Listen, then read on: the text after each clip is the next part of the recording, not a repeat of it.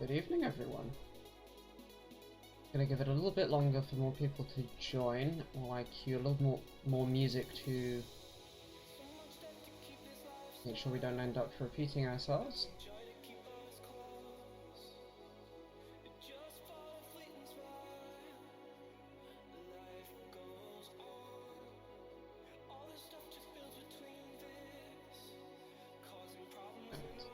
There we go. Hey Freya, welcome, and right. It's great weather.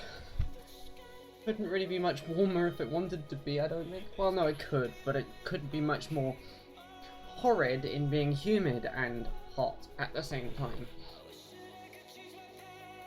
Welcome, Nikolai.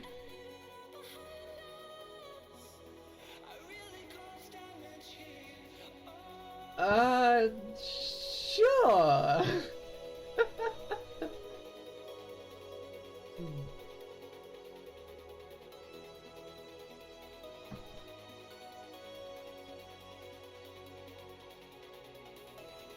So today,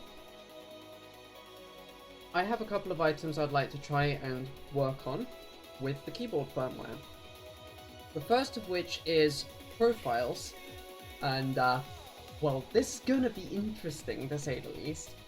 And the other one is the callbacks system. So for example, the numlock, scroll lock, and caps lock keys should be displaying their state on the 3 status LEDs, which are currently doing an RGB rave.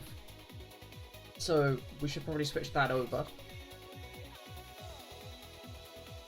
And in the process, hopefully fix a few of the bugs that have been showing themselves to me, like keys getting stuck. The really funny part is that we are doing this stream on MXKeyboard, using MXKeyboard as the keyboard to write the code for MXKeyboard. Yes, it's recursive. It's great.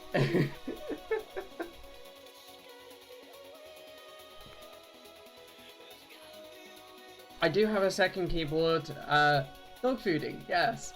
I do have a second keyboard attached to the machine, so if everything goes wrong with MXKeyboard, and I end up finding it unusable at some point, I have got a second keyboard, so we won't end up like going, well, that's us done. So, oh right, and the third thing for today's stream is the interrupt priorities, as I think that will actually help fix one of the bugs I keep hitting.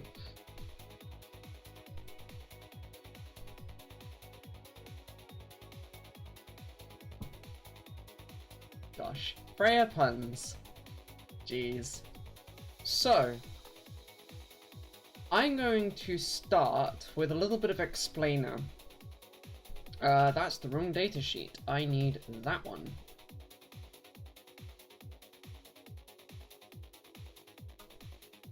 Hey Sylvia, welcome. So,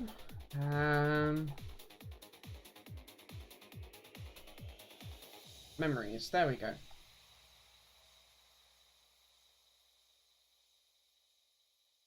The chip I'm using, the ATX Mega 256A3U here, has 4 kilobytes of EEPROM. Now, I've been contemplating how do we do the storage of profiles. Also noting that soon we are going to need to write a bootloader for this thing. But that means dealing with DFU, and I don't, well, yeah, I don't really feel like dealing with that right now. Some smarter people than me have already done that kind of stuff, and I need to go looking at that code and understanding how it works. But the important thing is, we have 4 kilobytes of EEPROM to work with. Now, in that 4 kilobytes, I need to store 10 profiles. You're already probably starting to see the problem. That's 4,096 bytes. I have 106 keys, to store profile data for, and I've only got that 4 kilobytes to do 10 lots of that in.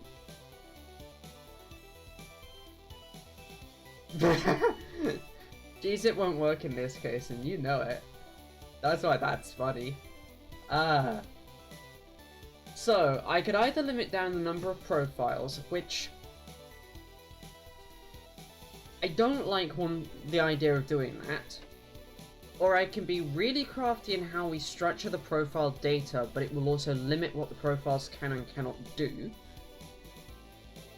Or we limit the amount of data customizable by profiles, which I'm also hesitant to do, because I actually want the profile system to do a few different things. Let's actually write a quick list of items here. So, I want the profile system to store the key map. Oh, hi Archer7201, welcome to the stream, thanks for the follow. So a profile should have a key mapping, debounce, key down time, key up time per key. The debounce can be global. The backlighting color per key.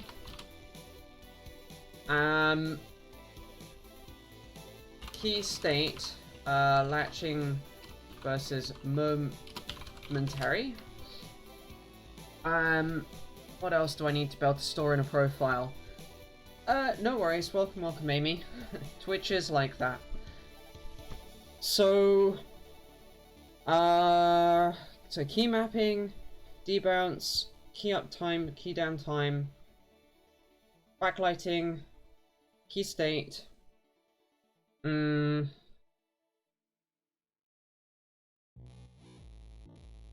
Oh, callback.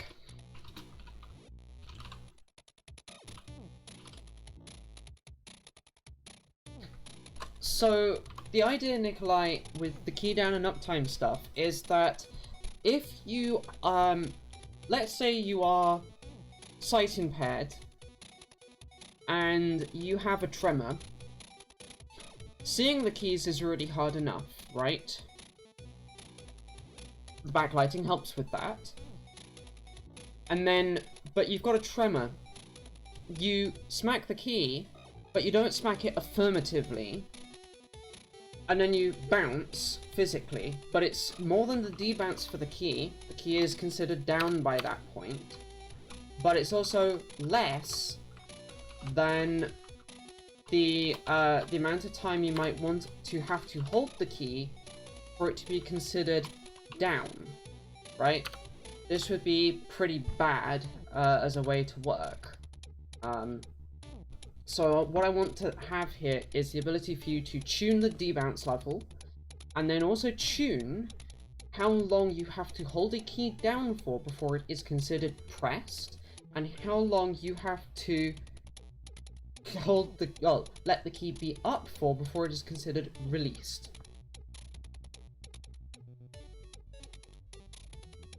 Yeah, as for adaptation of use cases, I also have the use case in my case that I want to be able to reconfigure it in 3 different ways myself. I want a no debounce, no hold times for gaming. I want minimal, not indefinitely, but it will be like 2 minutes is like the maximum. Actually, no, it's not quite 2 minutes, but it's, you know, it's a decent amount of time. So there's the, I want to hold it down, sorry, I want the debounce basically off and the hold times to be basically off for gaming. I want minimal for, okay, fair enough. I want minimal for touch typing, and I want more normal timings for, like, when my parents are around and they want to use my desktop for whatever reason. Or I am traveling with the keyboard, I connect it to something.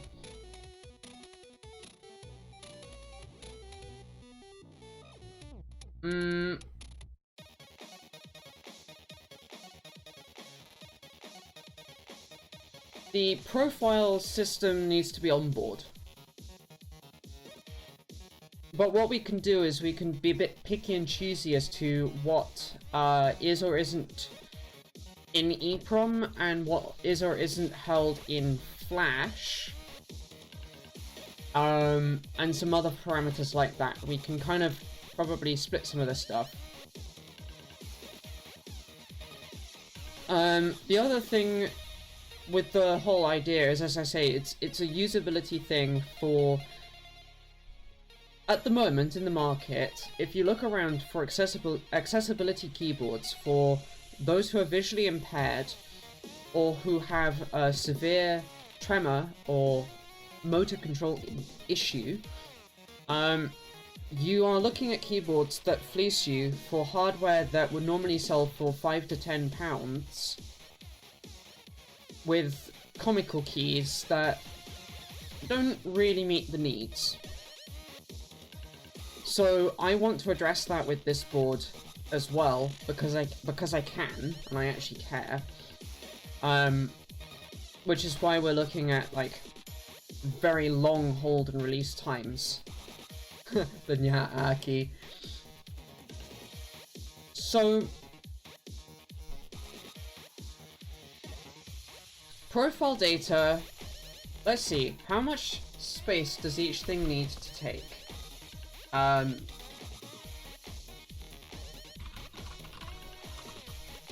We have a debounce time.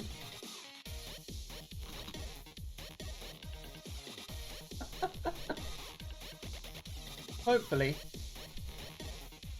So at the moment, debounce is being stored...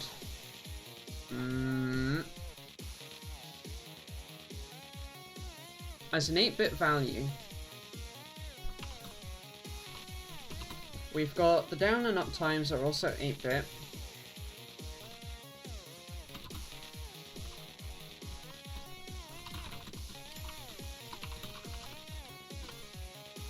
The backlighting will be 24 bits per key.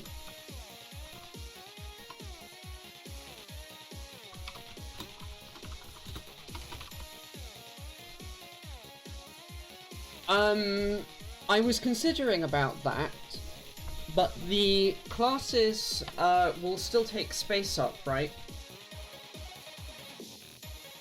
So you might be able to eliminate maybe one of these 2 bytes. Yeah, alpha doesn't make any sense here. But yeah, you might be able to reduce that down by a byte if you move it into a key class. I'm not sure how I want to do that yet. And also, that means I'd have to define some way of defining key classes, and that's complicated in itself. Other information that we want here, and it might also be, so Sylvia, one of the other possibilities there is that that becomes a conjoined timer. That is just the key hold timer, for example. And that's counted down for both down press and up press the same way. So, backlighting needs 24 bits, it's RGB color. The key map needs 106 bytes minimum.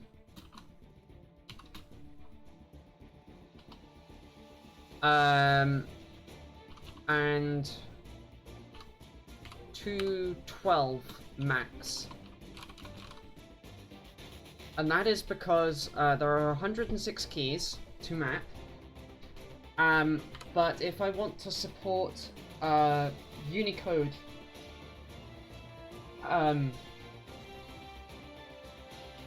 or layers, then I need the extra bytes to be able to handle the extra bits, sorry, to be able to handle the extra data. So Unicode needs 2 bytes minimum per key. because the way that USB defines it is it's USC 2. And the idea of putting layers in also needs the same 2 bytes minimum to be able to store things like perky, weak modifiers, etc., and define the key code better. Let's see. Callbacks could be inferred.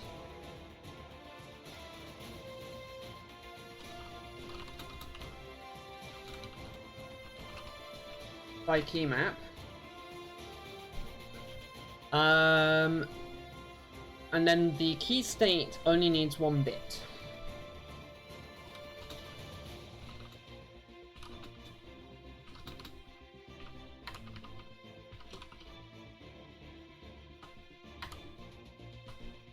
Actually, yeah, let's save this file down as profiles.md. So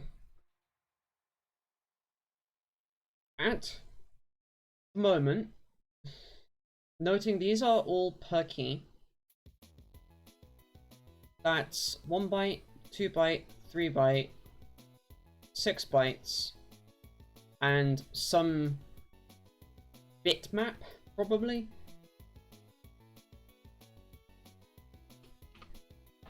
Let's go with let's go with 106 byte key codes for the moment. Plus 106 times 6 plus 106 I'm trying to think how to represent ceiling.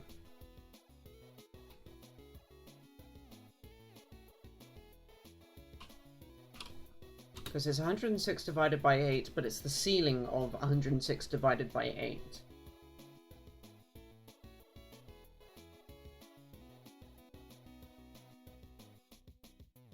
So we get to, how many bytes is that per profile minimum if we do it the obvious way?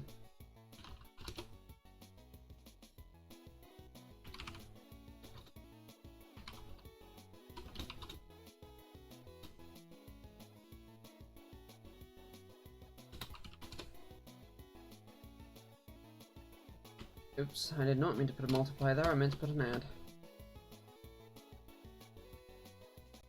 So that, per profile, is 756 bytes. That's a lot. We'll call that, yeah, best part of a kilobyte. Now I've got... How many profiles can fit that way? 5 profiles will be able to fit into EEPROM that way. Which, that's only half the number I want to be able to fit. So that then asks the question, do we do 5 in EEPROM, some indicator bytes to indicate ones that are in Flash, and then 5 in Flash, taking a 4K page of Flash? Or, and then I'd have to deal with protecting that using the bootloader, etc. Or, do I put part of it in Flash and part of it in EEPROM per profile, so we have all 10 profiles in EEPROM, but only half of them are in, half of each profile is in EEPROM, and the other half is in Flash. That's the thing I've got to think about now. So, to me, at least, the obvious things... Well, one obvious space saving is if we pull the debounce out to global, that reduces this multiplier to 5, and then we add one here, which gets us to 650 bytes, oops, 650 bytes, 651 bytes, which is 6 profiles. That's not bad, actually. That's 6 profiles.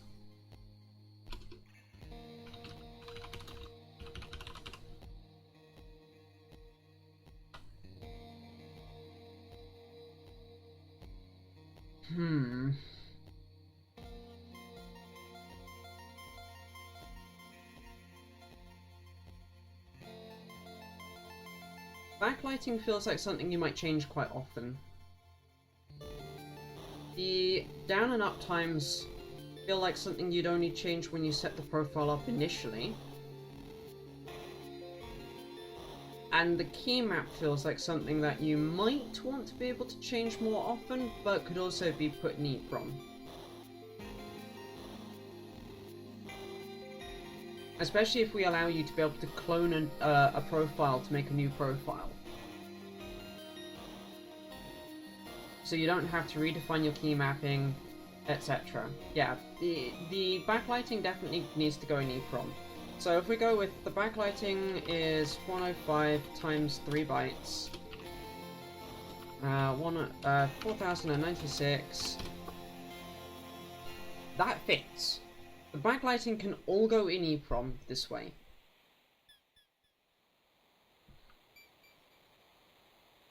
Well, also if I do that right, there we go. And if we also put the key map in there at the full size... Okay, we aren't able to put the key map in as well.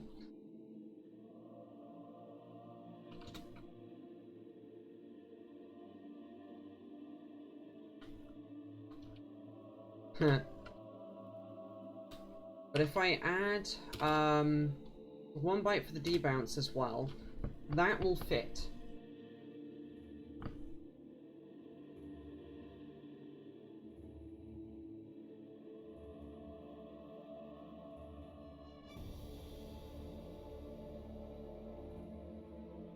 Because SRAM won't store it through power-ons.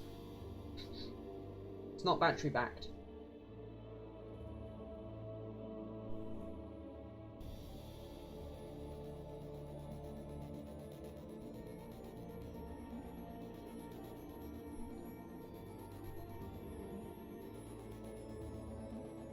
So what this makes me think is if we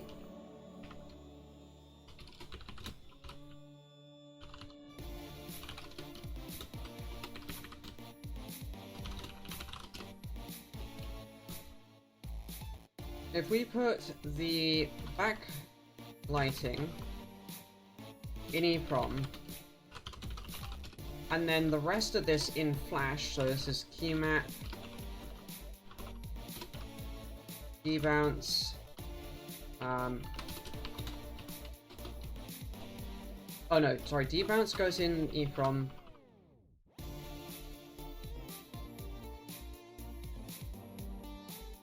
Downtime, uptime, wow, I can type, great. And then the key states, because again, those are something you're not likely to change very often, they're basically part of the key map.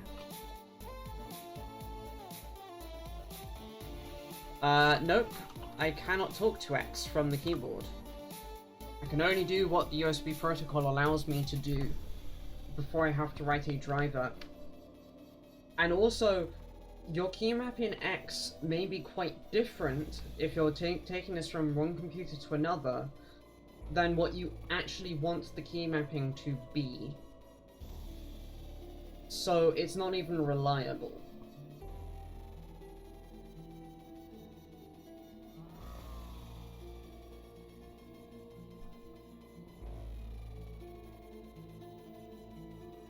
It's a good thought otherwise. What this gets us is, this gets us to 106 by 3 plus 1, which is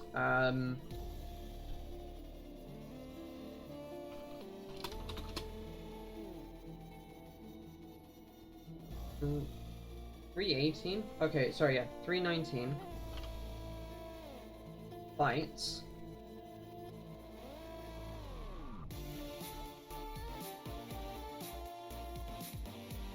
No hex gen, no.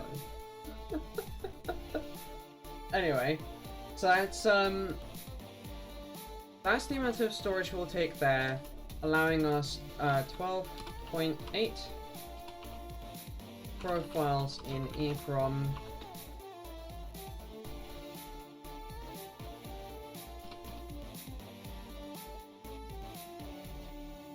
Yes, that's also very true. Also, hello Few.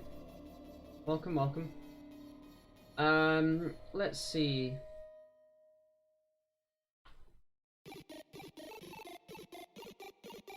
We've said the key map is 106 bytes, and then another 106 by 3 for each of these 3 parts. No, sorry, 2. And that fix-up factor at the end.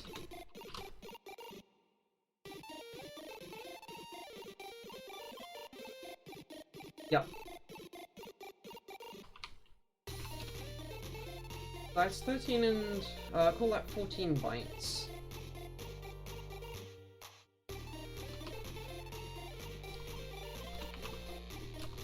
That's 106 plus 212 plus 14, which is... Oh my goodness, I can't type. 332 bytes in Flash, which, if we say we want to take a 4K page of Flash up for this, that's, again it's basically 12 profiles.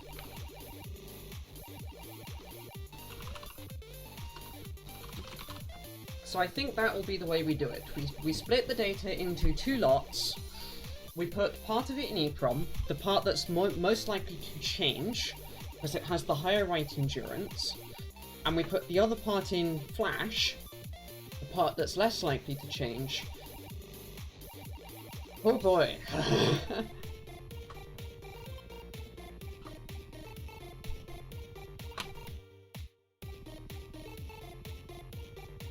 So, I guess we start with a new header. And a new implementation file.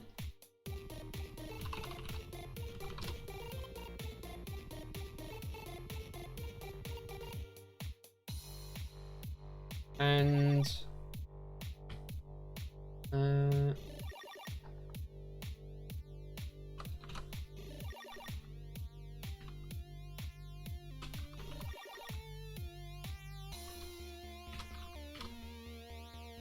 I know that these double underscores in here are technically undefined behavior. We're actually also going to fix that today.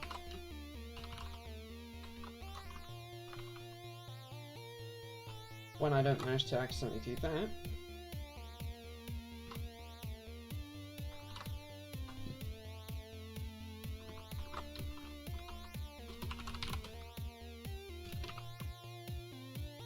Now, so we've got struct, I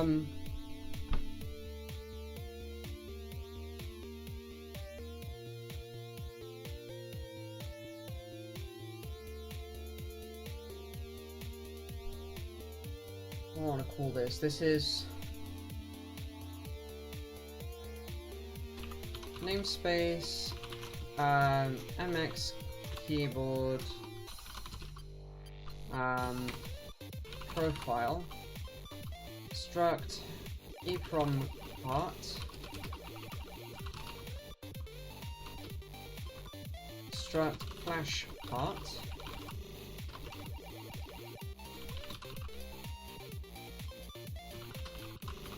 let me just double check that that is the right capitalization. Well, close enough.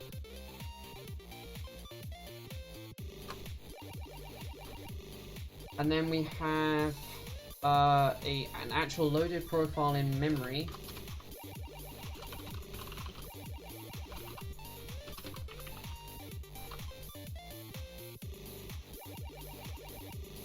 the EEPROM part, as we said, uint8t debounce, and then stud array of uint8t. Actually, it's not uint8t, it's include c stud int, include array, and USB types. So we get scan codes. Because this is a USB scan code T of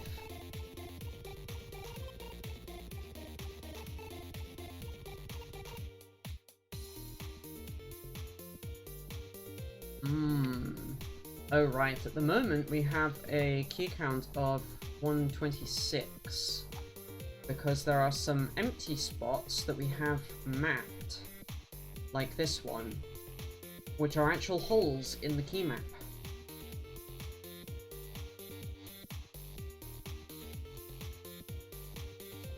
I think I need to preserve that, otherwise we're going to cause ourselves some problems. So let's quickly rerun these numbers with that 126 keys in the map. That's actually not very much worse. That's 496 divided by that. Call that 11 profiles nearest on it. Yeah, okay, that works. So this is actually 126 based on the key matrix information. I'm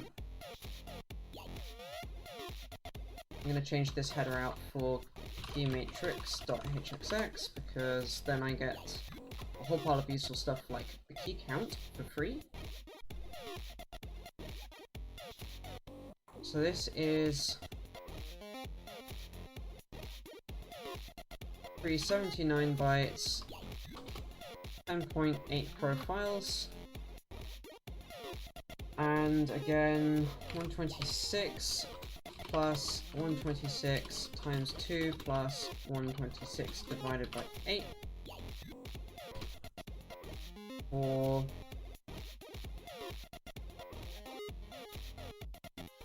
393 or 394, sorry.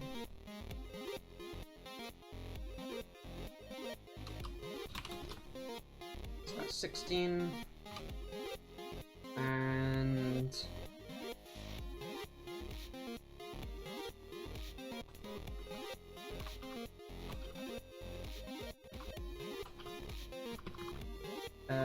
that's still 12, that's now 5.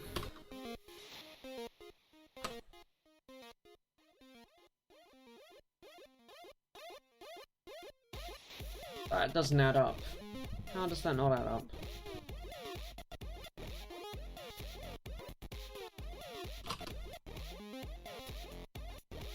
Oh, because I forgot about a 2 there. Now it adds up. And how many profiles is that? That is 496 divided by 394. 10.3 profiles. Yeah, 10.3 because we'll need to round that down. So it still all fits, that's good.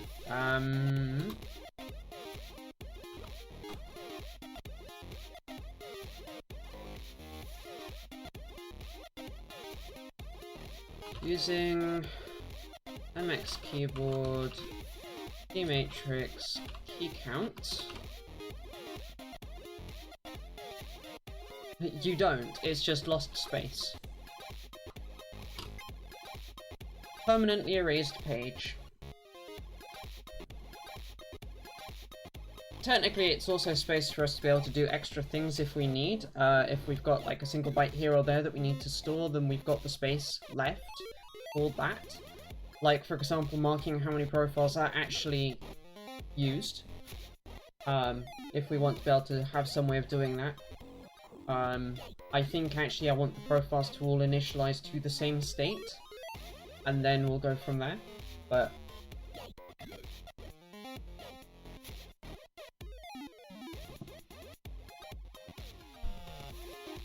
it's basically how much space have we got left over. That's like our... No. It's how much space have we got left over. That's our little play buffer area. Well, FF is erased flash and erased EEPROM on this chip, so I don't want to initialize to erased state. That is actually our, oh, we need to do initialization state. And the firmware image is going to have to carry the data to initialize the profiles to if they are empty.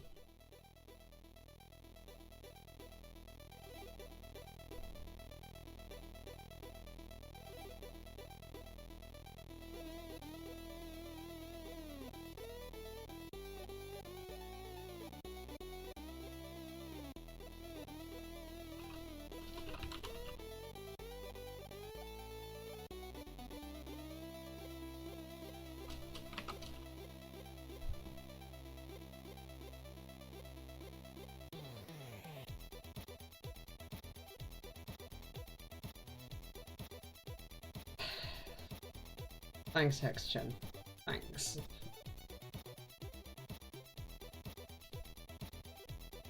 Oh, right, that was supposed to be part of the flash component. So this is the backlighting.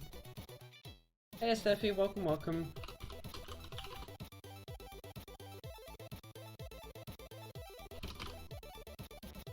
I haven't actually defined an RGBT yet, I don't think.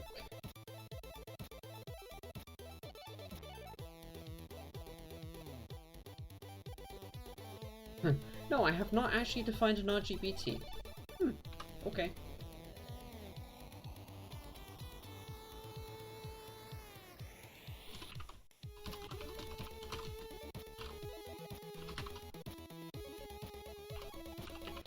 I hate it that final like that 8 might enter.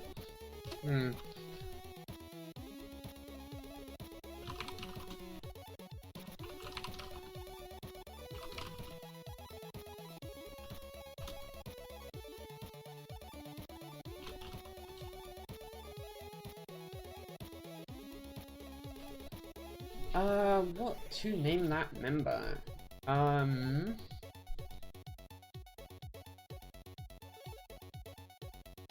Key colors, I guess?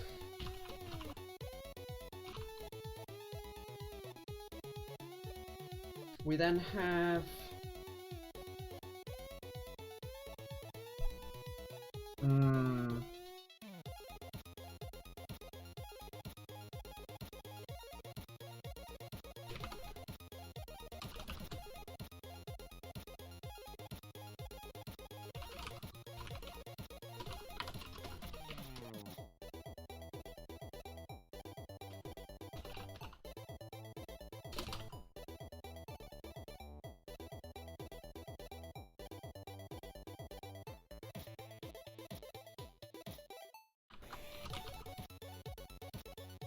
scan code.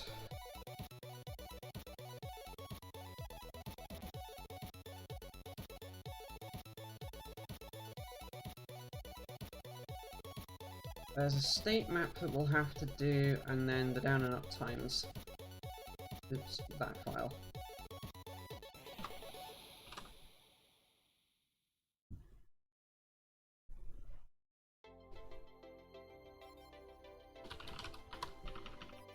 The other thing I should also mark here is, welcome back, Freya. That needs to be a packed structure.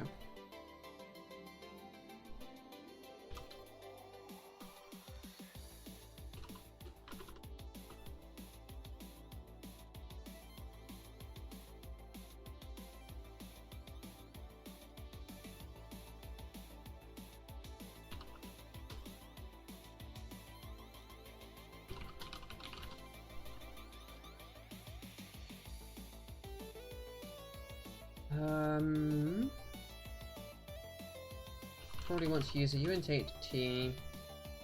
And then this needs to be the complex thing which calculates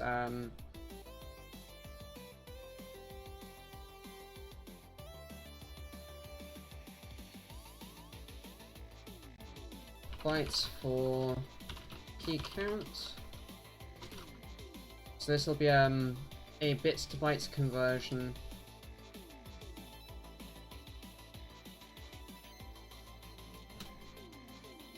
And that is the key states.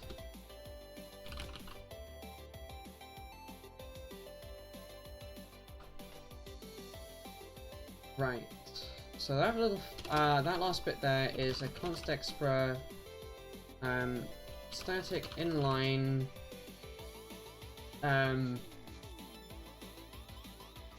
size t, bytes for const size t bits.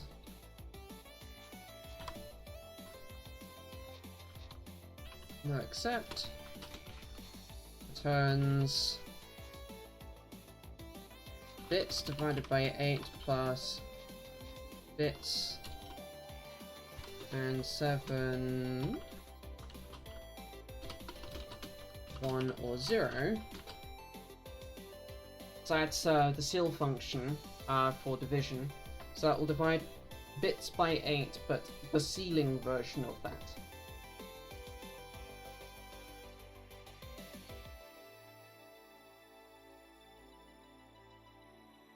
Need to make everything unsigned, otherwise we invoke undefined behavior.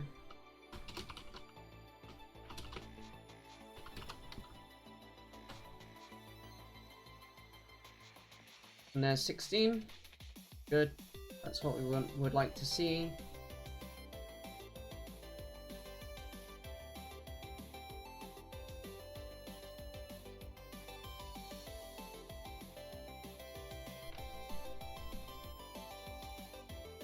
And then a profile.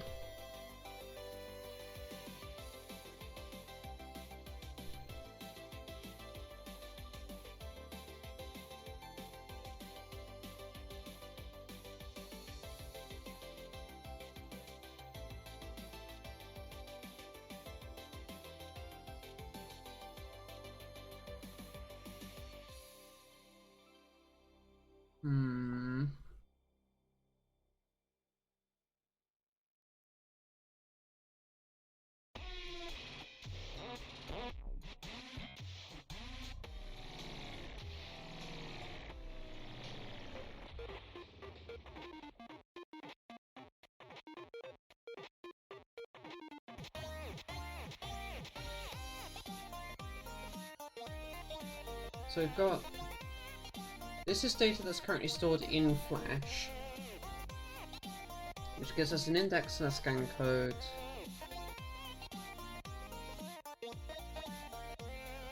The LED map is what it is. That's kind of fixed.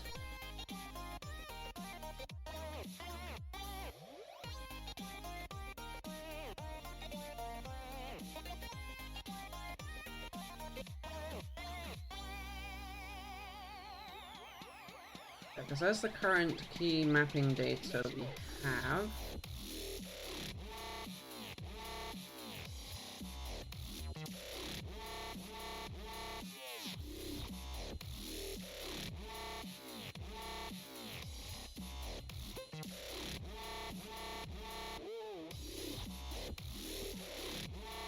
And there's our key states data.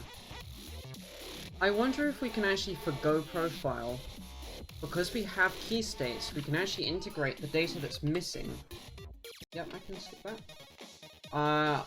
I think we can integrate the data that we otherwise would be missing.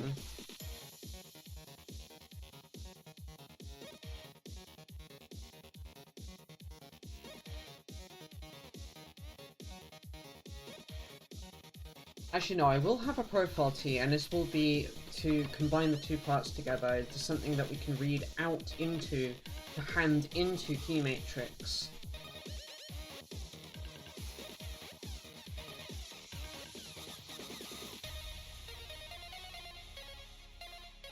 So this has got the EEPROM part, and the flash part.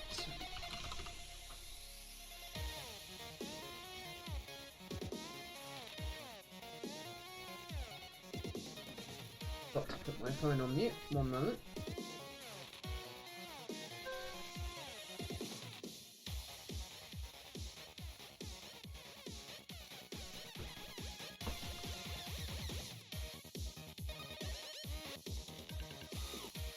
Right, so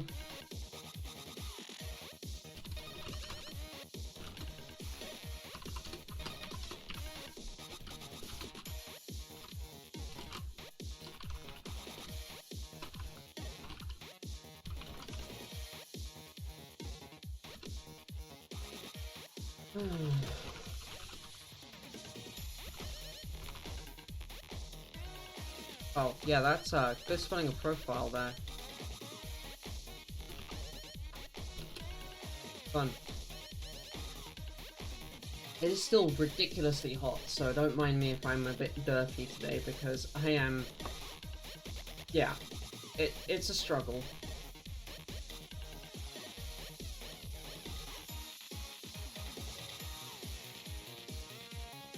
I put this in the namespace. Or did I put this in the MXKeyboard header?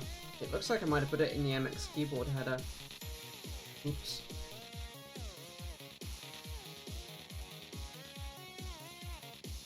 Yep.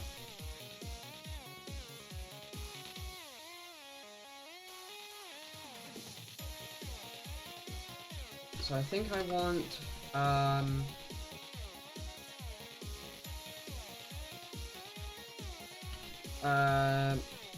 profile t read profile constituent ht profile number,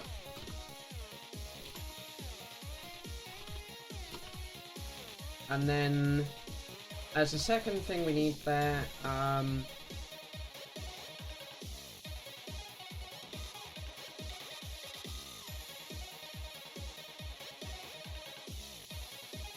void init profile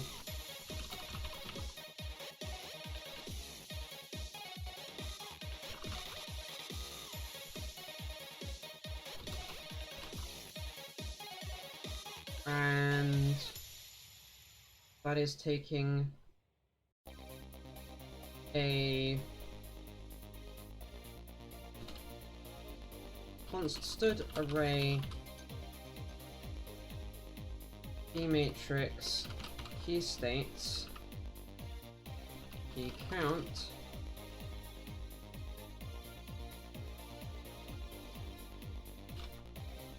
reference defaults.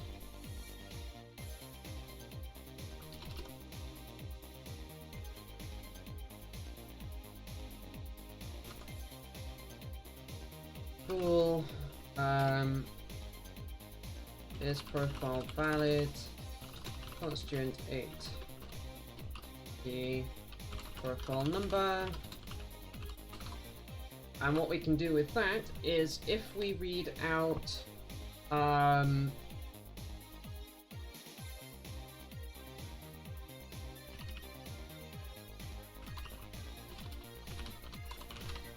we'll have a profile number field, which basically doesn't change the numbers that we've already calculated, but what that allows us to do is if that profile number does not match the one being passed in at that location, we know that that's an invalid profile. We can then reinitialize that using the init profile function.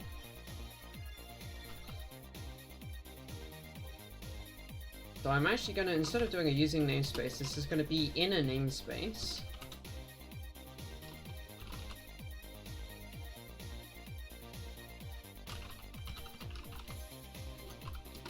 Also, welcome, Esden.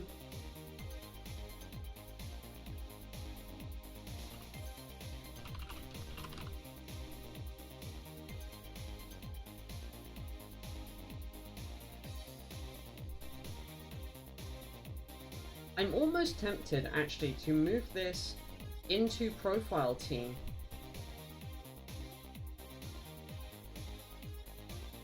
and have it just read stuff and then check the validity as an actual function.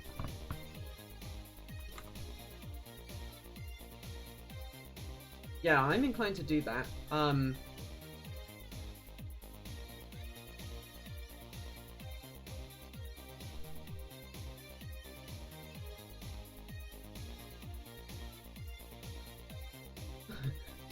Replace splines. Ooh, good question.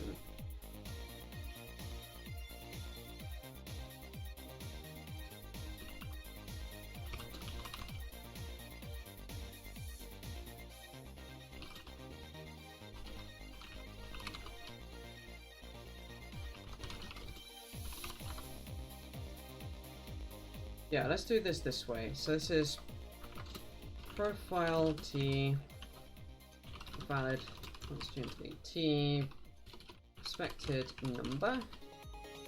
Oh right, that const is not required there because it is considered.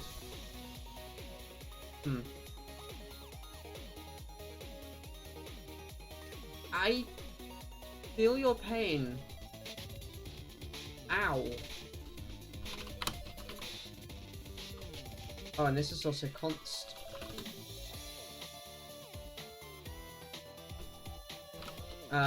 Return from profile number equals expected number.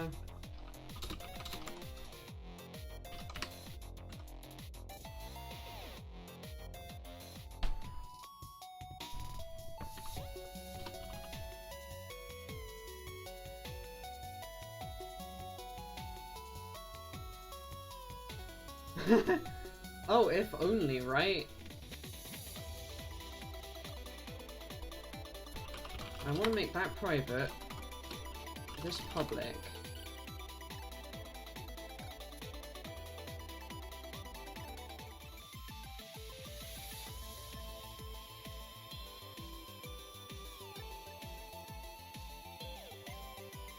And then what we can do... Oh right, I also need to provide initializers here.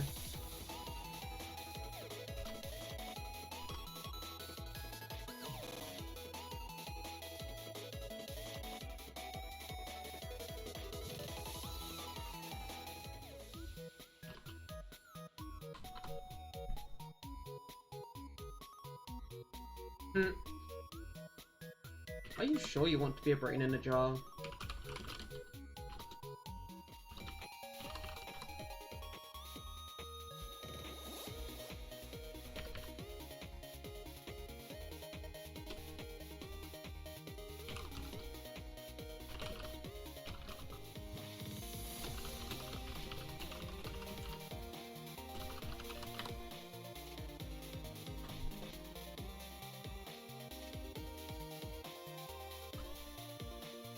Yeah. Just a little bit.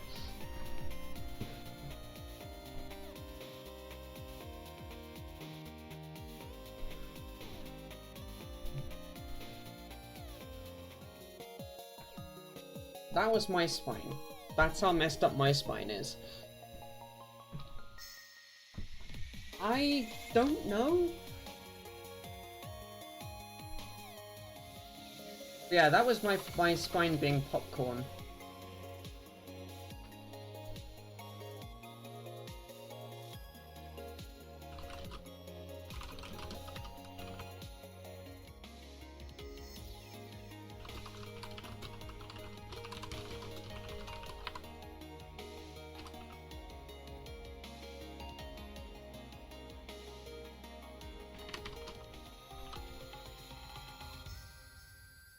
I think that matches. Yeah, it's picking up static, so that's fine. Oh, that would be cool, actually.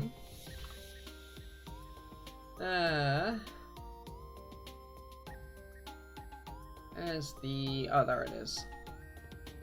So this also needs profile.cxx.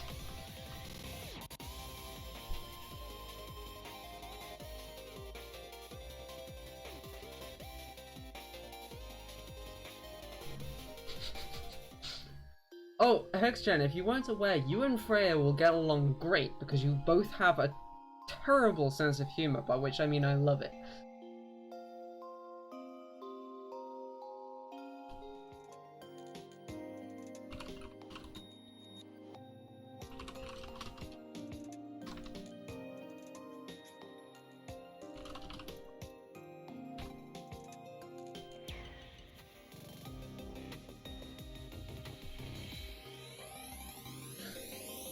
Why, thank you, I think. Oh, how does EEPROM reading work on this chip?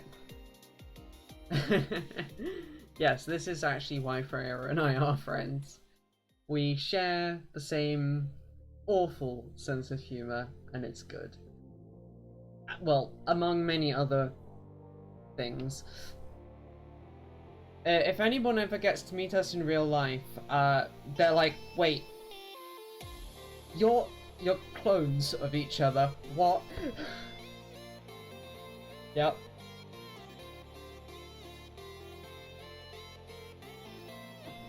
Non-biological twin sisters at that.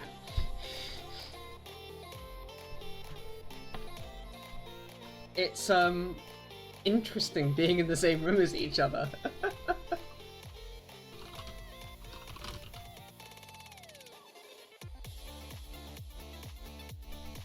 It's good though.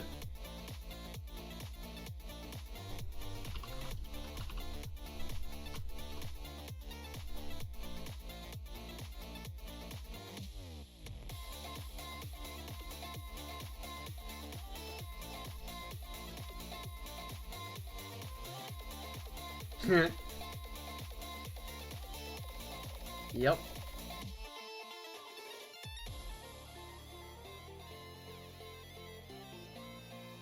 You have friends, HexChen.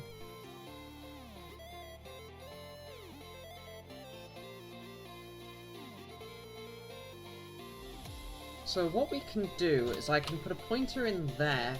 This now makes this into a form of the type that takes a pointer. This form. And now I can pass in an address.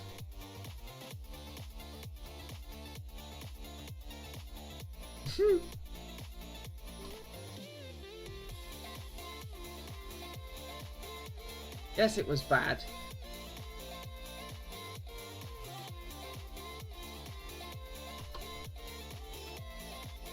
Self-deprecation is bad. Okay? Now, okay, so text has that length. Ah.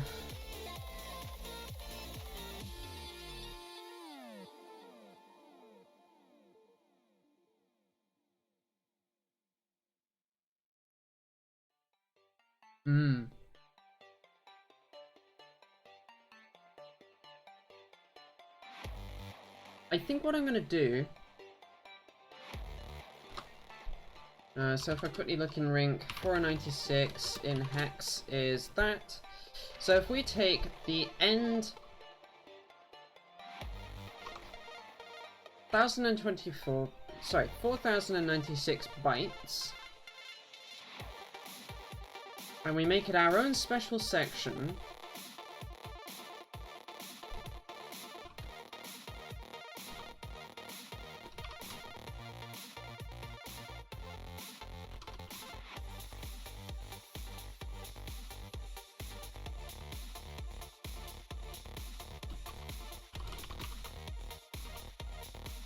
like that, that reserves us the .profile section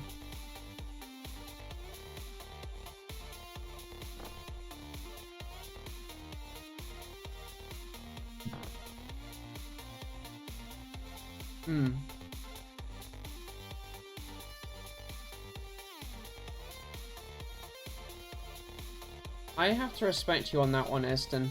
Personally, I do want to go, but that's only because I know I'm going to have had my shots and I can use the Eurostar so I don't have to deal with a tube that's sealed.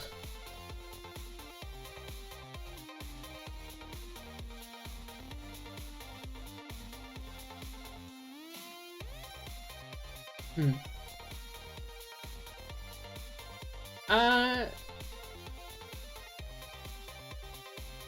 You can still open a window, Steffi.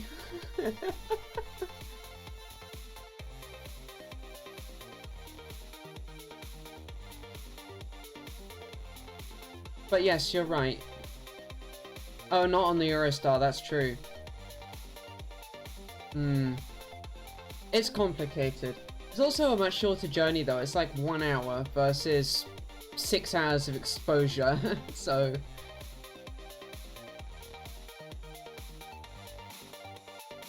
Yeah.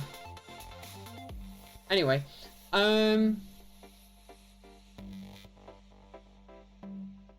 so what I can do is I can now do dot profile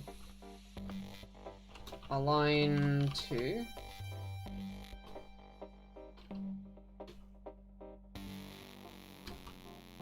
goes into profile,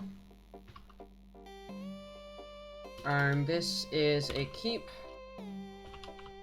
on dot profile. So we'll put the special stuff in the dot profile section, which will get pushed into the right part of the chip this way.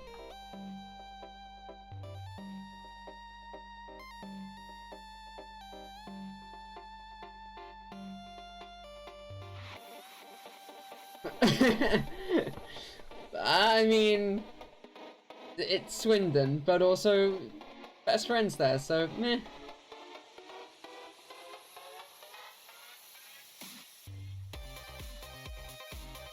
But that would be a very Tom Scott thing to say.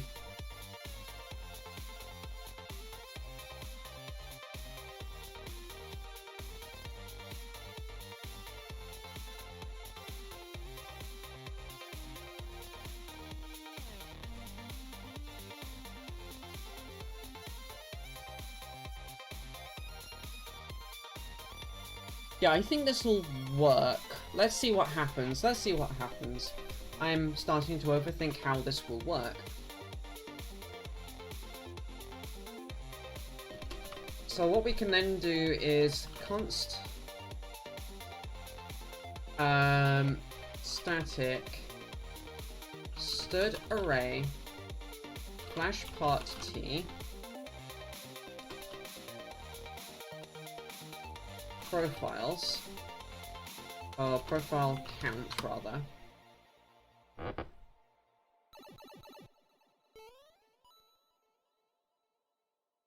Oh, nice.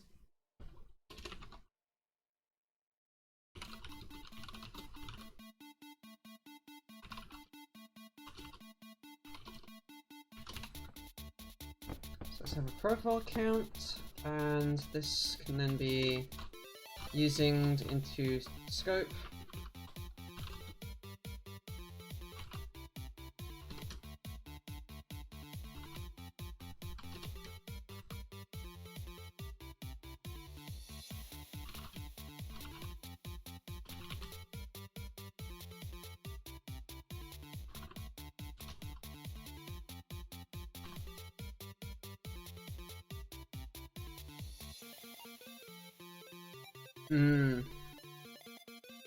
And then I think can I use an can I use a double square bracket attribute for this or not? That's a question. I have a funny feeling I can say GNU because it's attribute section.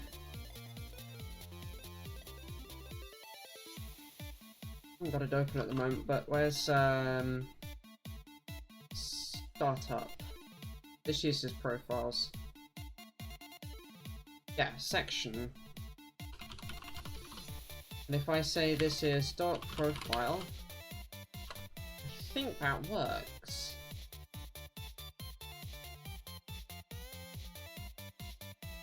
Also, I'm just going to put that in the namespace for ease.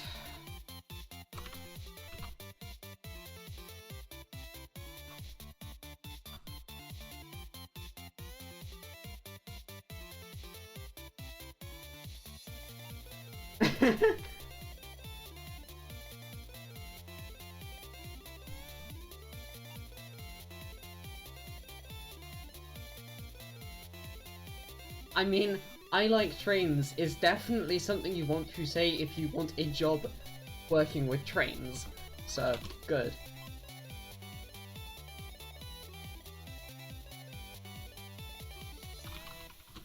So if we read out the physical sections,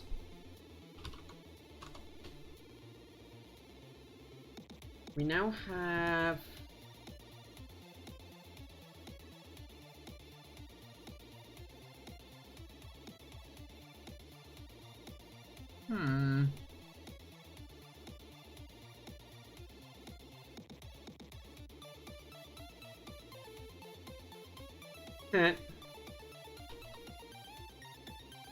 you're welcome, HexChen.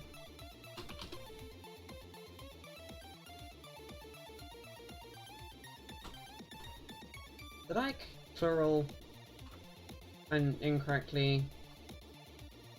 Profile. No, I didn't. It just didn't put it in for some reason.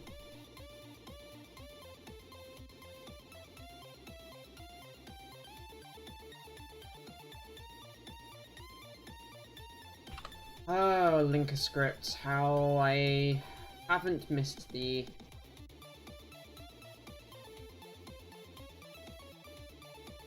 And yeah, you're welcome. I'm fine with you blaming me for something good happening.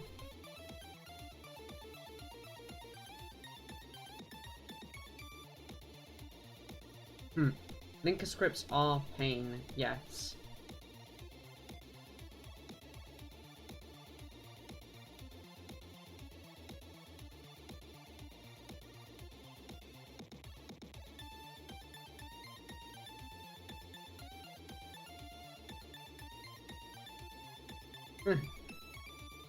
Kinda jelly, HexGen.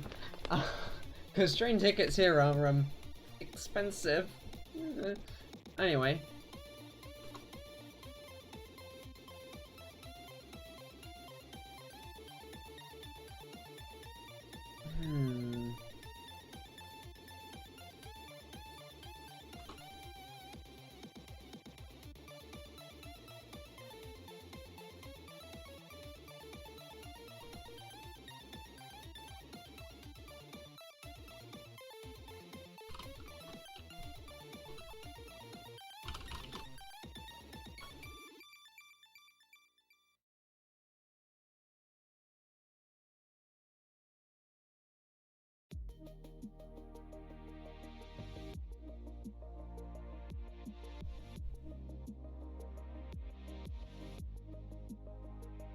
Yeah.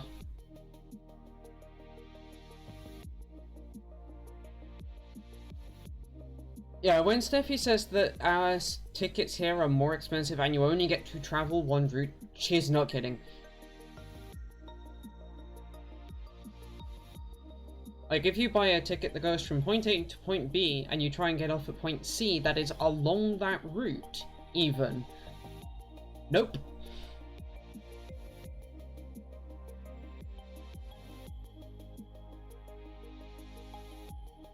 Ticket is only valid for you to get from point A to B.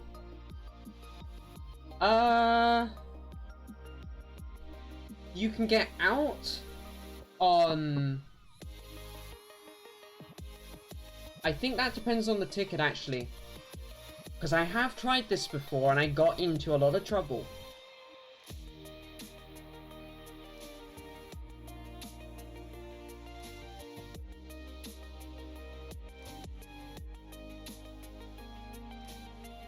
Oh, I know what that will have been. Super off-peak tickets have extra restrictions on them. Which is the only way you can get relatively cheap tickets.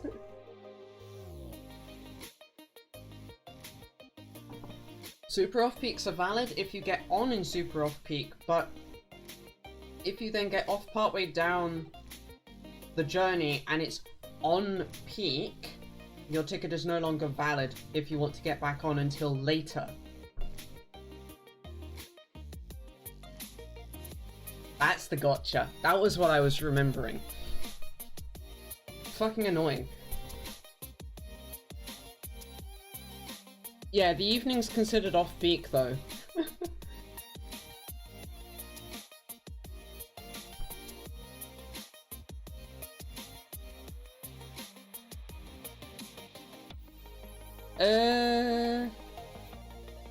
No, a super off-peak return is a super off-peak return. The off-peak part still applies.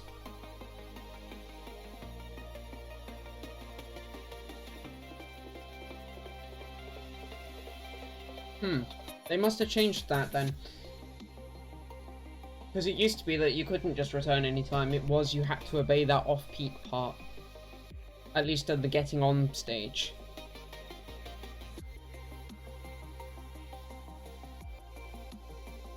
Anyway, I think that gets us a profile from that profiles area. Let's then see what I can do with that. So in theory, if I do that, it will copy the data?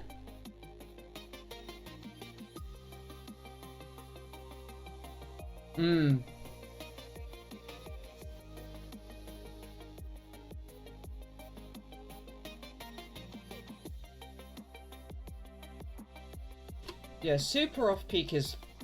I have words and it's unprintable.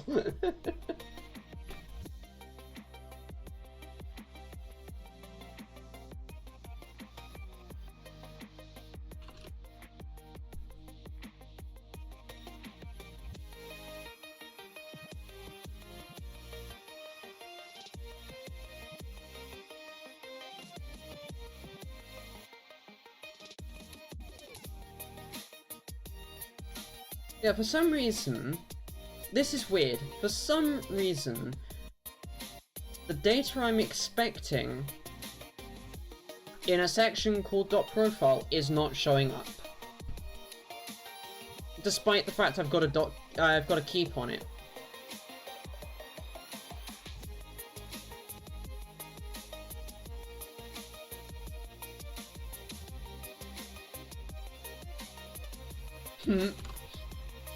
I mean, that's not the only reason you're moving, I know that.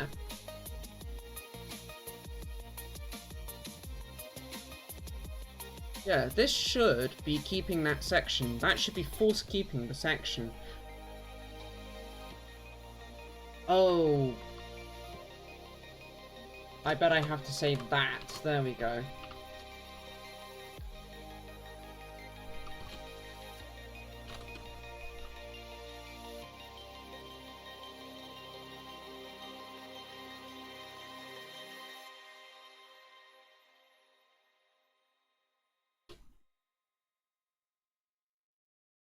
Nope, still don't get the profile stuff. That's really weird.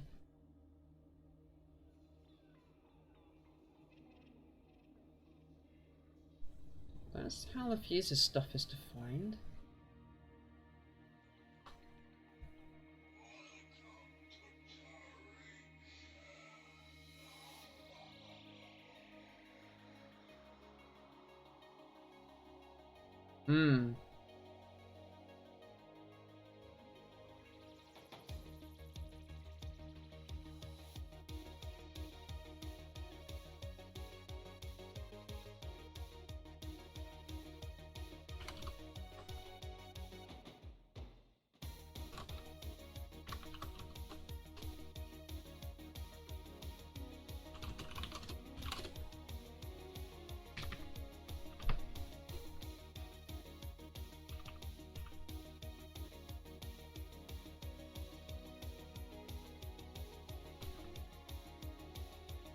That's very messed up. Profile is being built, isn't it?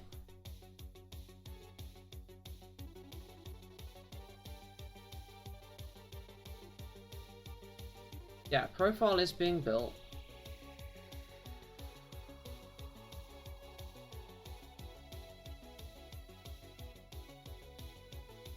Also, I now know how to fix that warning, so let's quickly do that. That is this file. And the answer is to wrap this in unit 8T, like that. It's very weird, but...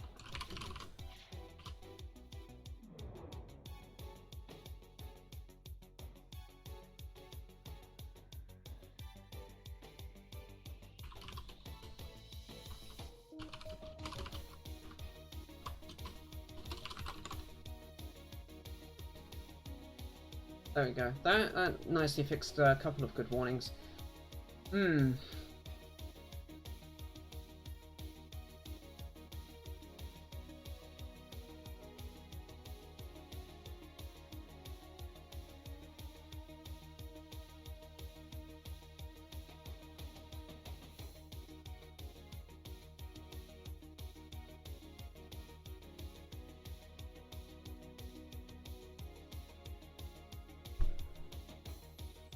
I'm betting this is what's not working then. Let's just see if a disassembly tells us anything of use here.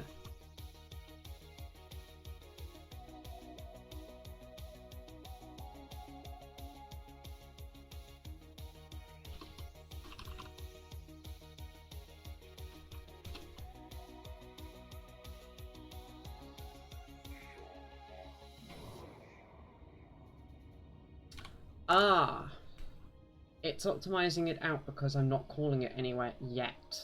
That's what's happening. Okay. So let's then...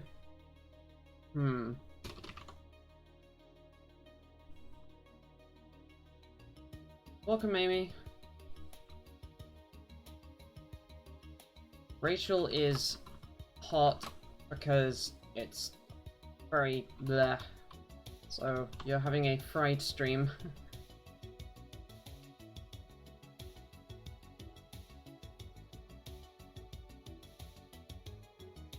That's not what I meant, HexGen. Meow.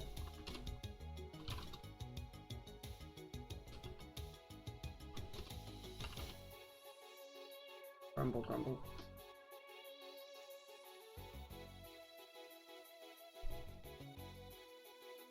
I'm physically just hang me out on the line to dry.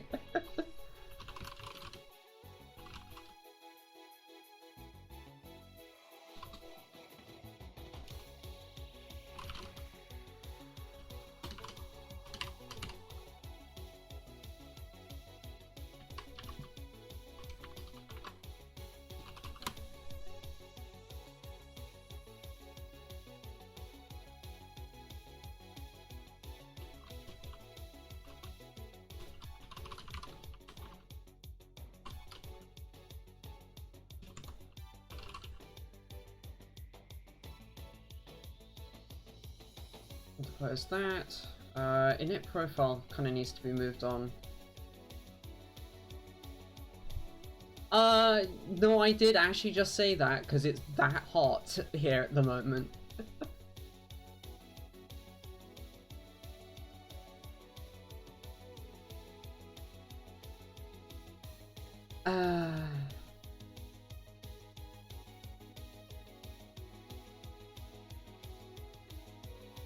Thanks, Freya. Oh well. Static void reinit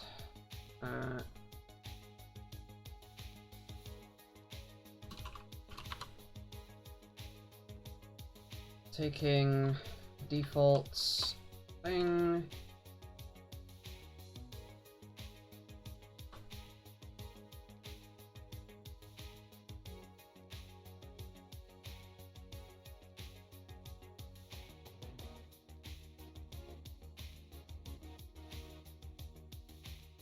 Yeah. What is the humidity here? Let me quickly check. Actually, I'll use my phone. Be easier. It is presently... Come on, phone. 18C, 66%. I think it's warmer than that, but okay. Certainly a lot higher humidity than that. And I have the window open. Profile.valid? Too few arguments? Oh, right, need to say 0.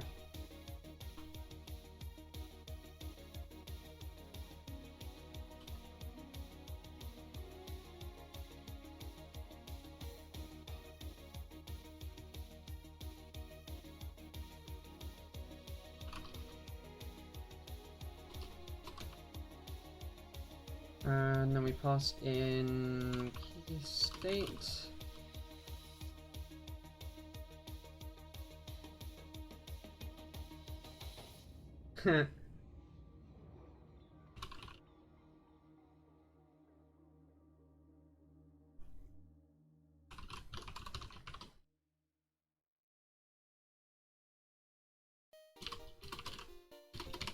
So we're going to need a little function that sets the profile number correctly.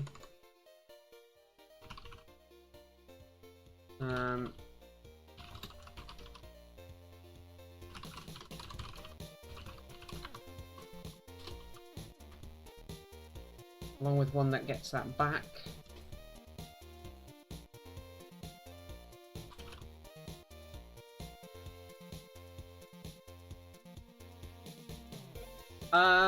Unfortunately, Amy, in England, in high summer, 30C at night can sometimes happen, and it is, not pleasant.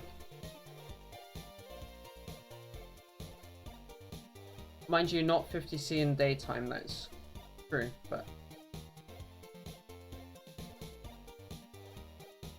At that point, you're basically halfway to being boiled alive.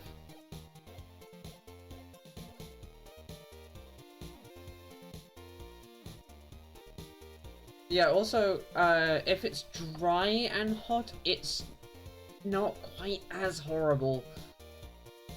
It can still be oppressive, don't get me wrong, but...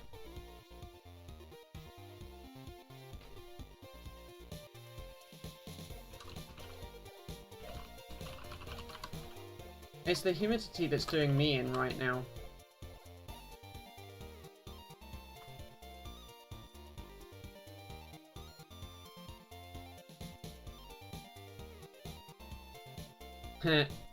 Nice. So, having done that, I need to implement these two functions, otherwise this will not compile.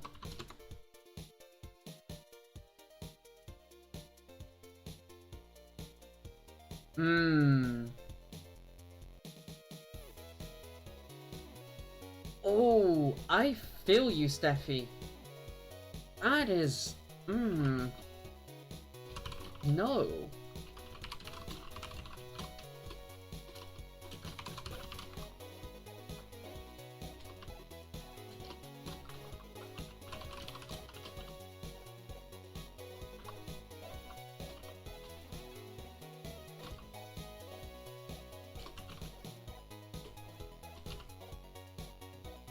It's just flash dot. No, sorry, this is EEPROM dot. Profile number is profile number.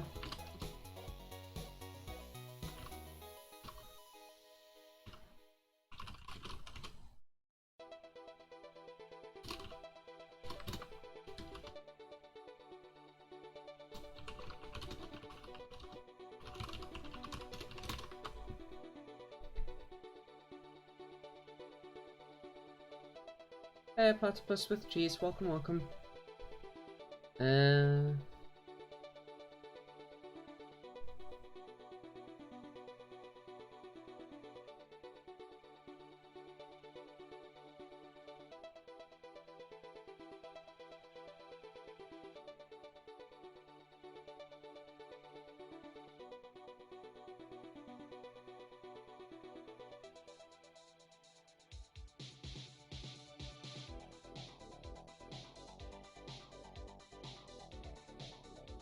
Huh.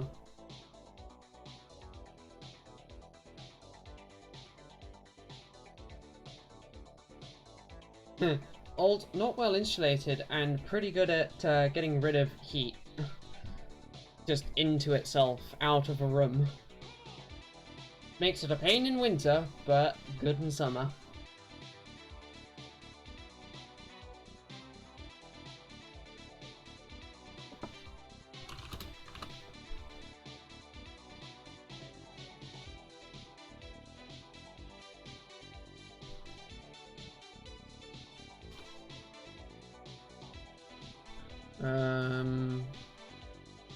Whoops.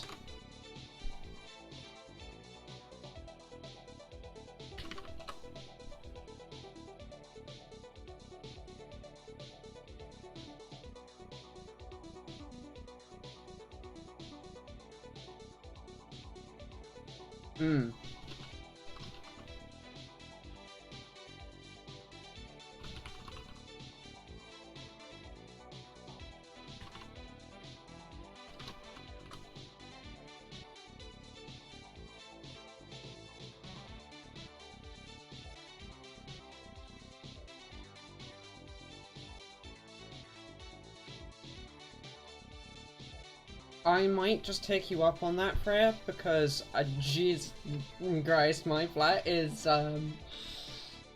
well, you know how it gets in summer, especially as I'm on the side where the sun sets. Ah.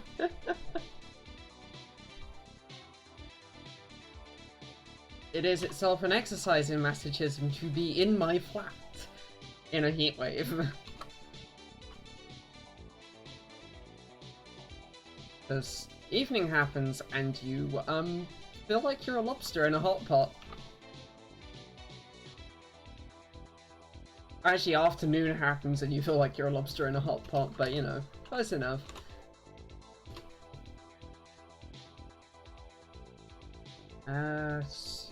Seriously?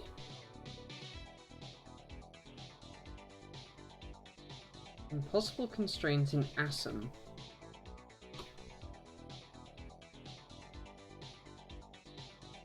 Yeah, that's a lot more doable.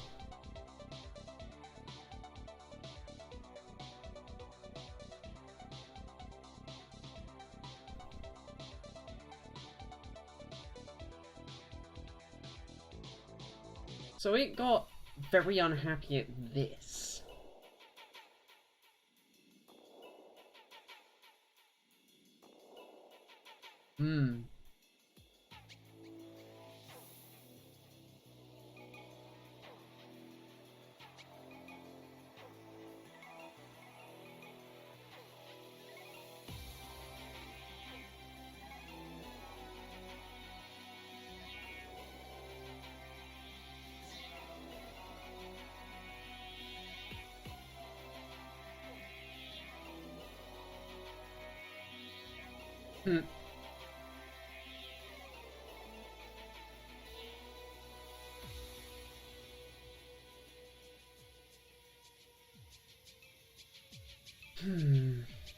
So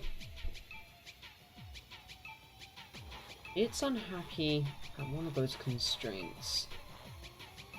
30 and 31 is required because of that mob.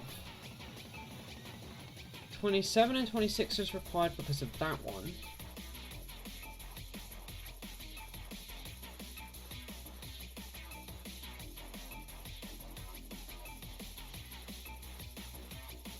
I am really sorry to hear that, Platypus. That is not pleasant. Those two are required because of this loop, and that count.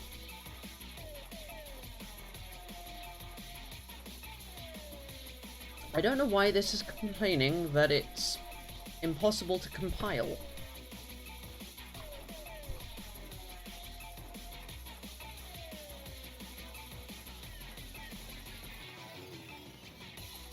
Although we do have a return statement missing, line 14. Yep, that is correct.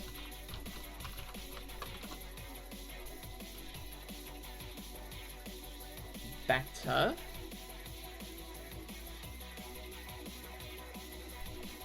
Line 66. Line 66, a flash hitch. XX. Yeah, puts it on this ASM statement. Why?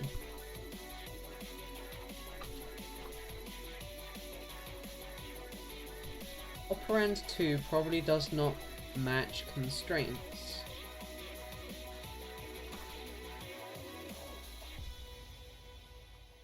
Value.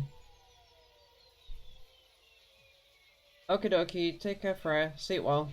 Thanks for coming and joining for a bit.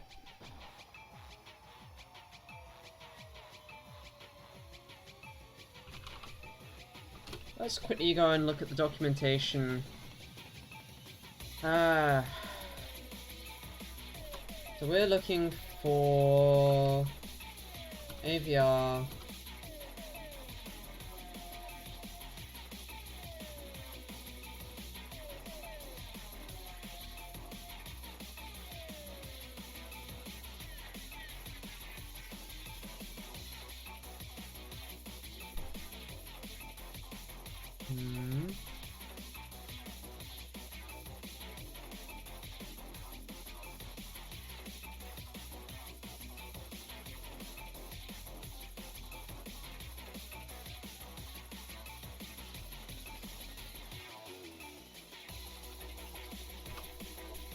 Unnamed address spaces when they're at home. Oh, those.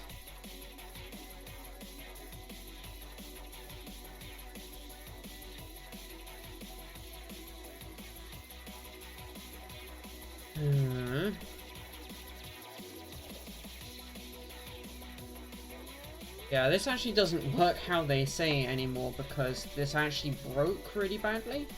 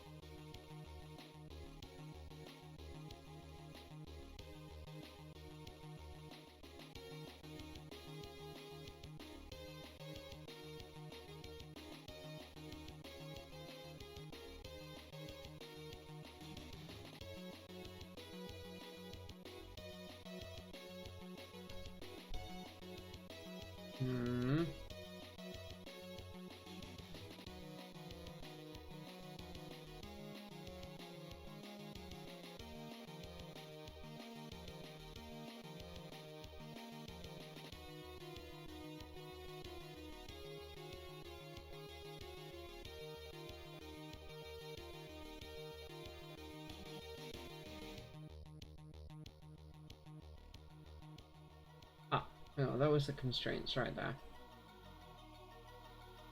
So we are using a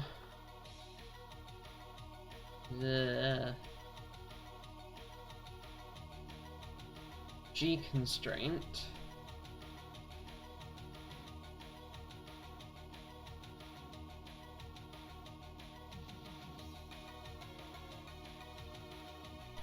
Hang on.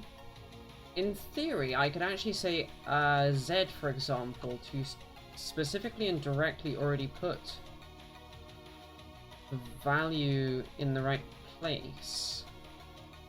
Yeah, if I say Z there and I say oops, X there, in theory that already puts them in the right places.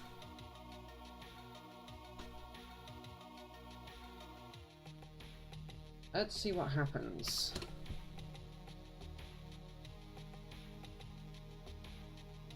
Well, it's a code rebuilt, and it still errors out.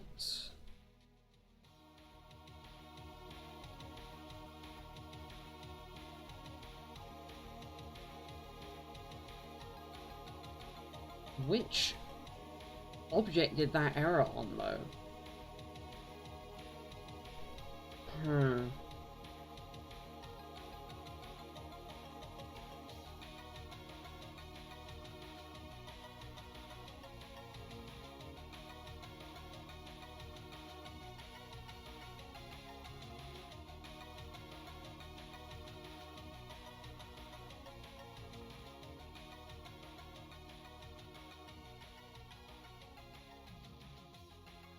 I'm not using capital R as a constraint though. I'm using X, Z, and capital I. Capital I, by the way, just means an immediate.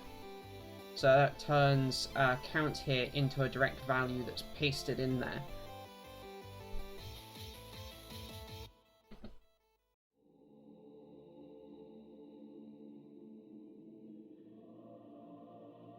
At least that's the theory.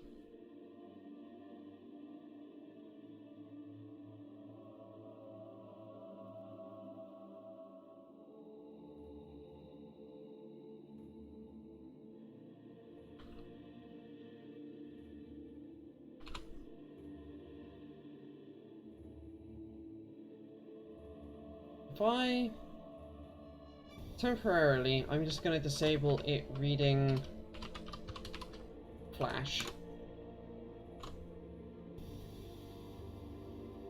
Does it build now?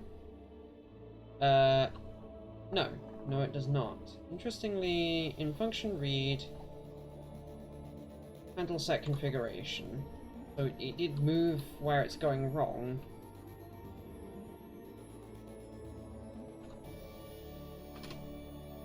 And that builds. That's the funky thing.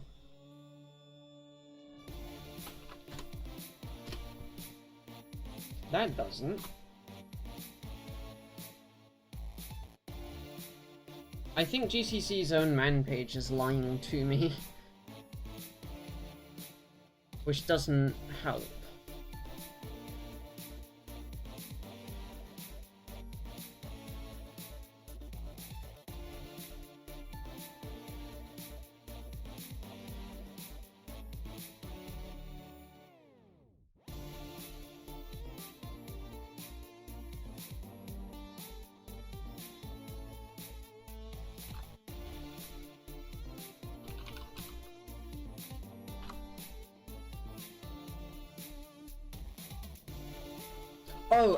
Oh, sorry.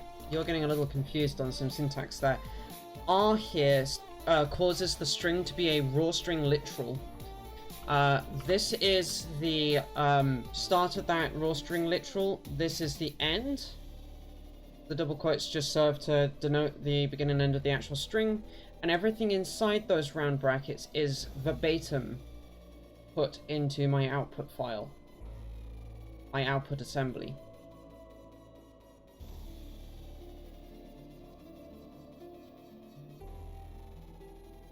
Does that make sense? That's how I'm able to not have lots of /n's and /t's all over the place.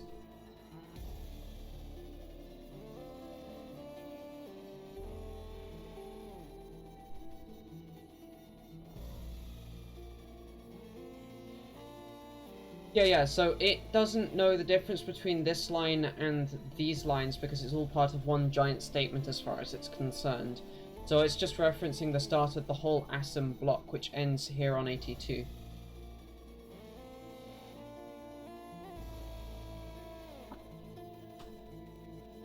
So if we actually go looking at the output again, impossible register constraint in ASM, and it's just pointing at the start of the ASM block.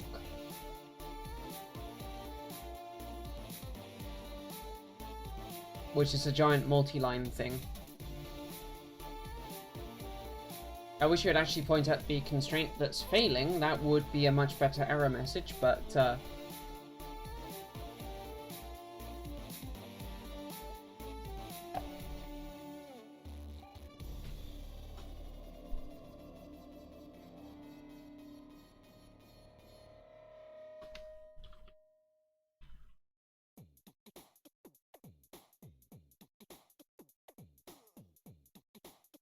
it's still not using...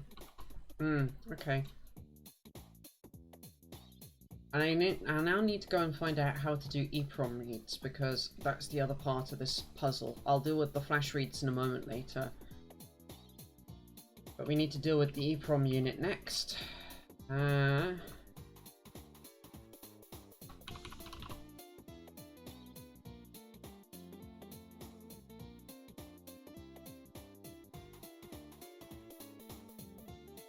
Item page accessible. Ooh.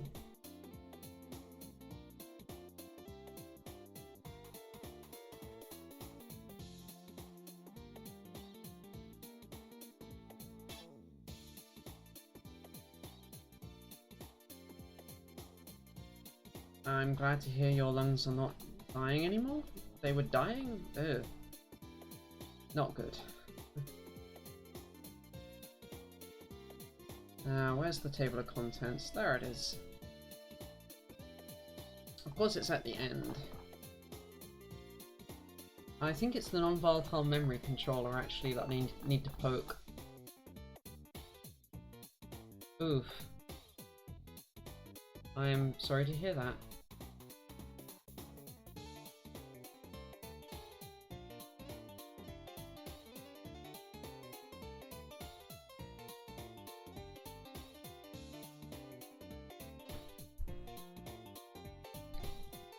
All XMega devices have an EEPROM for non-volatile data storage. It's accessible either as a separate data space as the default, or mapped as normal data space. Okay. Would you like to tell me how I remap it then?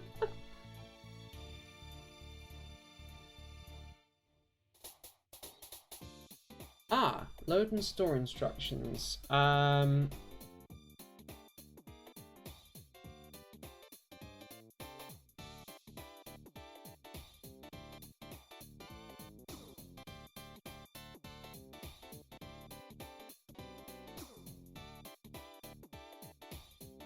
Otherwise I'd have to use these registers, I think.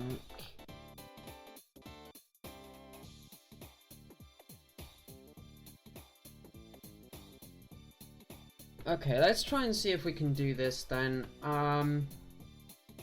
So if we have...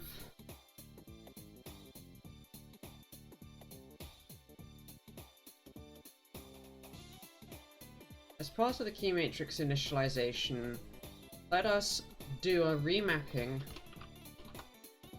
of the non-volatile memory bus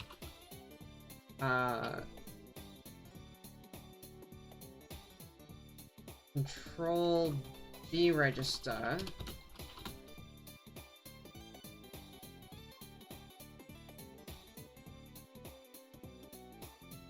it's the bit mask, I think.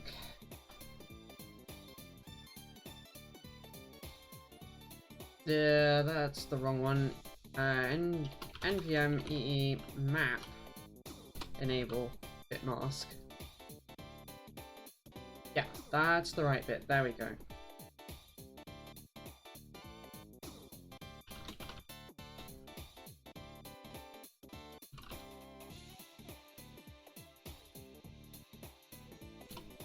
I think it's LDS STS.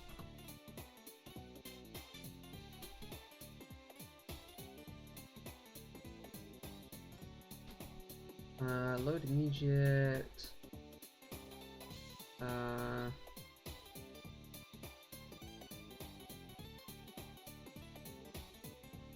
Yeah, LDS STS.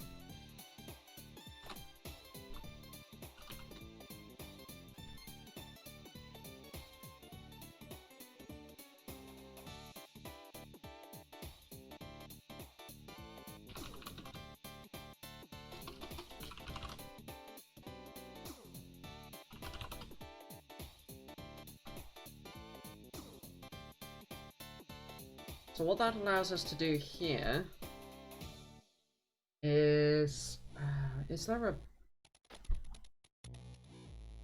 an address for the EEPROM?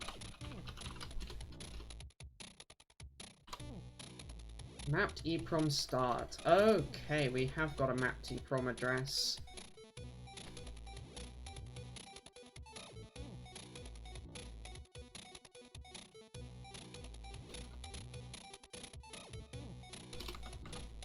So if we make this a const auto star const EEPROM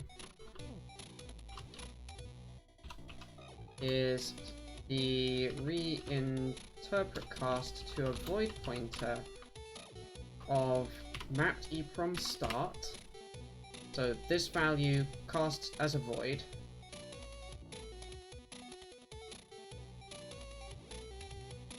That looks good. We can then use I think a stud mem copy will work then. So the destination is profile EEPROM. From the source is EEPROM plus yes, I will need to do a little bit of pointer maths before I make it a pointer to copy from. This is mapped EEPROM start plus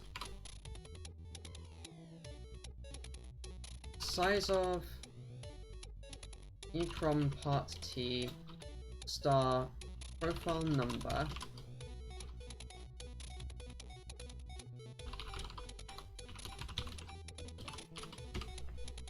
is then that.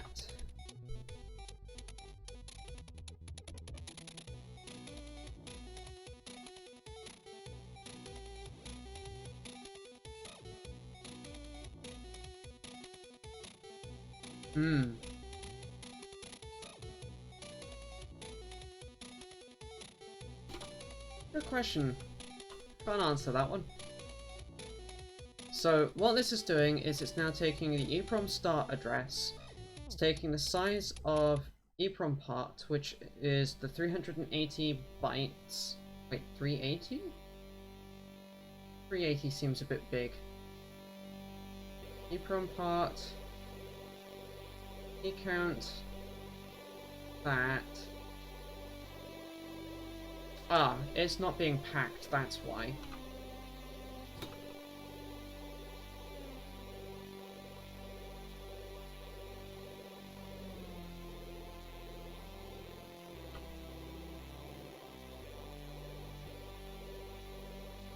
Okay, that's still a little bit big.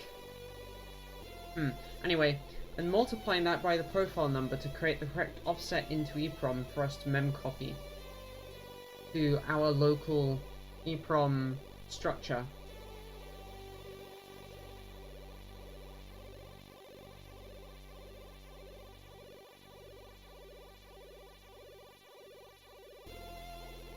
I should just look in here.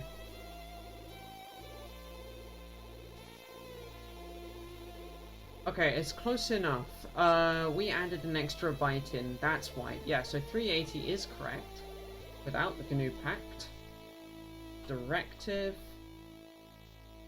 Cool. So yeah, this will get us the EEPROM component.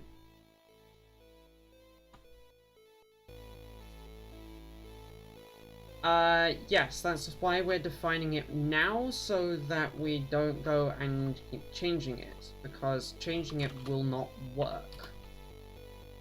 Or you'll end up just having to reset the keyboard to defaults by resetting the EEPROM, which you can do.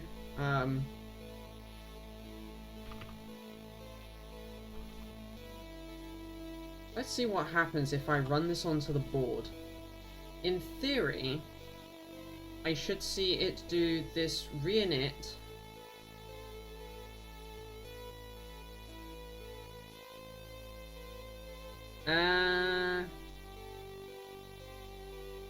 I'm not going to bother doing that. I could technically, you're right, put them at some fixed amount apart, but right now I'm not too bothered about that. And if it turns out that I've just made a horrible, horrible mistake by saying that, we can fix it in the future and my keyboard just happens to need its profiles redoing. Eh.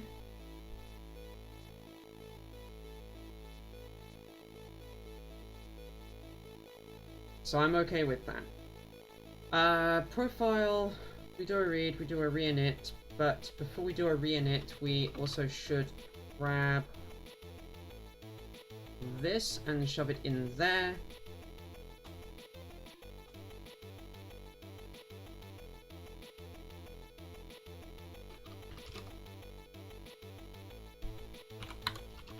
Otherwise, we've got a valid profile for const auto. I'm gonna have to deal with iteration here.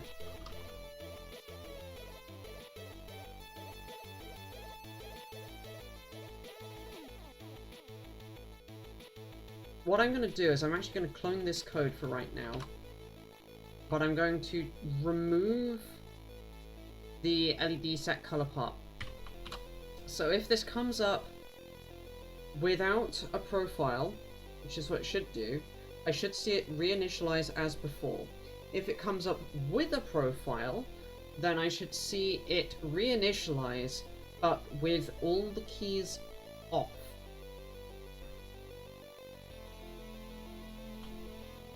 Again, HexChen, I want to first get it working. I'll actually add a version at the end. We'll actually have a... I'm going to add a byte or two version field right at the end of the EEPROM.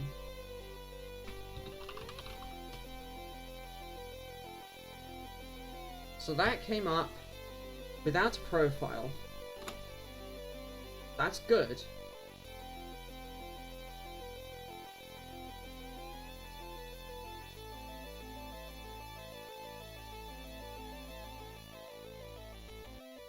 Ah, my brain is really fried right now.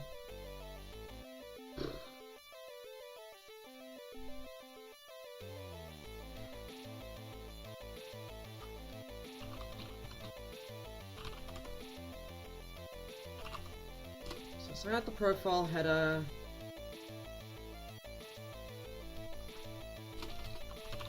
And what we've got of the profile source.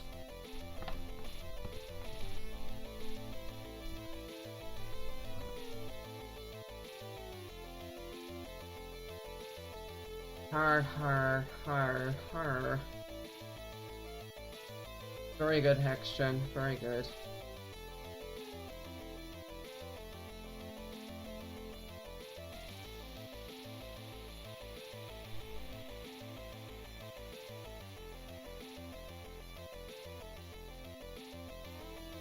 Why is that all the way down there?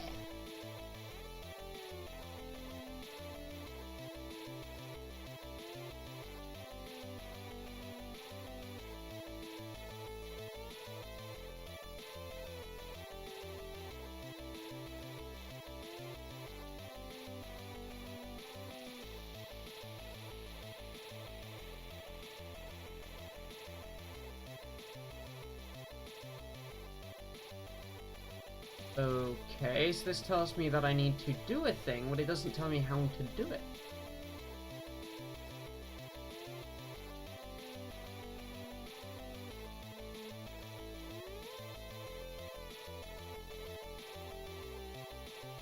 This is how I do the flash page stuff. Yeah, vendor documentation.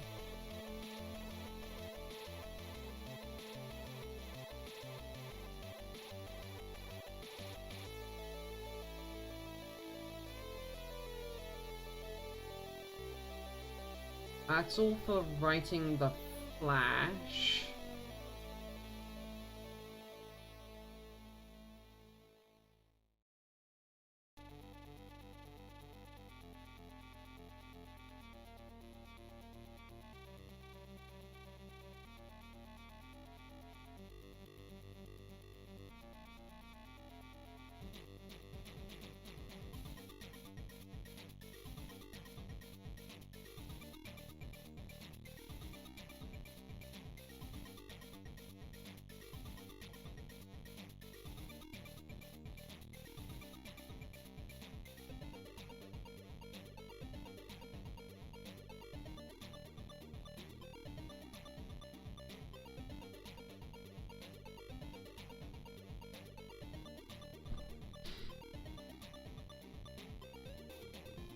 That's...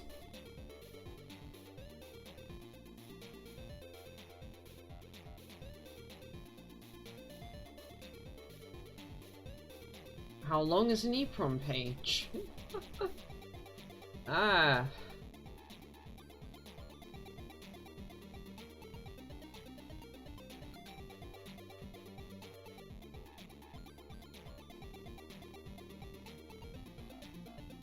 EEPROM soft programming commands. That's the command we want to be able to just do a cycle on page.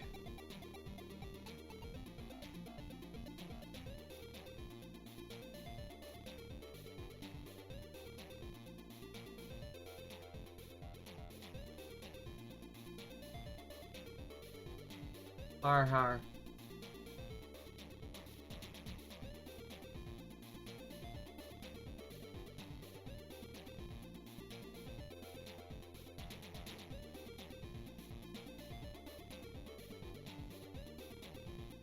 So I think what I want to do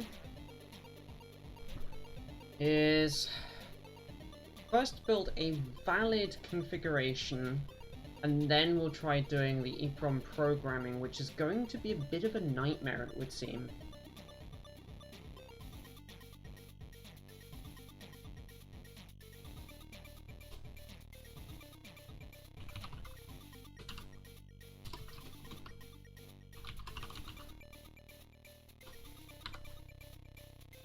And I think I made the debounce per key.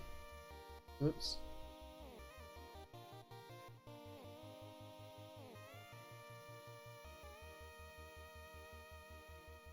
Oh, I'm not even loading the debounce settings right now. I just have them defaulting to 0 in memory. Yep.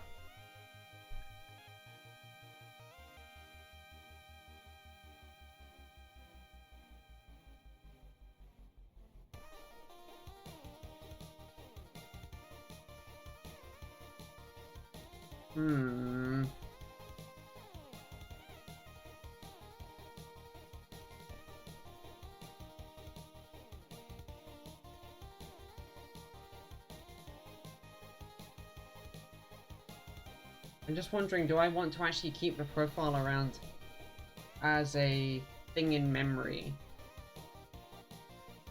And I'm wondering that the answer is probably yes.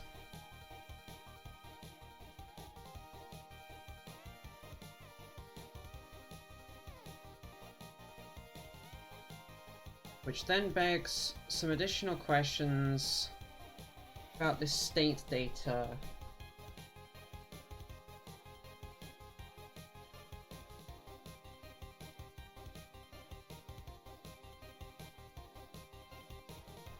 Hey Aki, welcome.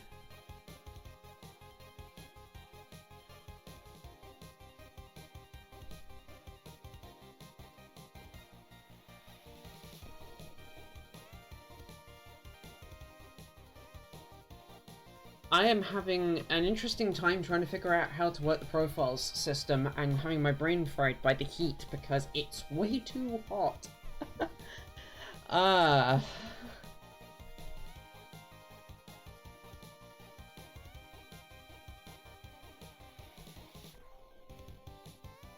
Yeah. Okay, yeah, I think I'm gonna make this a global. So if we have profile T, profile.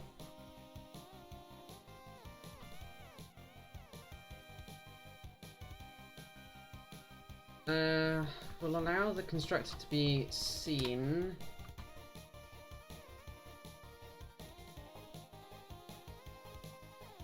This is light shenanigans. What I'm currently doing is I've just created a variable in the global scope, which is called profile, which will be one of these with an EEPROM part and a flash part. We're then going to actually have this code, instead of it going through some default state information and initializing the global key states, we're going to initialize the profile, and then tell the profile to write itself, rather than this reinit thing I was originally planning. And then, having set a profile up clean, we'll then do a similar thing as we are already doing, but reading off of that profile data, no else block, just raw, use the profile data we've just loaded and worked out to set up the keyboard. I am basically restructuring things on the fly, because that's what you do, right? I do need to fix the flash stuff before we run this new code though, because otherwise I will bollocks my ability to use the keyboard. Unless I tell AVR dude to erase the EEPROM on me, which I could do. So, profile, set the profile number. In actual fact, yeah, I'm gonna move this into the header. There's no reason for it to be hidden in the source file like this. It pessimizes it, the optimizer, if anything. And likewise, actually, the validity check doesn't need to be in here. Really, profile.cxx should exist for reading and writing profile data. That's what it should do.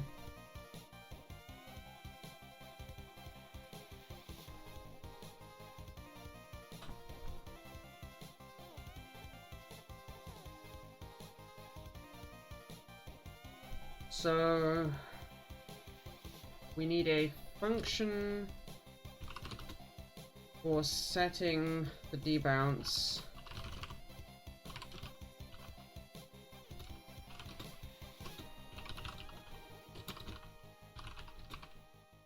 Which, let's default the debounce to 1. I've currently got it set at 0, it works, but I want to have some debounce by default, I think.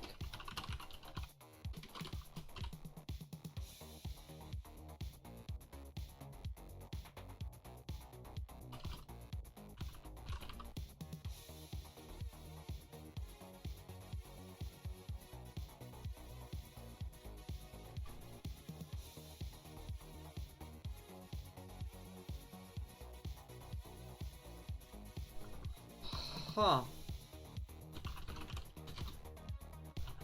That is actually pretty nifty.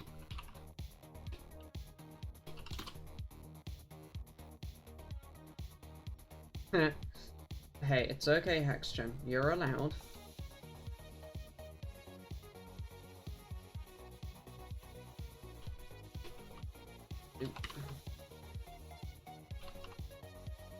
So what we can then do here is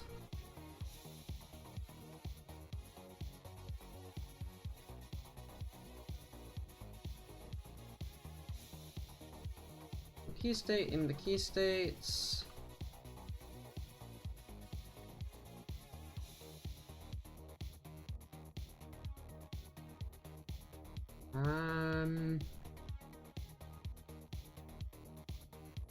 Where is keys defined again? Oh, it's in...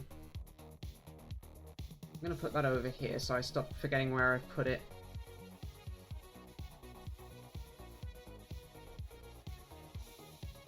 Yeah, this is a stud array that we have at the moment that needs moving into the profiles data at some point, probably.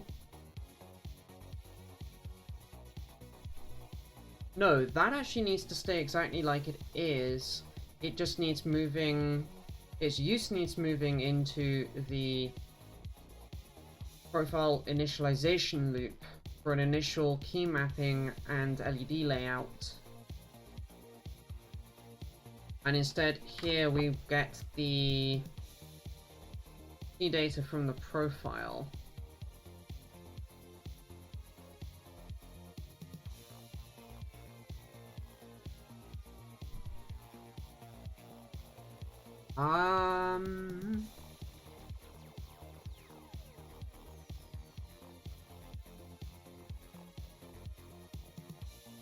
Yeah, because I could do key state debounce is profile.debounce.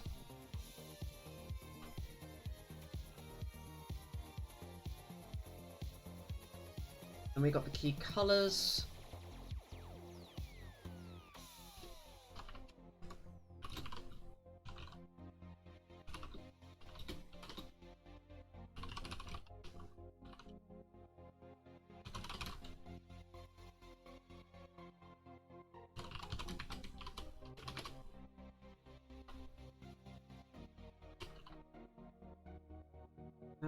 Index sequence is not going to be in scope at the moment because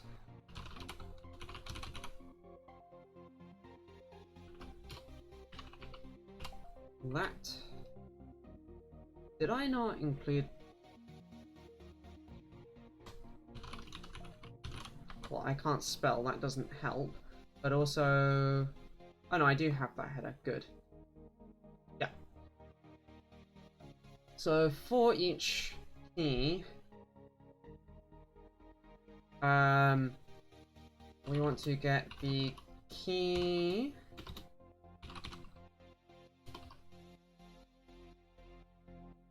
back. We then want to do profile dot. It does, yes.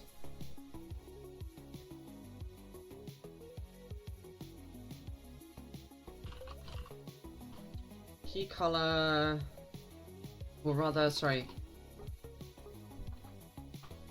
Ah, how to do that?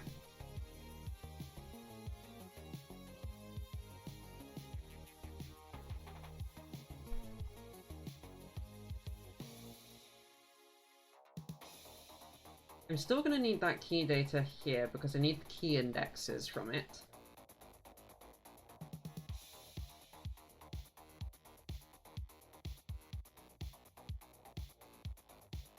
So the scan code for key I is set to key USB scan code. That's where I'm going to start with this, I think, actually. So void scan code const 8t. And these get const again.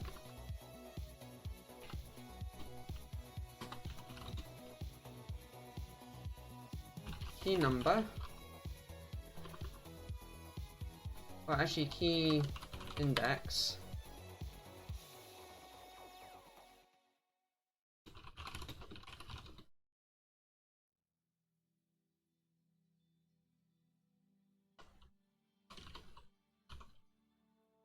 Did I read that? Oh, yeah, USB scan code T. So yeah, that should be in scope. Why is the autocomplete not helping me?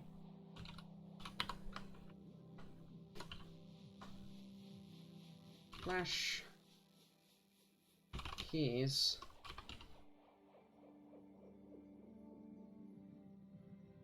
ET scan code.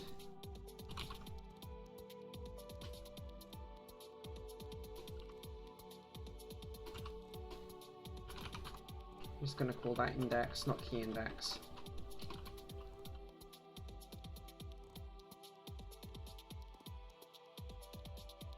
Oh.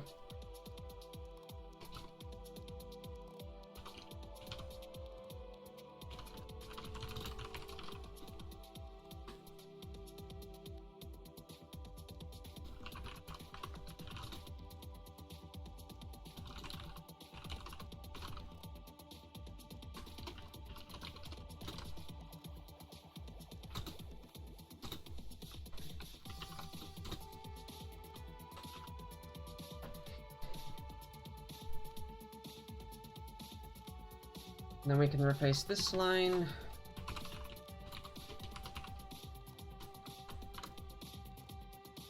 With that. Put the initialization of the LED indexing above that.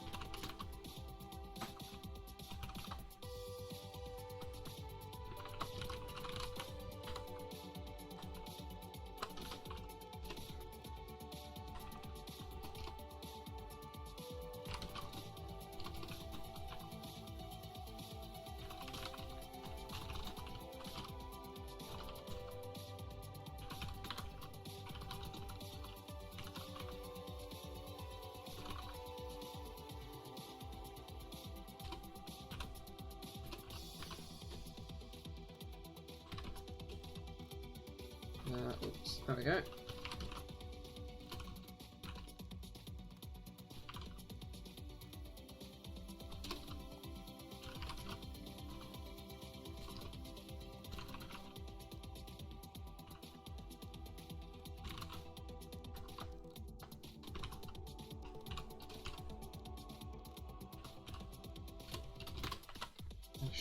I really wish it would cool off.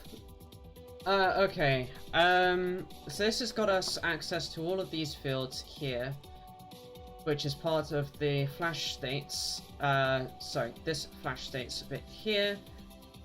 We'll come back around to the key states in a moment because that's actually what will determine latching, not latching. But the defaults in the profile will be determined by this logic, so that's fine. So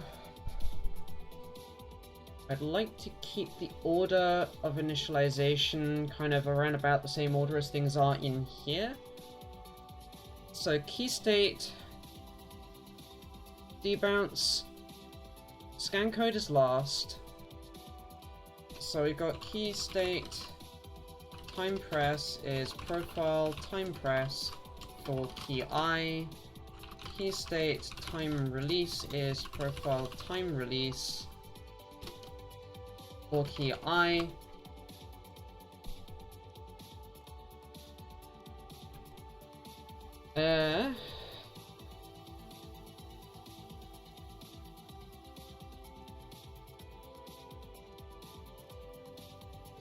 Which I'm gonna set those to 0 by default.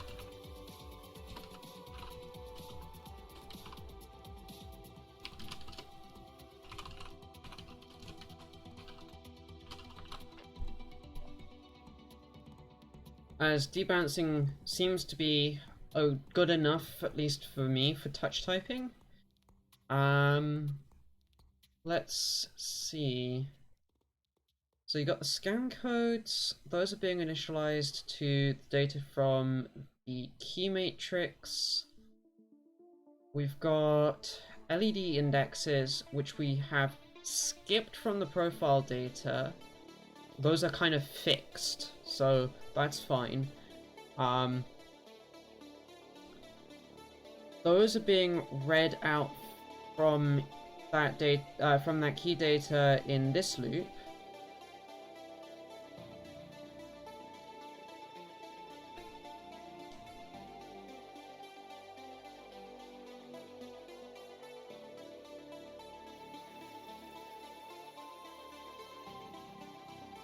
We currently don't have state information for the color of the key. So let us... Yeah, I'm going to actually create another thing here. This is going to be key T. Sorry, not key T. RGB T. And I'm going to move this RGB structure over into that other header, because we need it in both.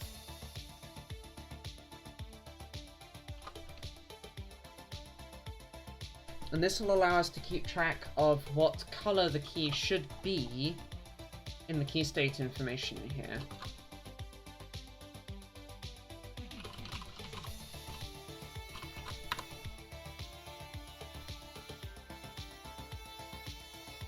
So that initializes the RGB key color to off by default.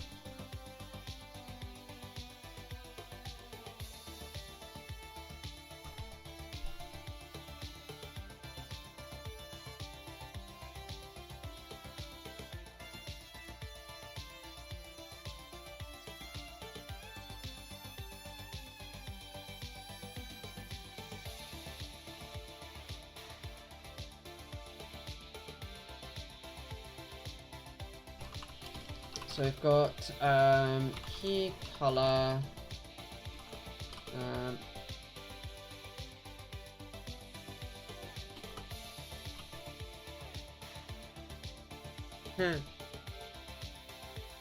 Take care, Nikolai. Sleep well.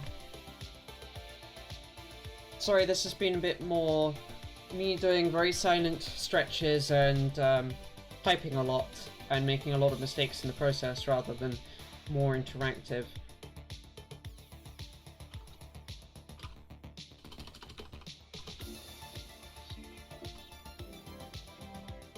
My wrists are not liking me very much right now.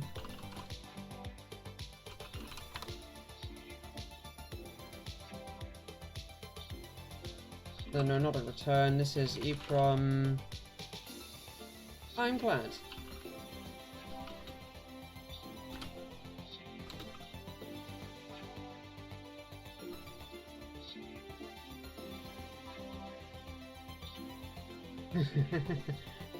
Good point.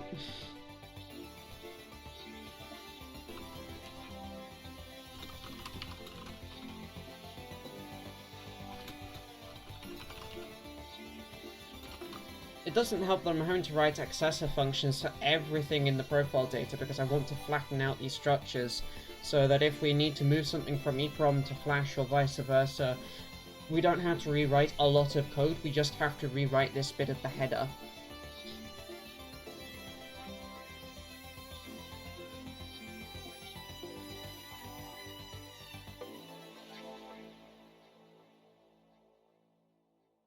Okay, so we've got the key state LED color is profile LED color I.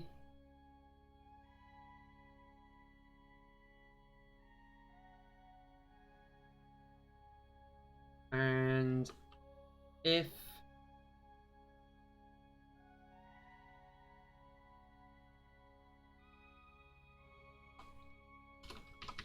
this is a valid key index, then we want to put key state LED color red, key state LED color green, key state LED color blue into LED value there, LED set value there, which is the setting, the initial color of the key.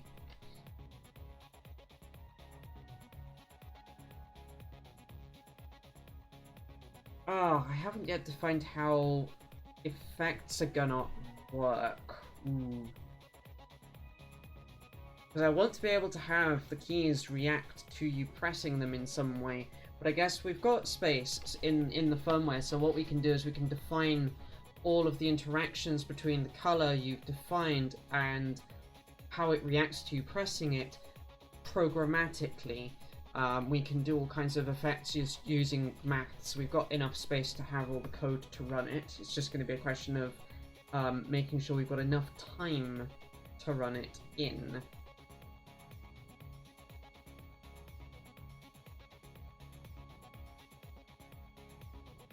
So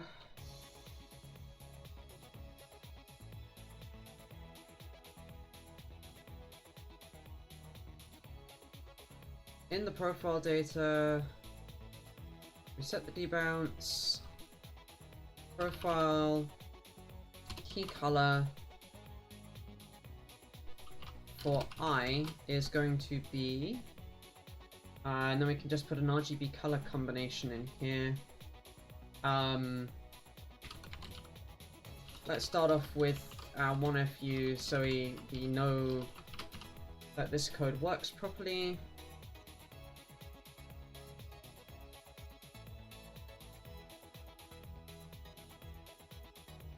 And yes, because I'm doing const RGBT color, I can just pass in an initialization list like this, and this actually creates me an RGBT with the values filled in the sequence red, green, blue, because that's the order we define them in. So that just works, which is nice. Time press, time release, scan code. That leaves us just the states information, which is latching, not latching.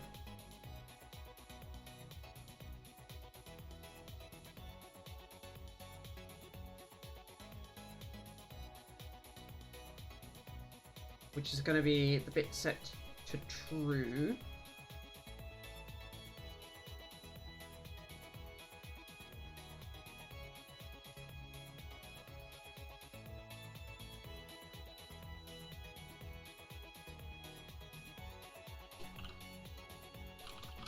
I'm going to actually also define a profile clear function here because we will need that. We now no longer need to pass that around. Void clear, no accept. Which is going to basically take a profile T and blat it over the top of whatever we just read so that we come back into a good state, including the key states all being initialized to 0, which is momentary.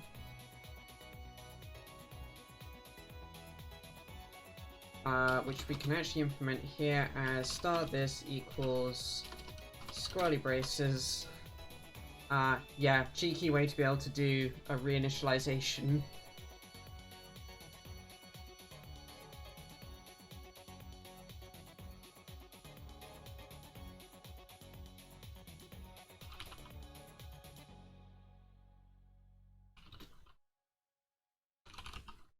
And then right is going to be our replacement for reinit here. Which for now is just going to do nothing.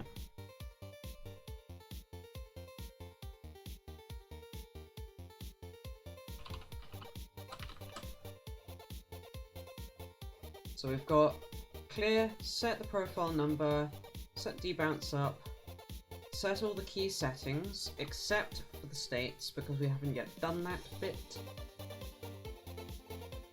And then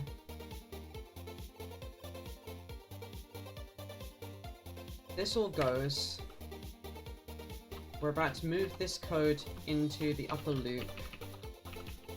So let's just get that ready by doing that.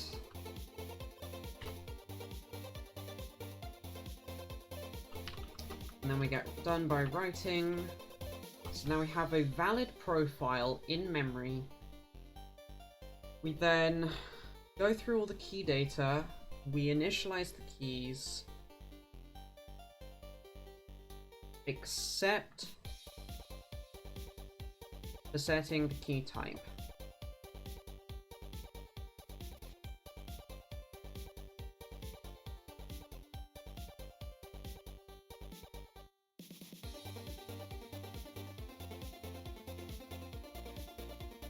Which I want to do as a two-parter, actually. So we've got state is the topmost item, so key state is a brand new key state. So it's virgin, untouched, not dirty, physically not pressed, logically not pressed, and momentary. That's what the default for a state T is.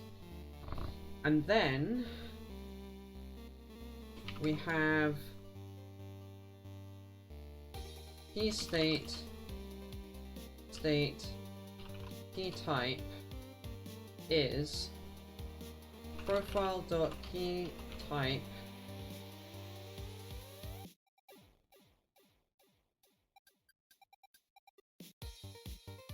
Yeah, I think I want to rename that to types, not states.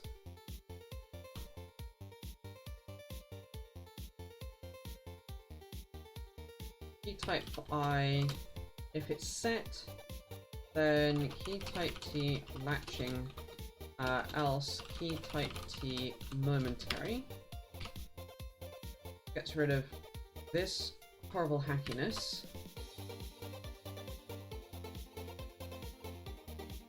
Yeah, Hexgen, thanks for coming and watching.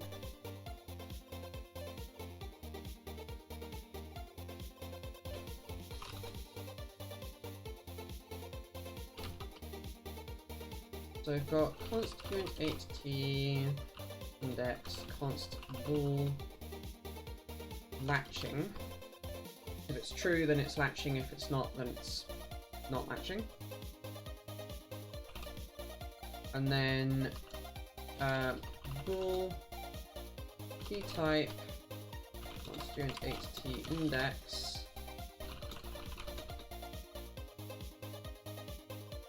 So if we do this as key types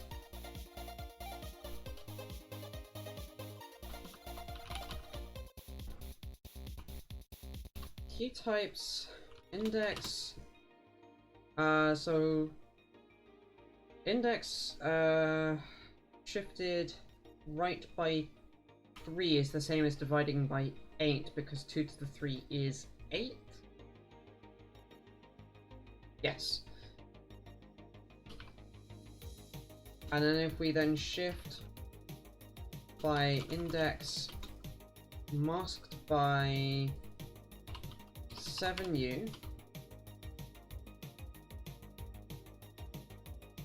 so that shifts it, shifts the resulting value right by up to 7.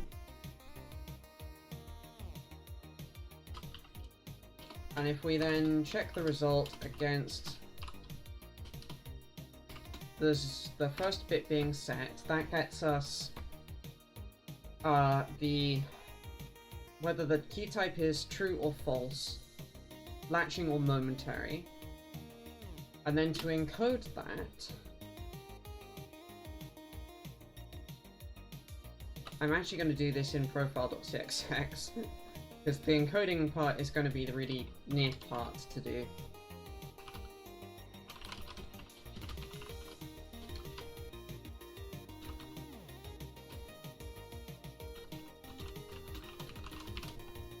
And that also means that these cannot have constants on them here. Oh right, and that's also flash.types, yeah.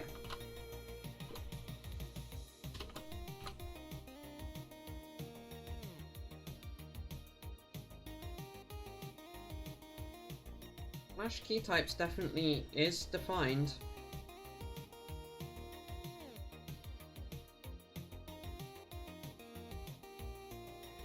Okay, there it goes. Just took it a while for it to catch up.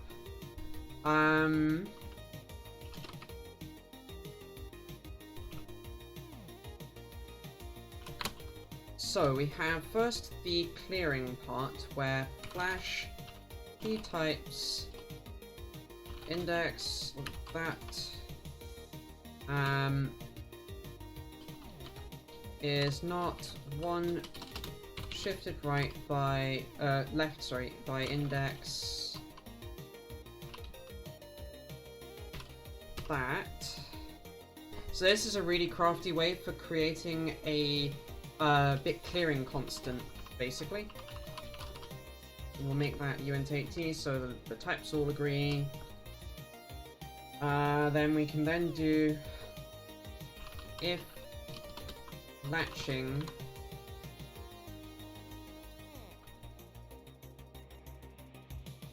else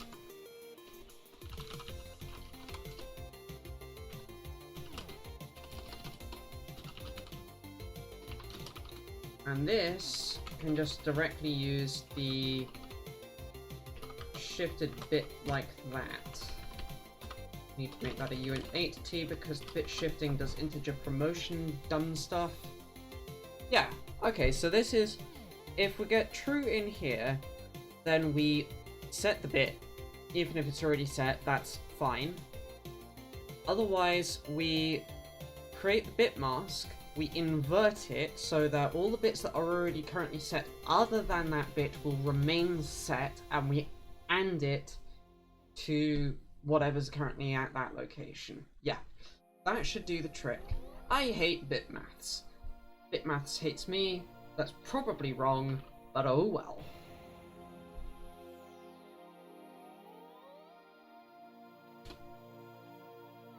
I'm glad that actually didn't work. Why don't I do brackets I and have it just explode on me? 58. Oh right, yeah, that's index. Whoops. Okay.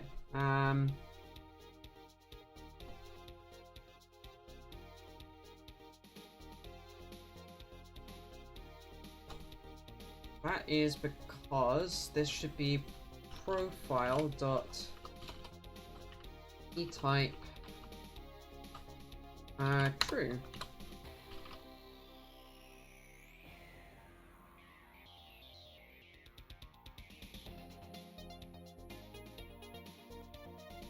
Actually, as that's such a complex operation in the first place, I'm going to have that take a key type T. Because that makes the intent of the code a little clearer.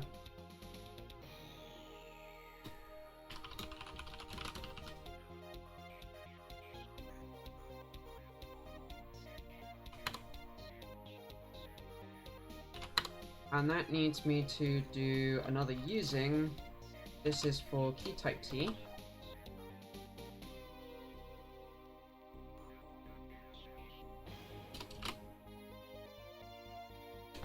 So if type is latching, then do that, otherwise do that. It definitely does match. My IDE needs to catch back up. Yeah. Got latching there, latching there. Try the build again.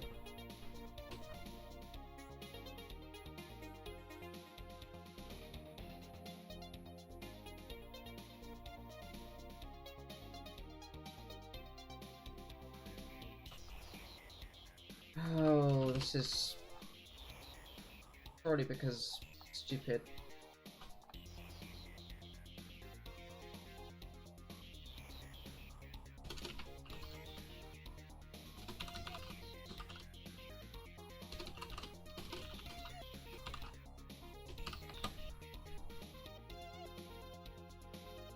There we go. Those now agree, and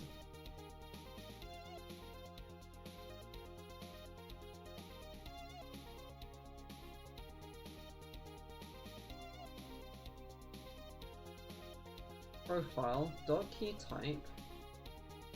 Oh, ha! Helps if I remember to index. And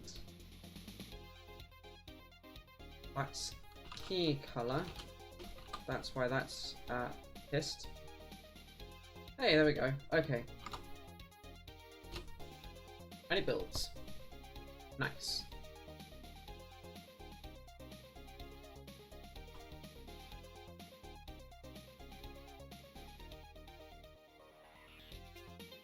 I'm going to change that to a Uint 8T, no ref. And I'm going to do the same here. Oh, actually I can't there.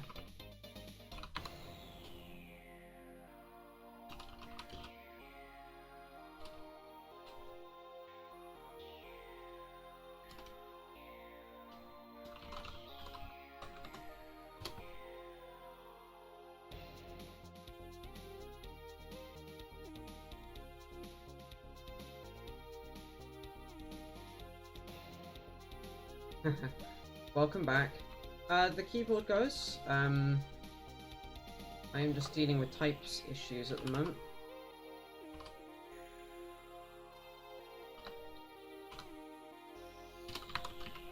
Fixing warnings. Yes, I know that that can change the size. I actually want to do that. We'll use static cast syntax for this, then I can make this auto.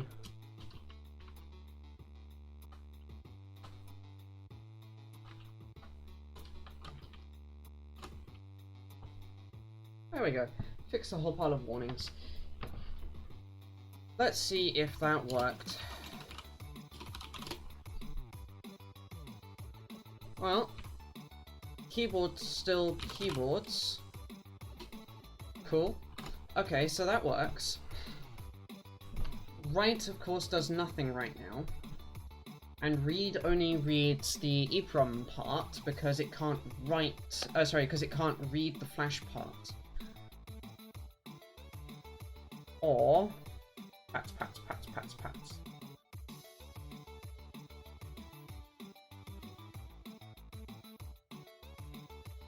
I'm gonna commit what we've got as working.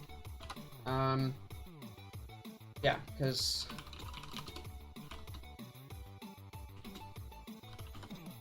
So we've got firmware, We've messed in profile.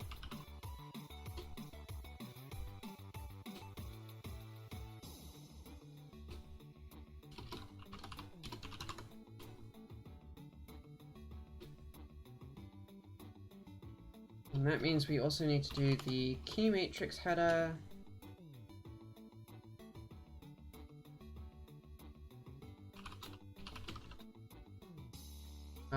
Defined the structures required for profiles and stub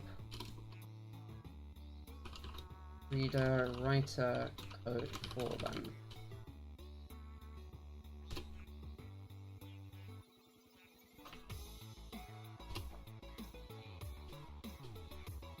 Git commit, fixed some conversions warnings.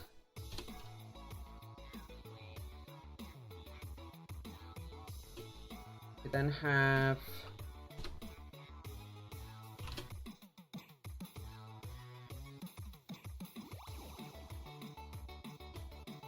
that.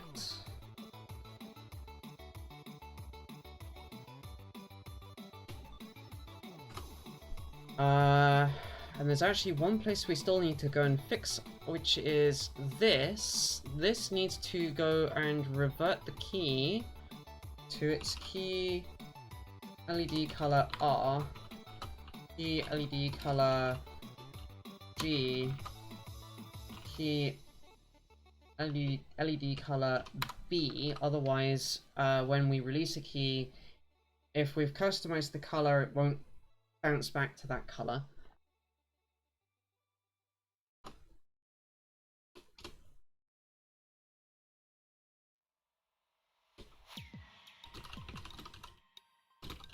Move the key matrix in init code onto the profiles system.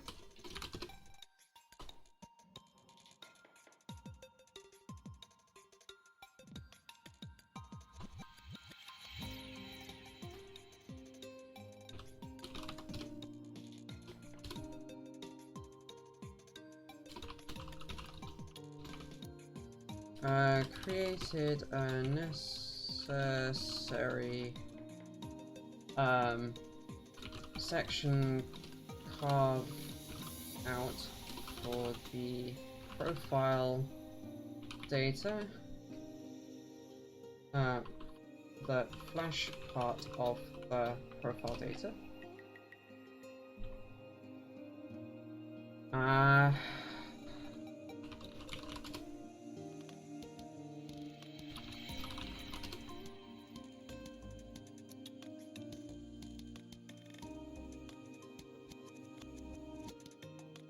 We're mostly not interested in what's happening in the rest of these files right now. Yeah, this is mostly debug stuff that we've not committed.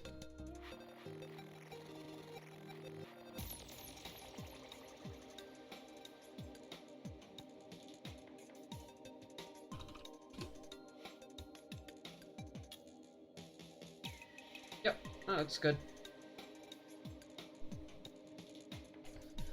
So, why is Flash Team mad if we actually try and read the flash part? We know that this just implodes. Voila. But I don't know why it implodes, and that bothers me greatly. Because this should be able to calculate, okay, flash profiles is in the .profile section. This profile number gets you an offset into that section, and I want the address of it to pass into the constructor. Great, we now have a pointer, an address in Flash for where this data is, create a Flash T from it, read the data back using ELPM, and then copy that data out into profile.flash. Should just work, doesn't.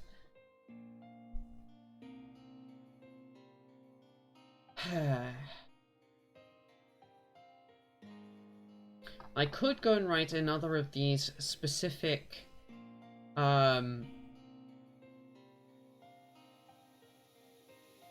templates. I don't really want to have to.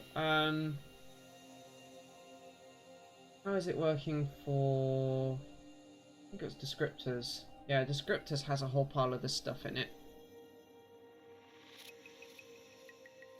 I think this could mostly be served by this pointer template, if only I didn't have to do this other fun stuff. Yeah, like this one here, USB multipart table. I think this could be served by the default here. And I don't think we'd really lose anything for doing that.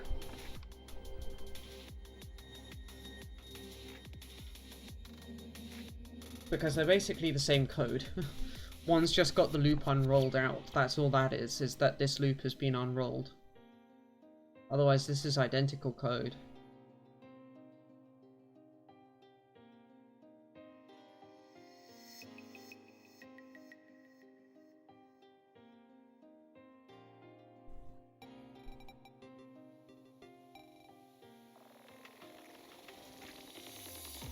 Yeah. I'm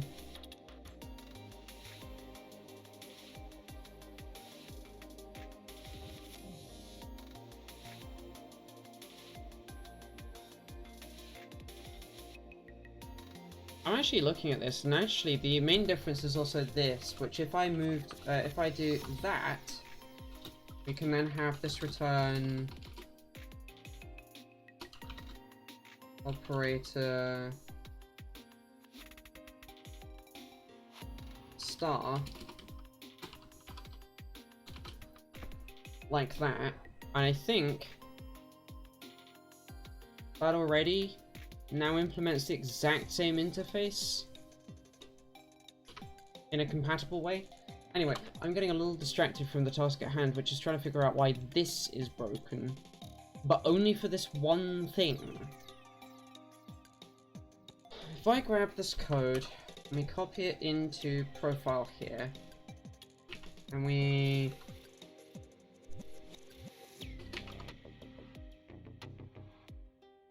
create a specialization. Oh, hang on, that needs to go in global scope. That's right.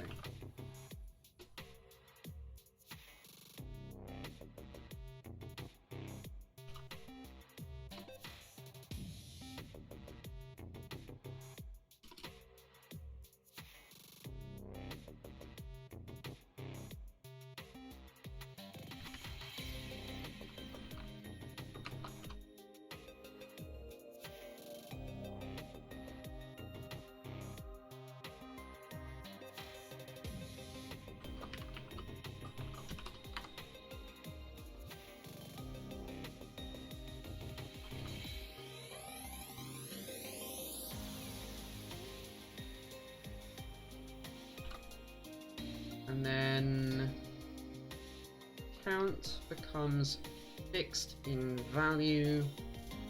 It's quite big, so I'm going to keep it as a count. In flash parts, T is big.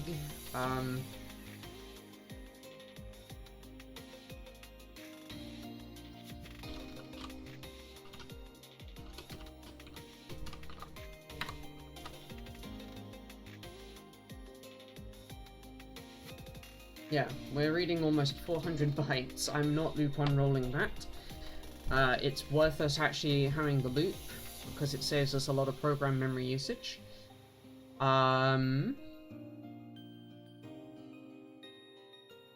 that looks perfect otherwise. Like,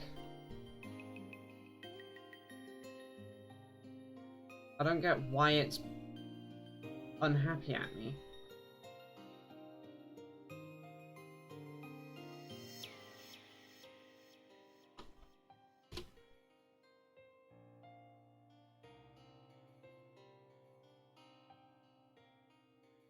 Yeah, it's... everything else builds fine. Oh, interestingly, there's some more stuff we can fix in USB types. Let's actually quickly do that, because that's going to annoy me if I don't. So this again is values of uint8t. Yes, values of uint8t.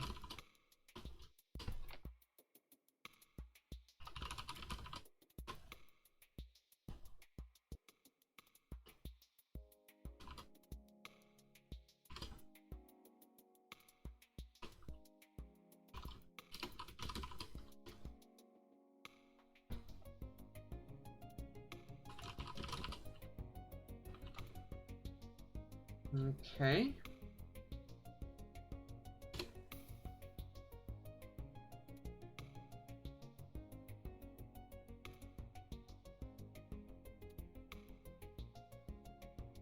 USB CXX needs some love too.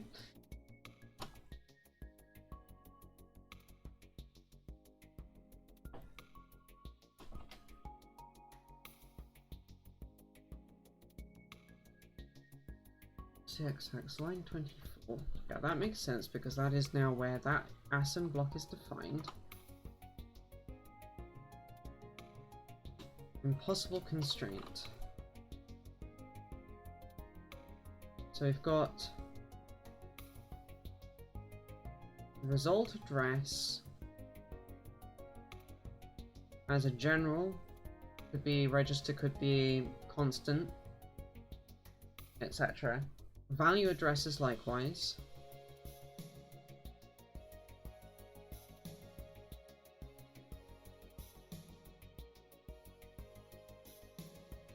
Oh, 394 is a 16-bit integer. It doesn't fit in a single register. That's what's going to be buggering things up here. This code's only written to be able to handle values up to, but not including 256 bytes at a time. So if we instead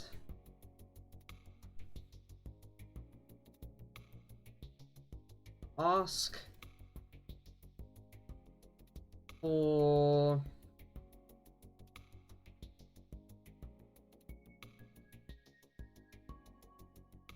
constant that fits in 8 bits, constant that fits in 16. Yeah, this explains the impossible constraints problem. So if we say count is that, I now need to remember my AVR assembler, which rusty.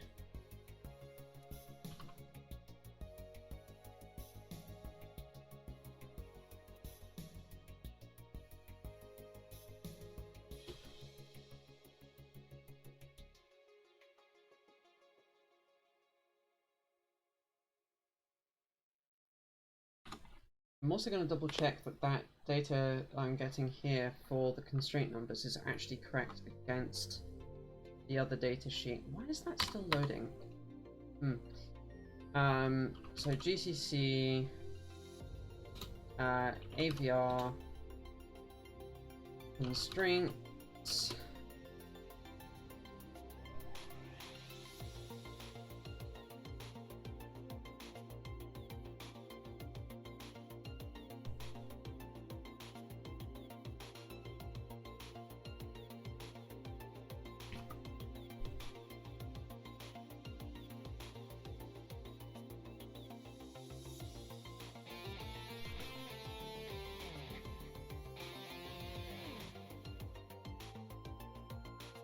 huh. Yep.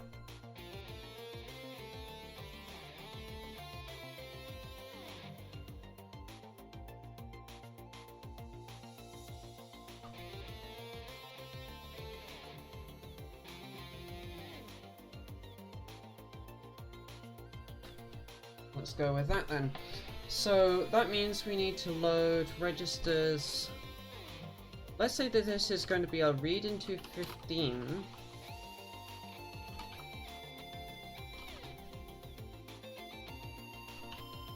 we can then do load R16 with count low byte, count high byte, then goes into 17.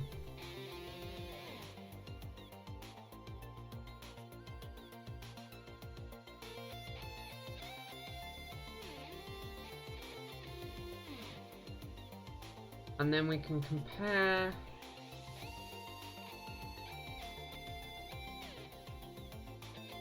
I've got compare with immediate, which is technically, I'm able to do that by doing a compare with register 0?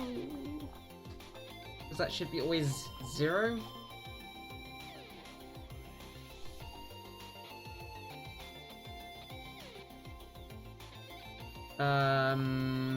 Oh, that is documented, but it's documented elsewhere in the datasheet.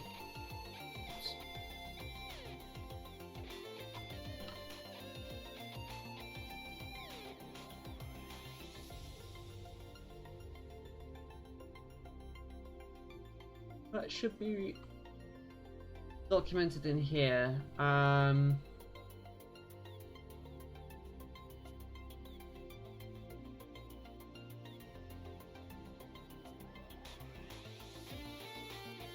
Status registers, register file.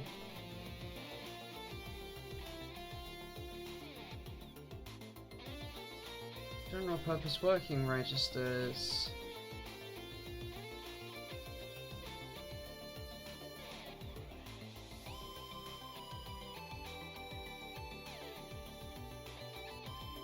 Use lock. Somewhere in here it does actually define, I think it's R0 as being the 0 register. Oh, I know actually what I can look up to figure this one out, and that is if we look up my startup code, it says in there, because I have to initialize it and force it to be the right value, so register 1, okay. Because otherwise, the 0 register can be not 0, which would be bad for obvious reasons. So this is compare with R1.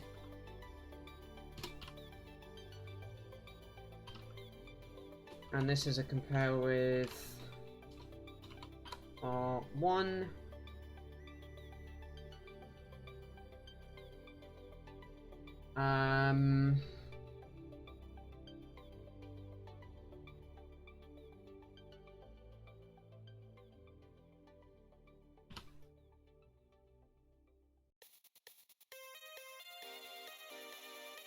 We then have decrement.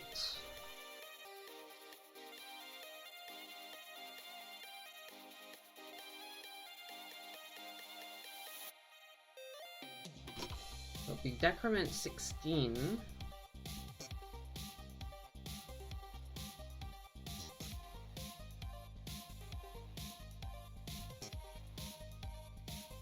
And then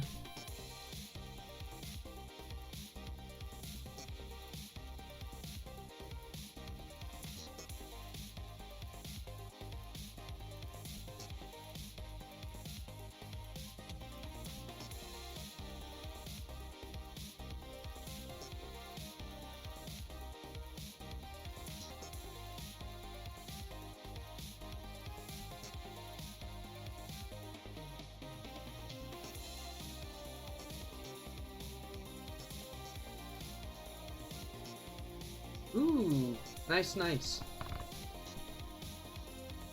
Good stuff.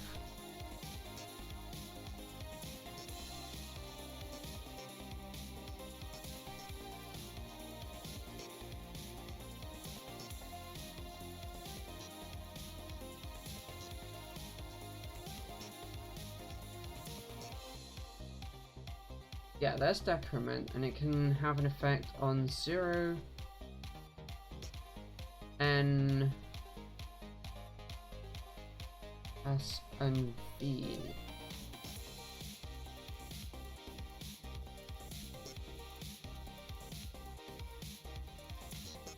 I think I actually have to change this to a subtract. Subby 1.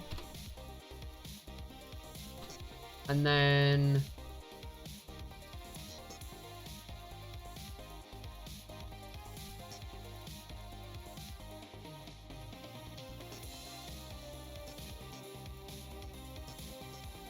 oh right, I can use SVIW, which will subtract an immediate from a word, which means if I've got register 16 set up correctly, 16 and 17 both have the subtraction done on them. It takes 2 clock cycles. I'm having so much assembly fun. All of it. All of the assembly fun.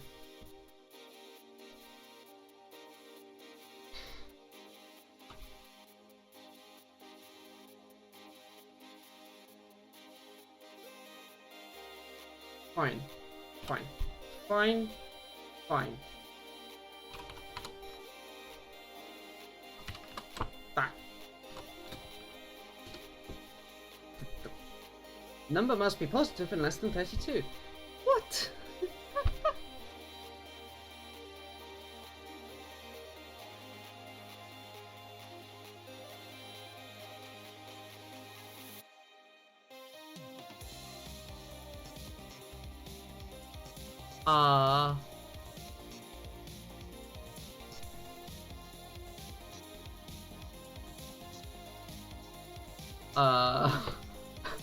What?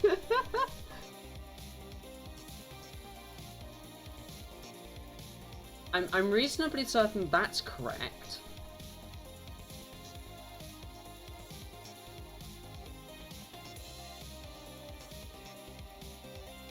Which variable are we talking about here, Raichu?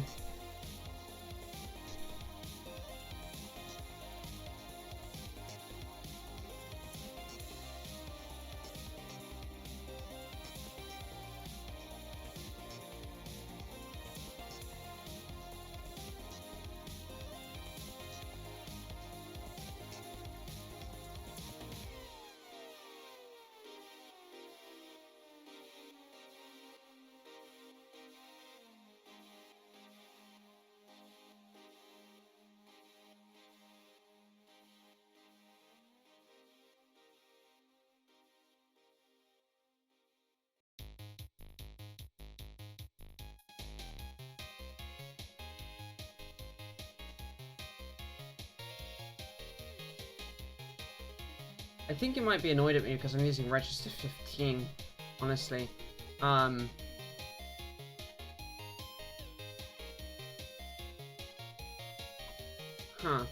Well, so size of flash part here defines a number, which we are then saying can be anything, which is fine. And we're naming it count for inside this assembler block, which we are then moving into register 16. And I'm wondering if this is pissed off at me because I'm moving it into register 16 and it needs it to be like register 24. Let's try register 24 there and let's see what happens if I change.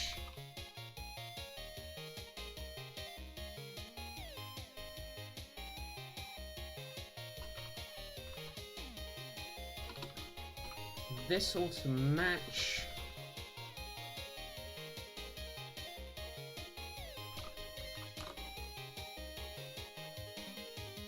Okay, that fixed one of the problems.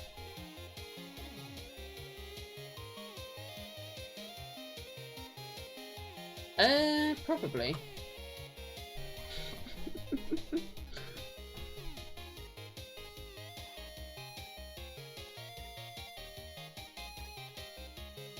Okay, so we are now using register 24, so that's now valid. So the part of the reason for that complaint it gave me was that movw is actually kind of a macro instruction. It's not a real instruction. No, I'm thinking that's actually a very good idea. Sorry. I have to be honest. Yeah, movw is actually a macro instruction. It's, you know, copy register pair, but there are some constraints on what it can and can't do. which is probably why it requires register 24 or higher, rather than being able to just use, say, register 16. Now, register 24 should be Rampy D? I think it's Rampy D, and I don't think I have to worry about setting it back.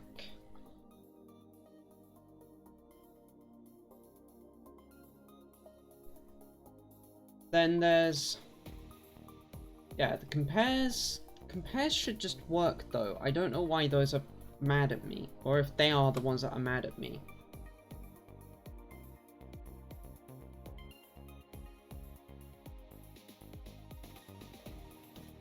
Error, number must be positive or and less than 32.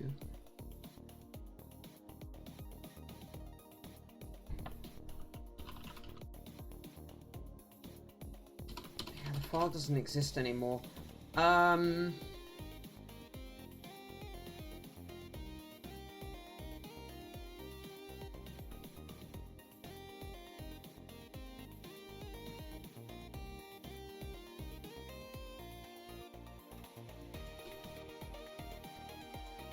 Let's run this by hand, but instead of it outputting a .o file, I want it to output the .s, which also means we need to tell this not to go beyond assembly.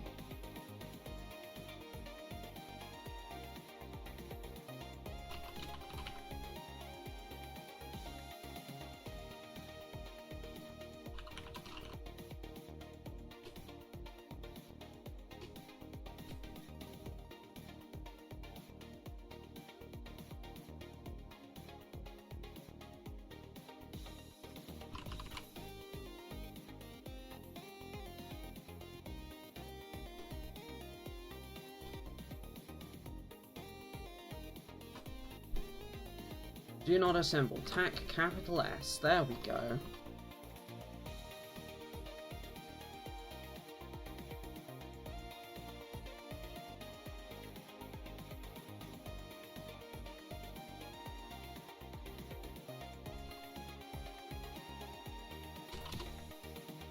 So we should now have in firmware MXKeyboard P a profile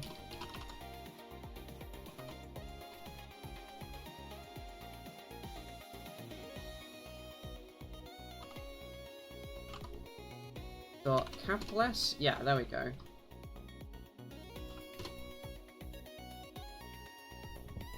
So let's see what it's doing.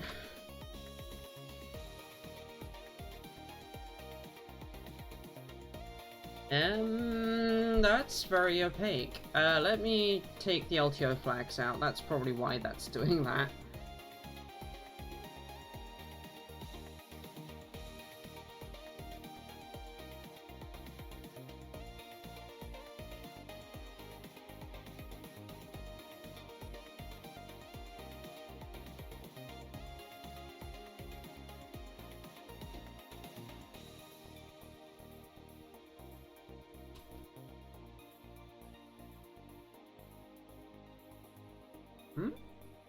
Tab counts what?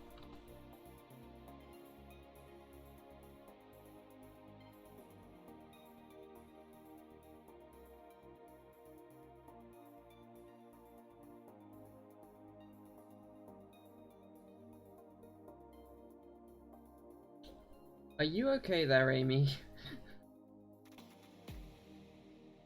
Anyway, invalid PCH, no virtual detour. Extra pedantic, C++ 17, no exceptions, no RTTI. Do some basic level of optimization. No jump tables. Otherwise that looks fine. So... oh, okay, we do actually have real code this time. That's nice.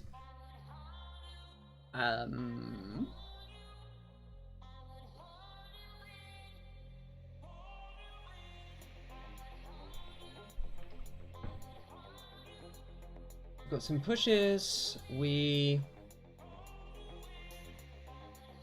do some stuff with the stack pointer.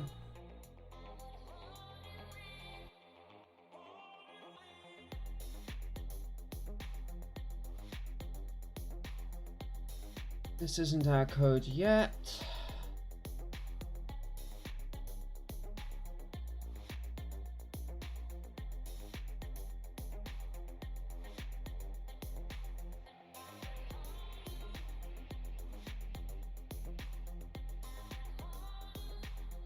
That's us reading in RAM-PZ. Ah, and this is our injected assembler. There we go. So what it is trying to do...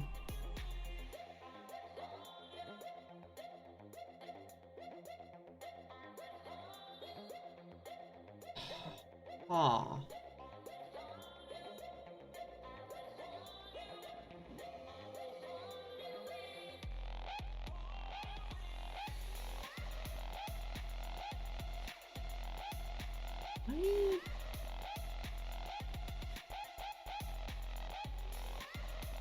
So 0 register 22. Register 22 is then set to this horrible constant, and then 21 is set to that other horrible constant. Interesting that that's how they chose to do that. And then that's what we move into register 30.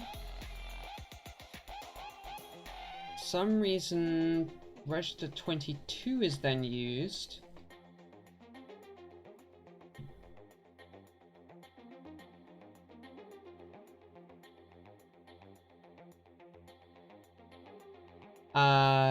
Okay, that is zeroed. R10 is SBC should be subtract with carry.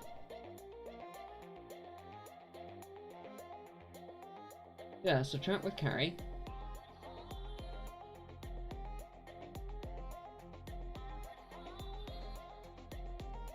So that should also be zeroed.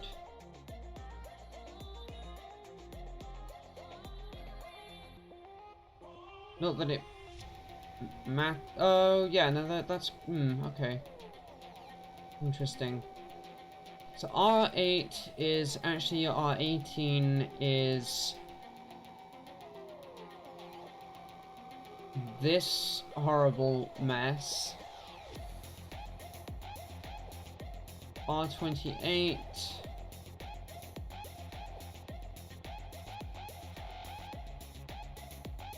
stack pointer.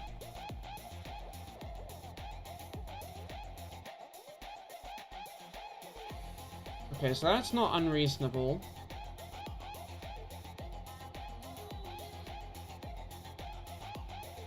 I don't know that the movw instruction can take a raw constant like that. I think this is the compiler didn't do the code gen right, or we didn't constrain this sufficiently. Movw.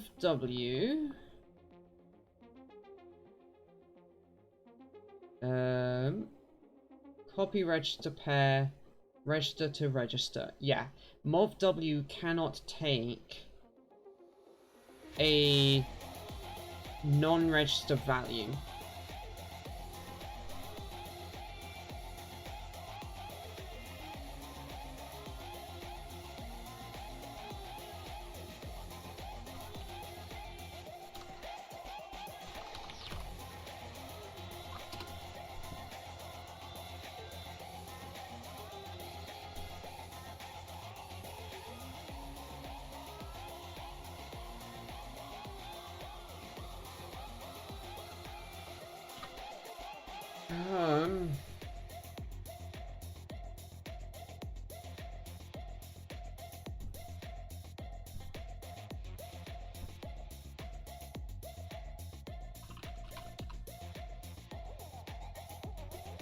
We're looking for modifiers.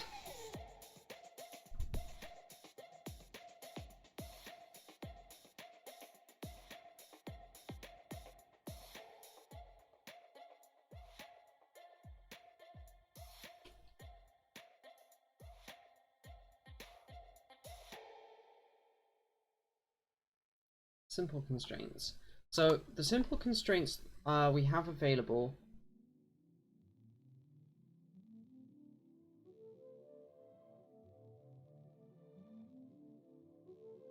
Hi, Obliterous. Welcome. Memory operand is allowed. Memory operand that is not offsettable. Auto decrement, auto increment. Lowercase r, maybe.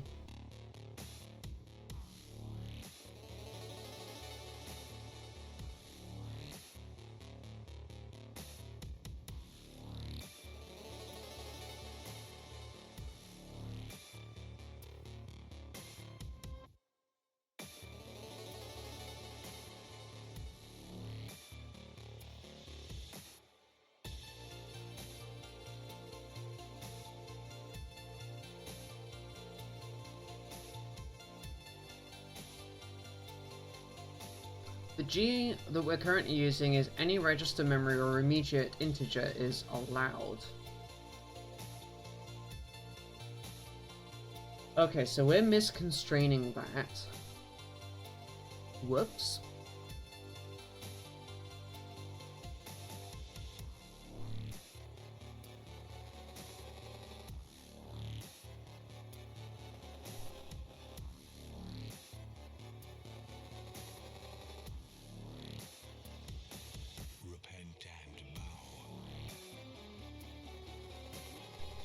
So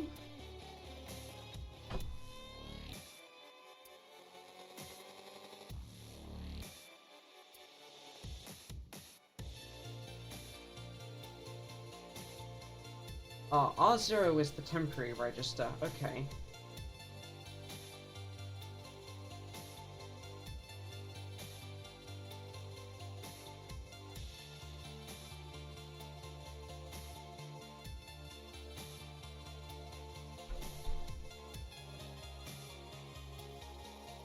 Okie dokie, sleep well, Steffi. So I'm gonna reconstrain these as result is the X reg, value is the Z reg, and the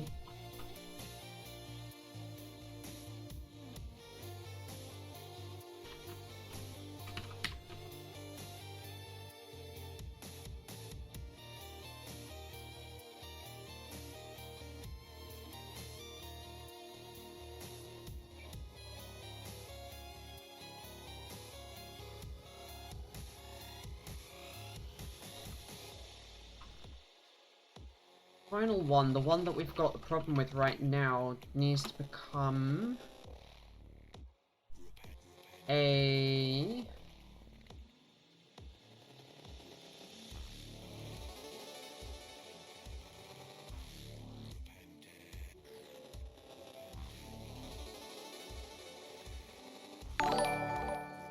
oh.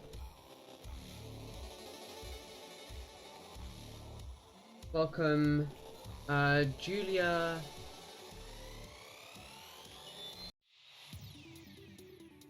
Bahatel, I think is how that's pronounced. Thanks for the follow and welcome to the stream. I am currently having hilarious fun with assembler and trying to correctly constrain some assembly so it will generate correctly. Which, yeah, sounds about as fun as it is.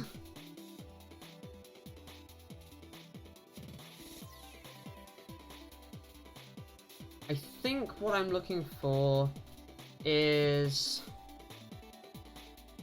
to do a constraint onto a register that is a general register, so lowercase r.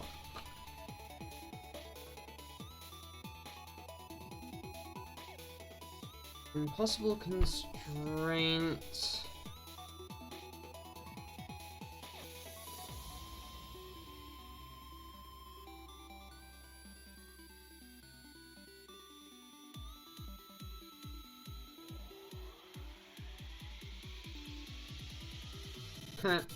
That makes me feel a little bit better, though I don't want to laugh at you because you are doing great work. Whereas I'm getting bullied by a processor, which is objectively kind of funny, but also, oh.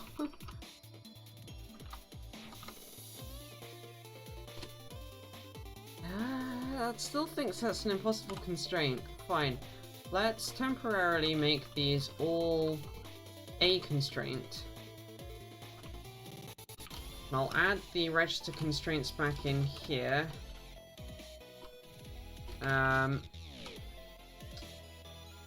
Yeah. Don't tell them that too loud. So we've got 26 takes result and 30 takes value.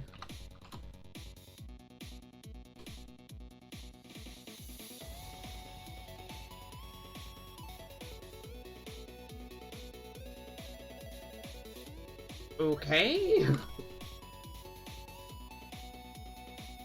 If I just constrain you as R, are you going to be happier with that? I might be running out of registers as part of the problem. Okay, that now assembles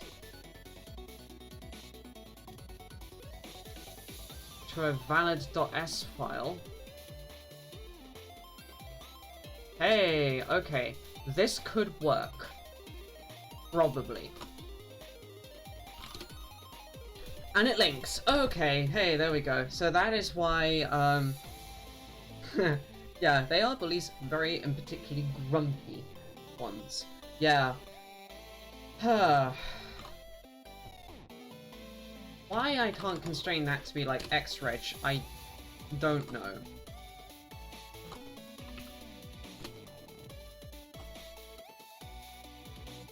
But I can't, which is weird.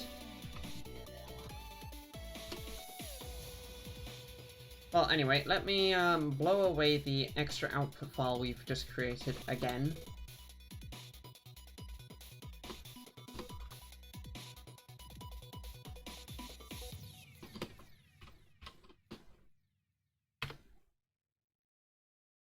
Interesting that that enter key wasn't working for a moment there. And then if we program that, everything still seems to work, so that's a good sign.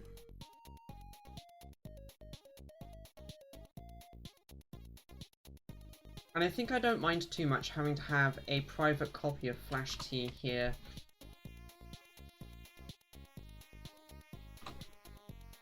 The impossible register constraint was before, when I was doing some playing about, but it did actually cleanly compile and link.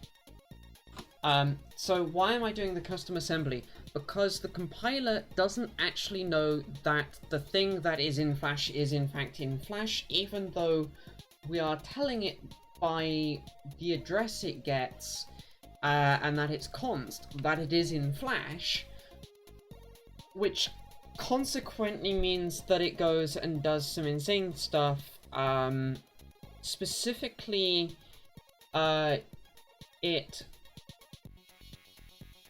goes and if you just do a read, if I was just to read Flash profiles the dumb way, the obvious way, it will issue LDS STS instructions, which cause those reads and writes to go onto the RAM bus, not the Flash bus.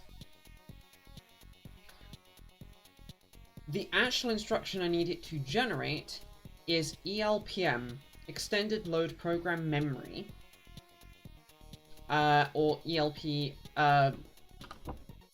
ESTS, Extended Store, ESTM, probably, Extended Store Program Memory. Anyway, the point is, it's different instructions for Flash that then shunt the access onto the Flash bus via the Z register. And that is the only way to read Flash. So I'm having to do this extra stuff here to be able to actually cause the right...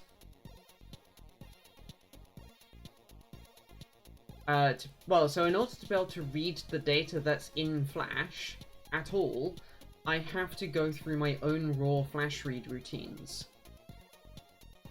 And the only way to generate the correct instruction is by handwriting the assembly. Because compiler bugs.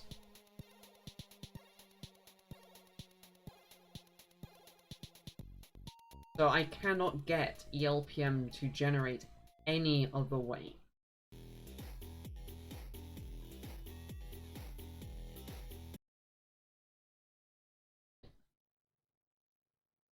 Which is honestly really crap.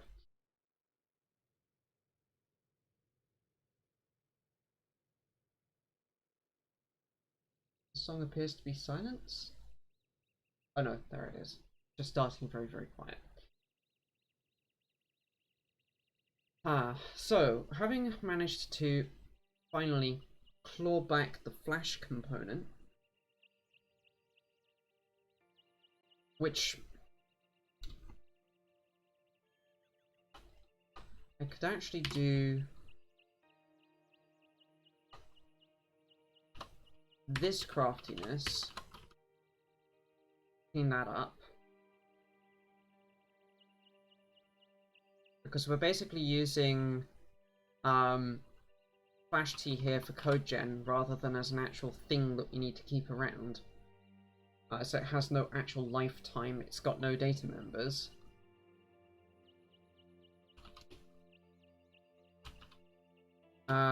So if we do read ELF, haha, we now have profile data in the Flash. And if we read program headers, we get our proper section. Excellent.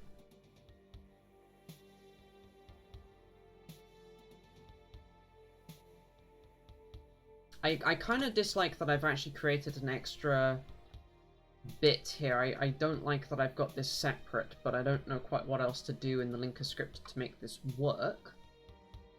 Because I forget how to offset a fixed offset into a memory region. I want to be able to place some stuff, but I can't remember how I do that. And it's not too important. This way is probably safer because it means you can't accidentally overfill Flash and some other fun stuff. The other thing we should also try is checking how big things are. Yeah, okay, that works.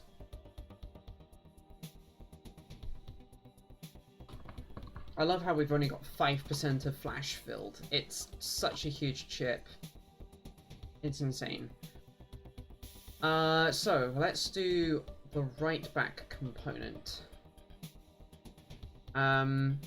So for this, we will want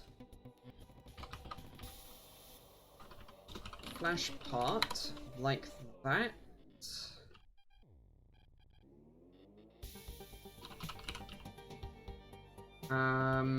So this is actually, sorry, this is EEPROM profile number.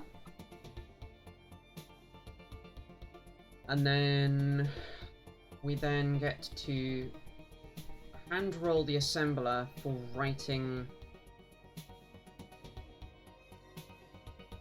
which I might as well make operator assignment.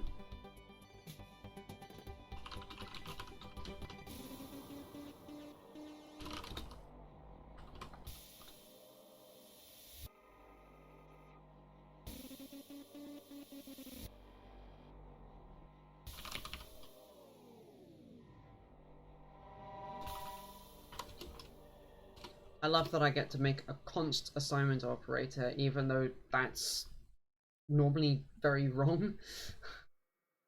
So we have const auto,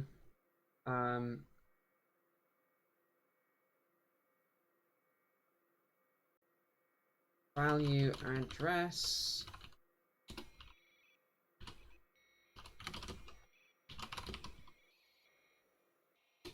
const auto data address.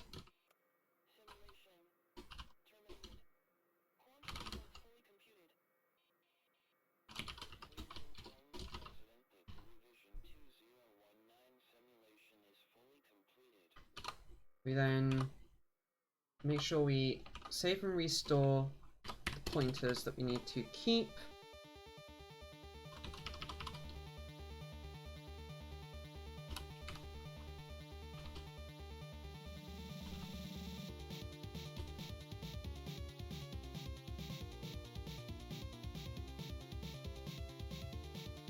We are going to need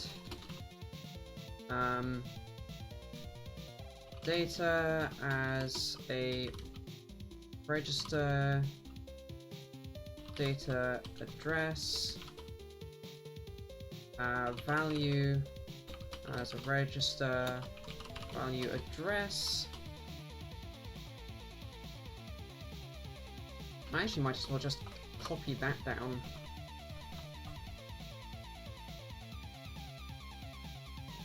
So we do a similar bit of setup, so mov.w register 26, which is the X register, data, and output into rampyx the high byte of data,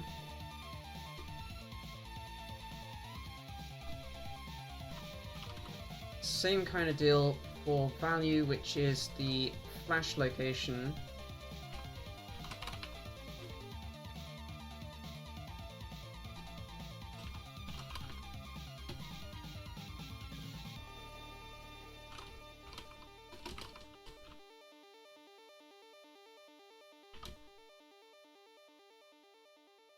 So we've got the counter we need to set up, which again we can use dereg for.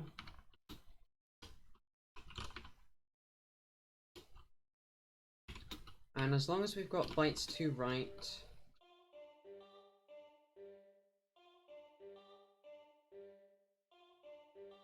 we do a loop. But we're going to have to get a bit creative because we actually have to rewrite an entire page at a time.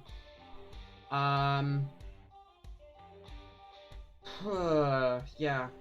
Flash writing is pain. As is EEPROM writing.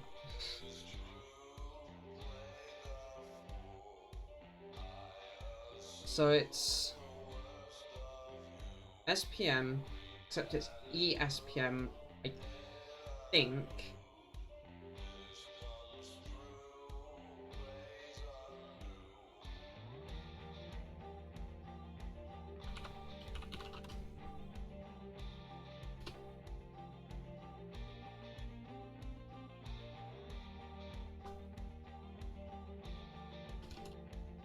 Nope, looks like it's just the SPM instruction, it's not an extended instruction. Wonderful.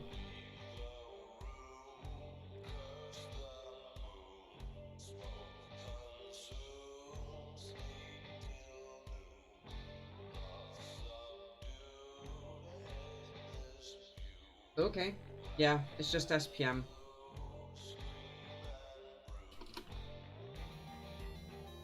And the instruction...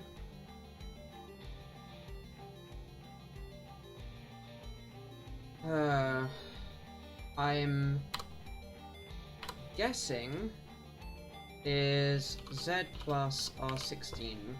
So that is store to the location at Z plus the value in register 16, which means we actually need to have done the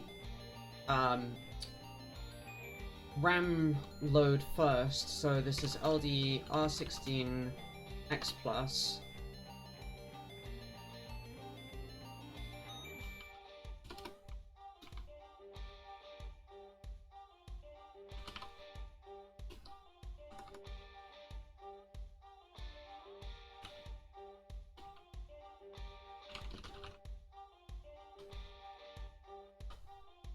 Okay, so, this won't work how it is, but this is the basic bones of the loop. So what we've got going on here is we grab the address of data, we grab the address of value, and we bind them as data and value inside this assembler block. We grab some things we have to restore. I'm gonna skip this because it's hard to talk over. It's a good song, but... So we have some saving and restoring of some stuff we have to keep as is, because we are going to overwrite it in loop, which is what these out instructions do. And that sets the the third byte of the 3-byte address. So the way that this chip's addressing works for Flash, because it's got so much Flash, is it needs a 3-byte address. So the first part of that address is put into either XReg or ZReg, depending on whether you're dealing with RAM or EEPROM, respectively. So register 26 is the first of the 2-part register XReg, and register 30 is the first of the 2-part ZReg. 24 happens to be part of the 2-part D register, which is basically a general purpose 2-part register. So we stuff our count into that. Then that is for each of the 394 bytes. We do a loop. I could here actually do a what is BREQ actually branching on? I can do a clear of the status flag it's using. Break equal, so if Z is 1, so if we clear Z, the status bit, the 0 flag, CLZ, then we're guaranteed we enter into the loop, which is correct, and saves us a cycle and a instruction. We then have the loop, which if we are nothing left to do, we branch out to here and we continue on. Otherwise, we load the next byte of SRAM to be written to Flash, and we make it ready to be written. This actually goes and loads up a page, a special storage page, but we'll come back to that because this is where it gets complicated. We then have subtract on the counter. This subtracts 1 from the 2-byte counter, special instruction to do that, and then if that resulted in, well, regardless of what that does, we then jump back to the start of the loop and we test for, is it 0? So, why do I keep making noises that SPM is not going to just work here? Flash has to be erased before it can be written, and it has to be erased a page at a time, which is kind of a problem here for a couple of reasons. So if we look at the microcontroller datasheet that tells us all about how the memory in this thing is laid out, we quickly find that the page size is 256 words for Flash, and a word is 2 bytes, so that's 512 bytes per page.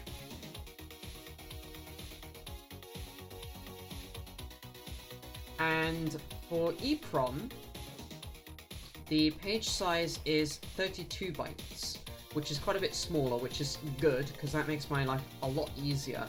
So, okay, why don't I just clear these pages? Well, the problem is, if I am saving one profile, and they're stacked quite close to each other in these pages, in fact, they're smaller than a page each, as you can see, then I will go and completely overwrite a page containing a different profile, garbaging that other profile. So we actually need to do some readback to be able to do writes. This is going to be a hellishly expensive operation for this poor keyboard to do. But, hey, it's what it is.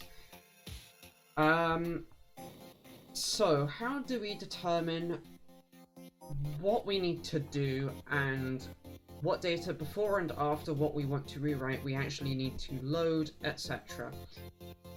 Well, we are going to have to do two things. We're going to need to define a constant, which is going to be the page size for Flash.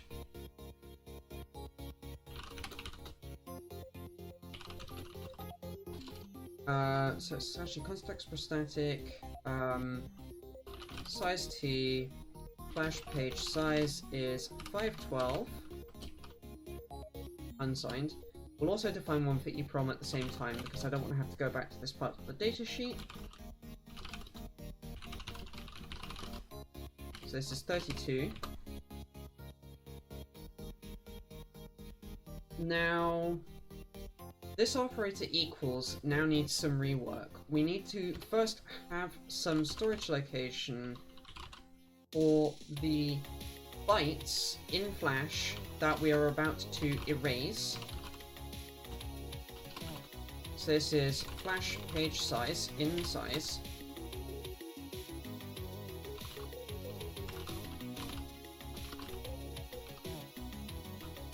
And now we actually need to, actually this can be called Flash buffer. We actually need to figure out the start page address. And we might have to do this more than once, because we aren't aligned to the start of a page. Yeah, this is going to get complicated.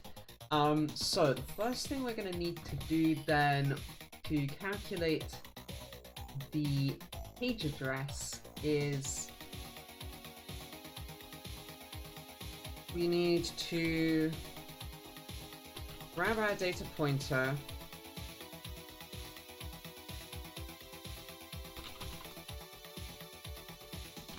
page address is data address, and Flash page size -1.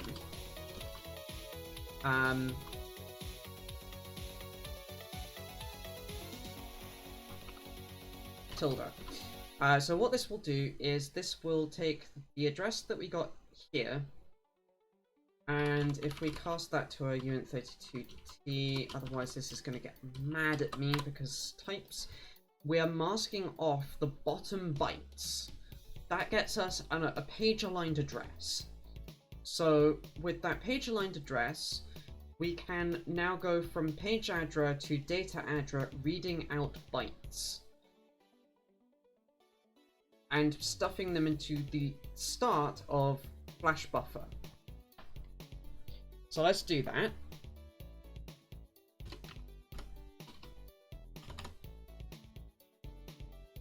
So we have, and I'm actually going to store that right at the top there because those are going to get so messed with during this process. So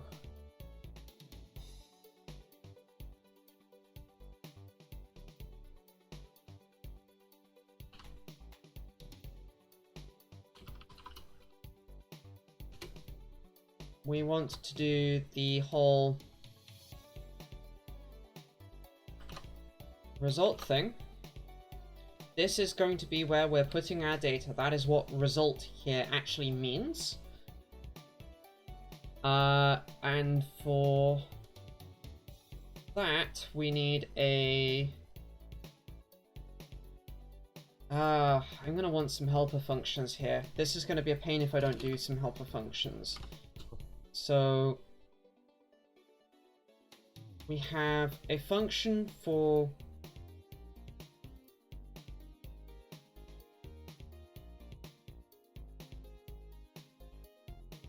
void read to RAM constituent 32t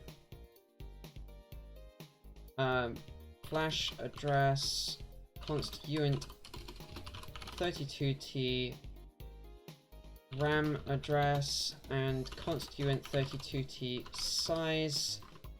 Actually, let's make that just uint 16t because we're using this fun form that we've created. This does not alter the type, and actually can be static.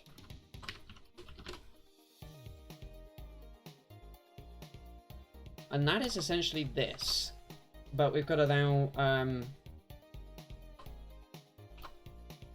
twiddle some bits about like that. So result is a RAM address.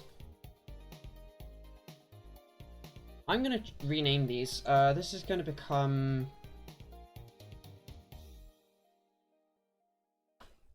memory address, actually. Flash memory. Result gets changed to memory. Value gets changed to flash.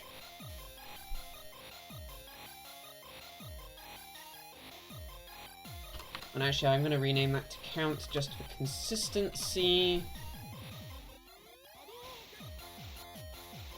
So this is taking some address in flash, reading the data out, and putting it in some place in memory, which is everything that we're doing here.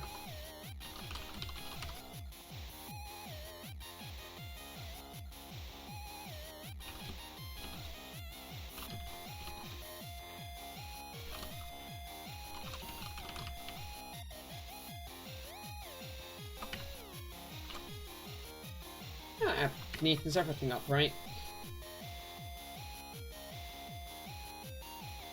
So instead of having to make a new assembler block here, we can now do read to RAM, page address,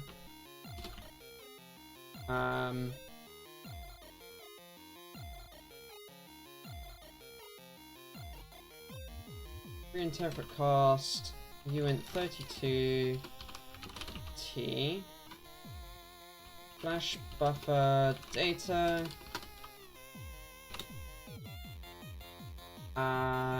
and then data address minus page address. So because of what we've done here with this bit maths, we get, if we subtract the two from each other in this order, we'll get how many bytes the difference is, the skew. So that gets us the data before our block of stuff that we want to mess with.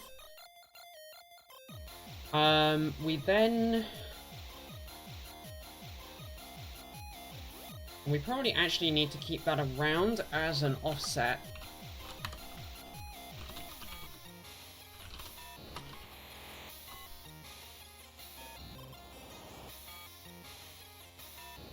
Yep.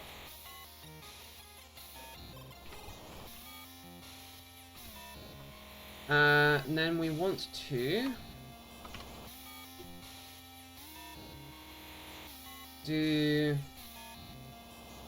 a mem copy of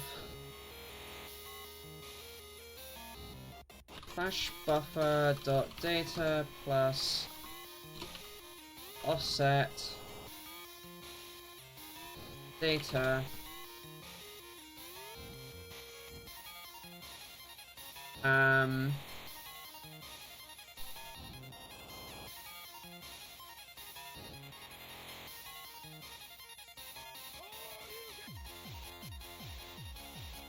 because of reasons, I'm actually going to also want this as a const auto data pointer, or PTR, no, buffer, call it data buffer, reinterpret cast, oh, I am being a naughty girl, I know, const uint 8t star data.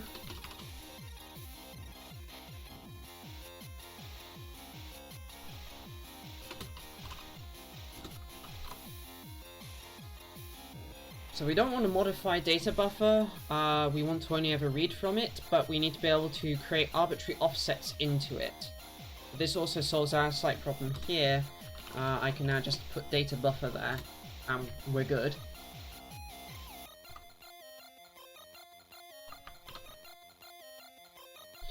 And the amount to copy is going to be std_min of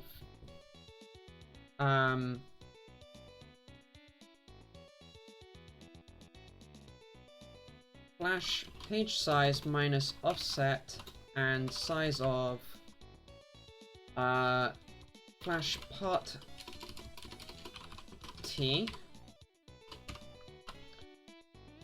What this should do is it should calculate the difference between the total size of a flash page and wherever the offset into that page is for this particular operation, which is however much is left of the page to fill, and the total size of flash part t. We can now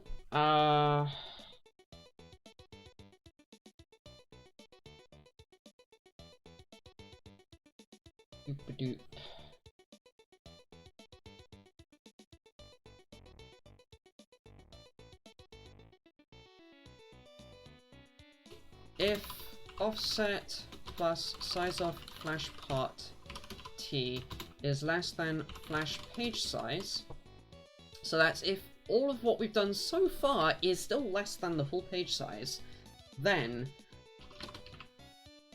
we want to read to RAM at page,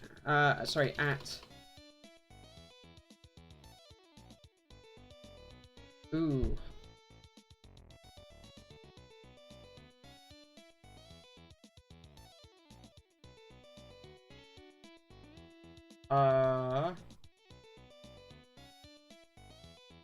Page address is wrong.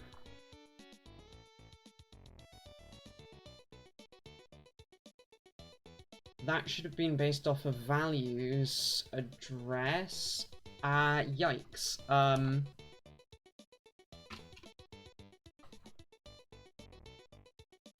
Let me quickly do some renaming. This is technically the source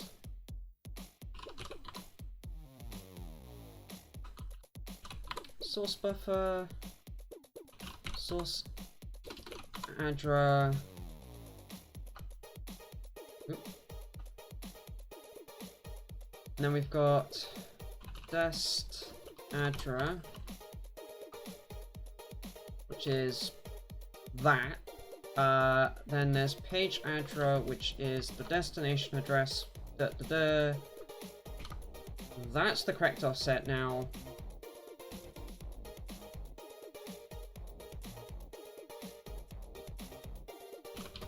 Source buffer. Yeah, okay, because multiple address spaces makes this quite difficult to keep straight in your head. Flash buffer data plus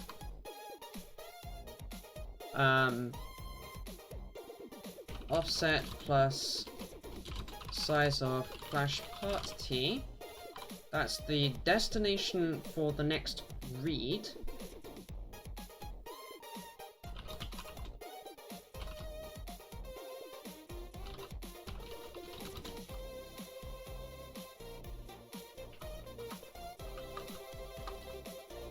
I'm going to need that multiple times, which is why I'm pre-calculating it.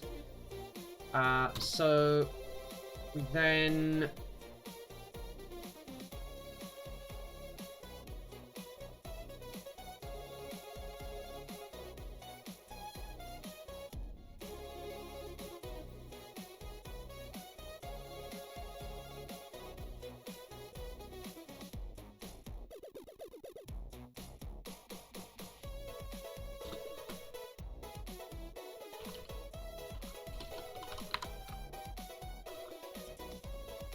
I'm also going to want to keep that around.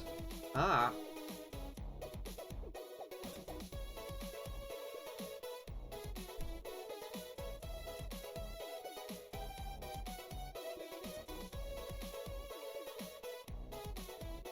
I'm going to make that not const, and then I cannot change the offset by doing offset, oops, plus equals size of flash part t.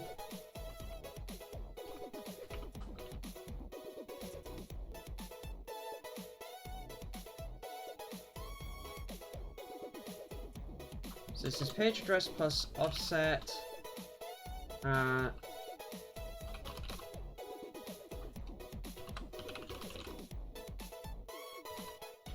Reinterpret cost to a unit 32 of that horrible thing. Remainder. Yeah, so this should read out the rest of the data for the flash page into our temporary buffer. Good to go. Now, having done that,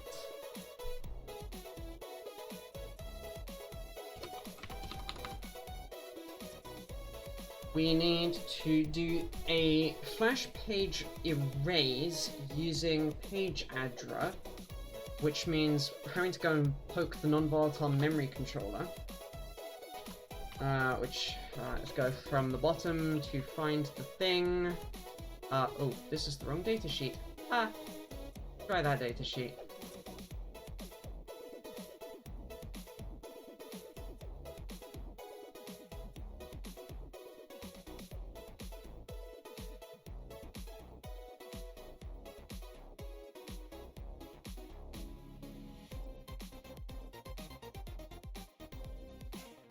So, I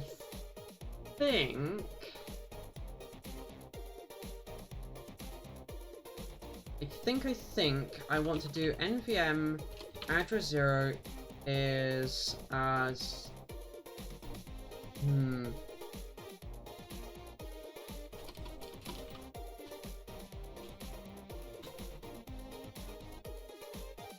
page address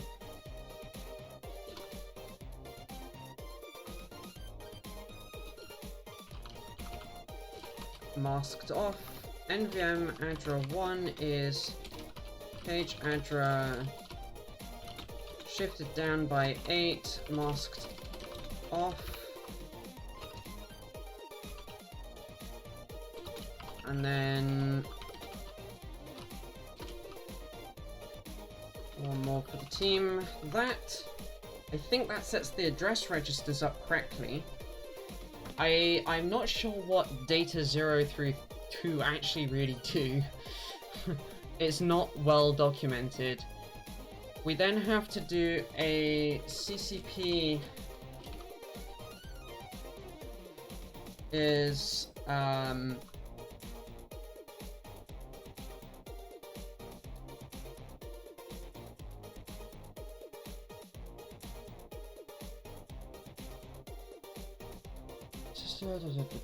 changes to the protected IO registers after the right.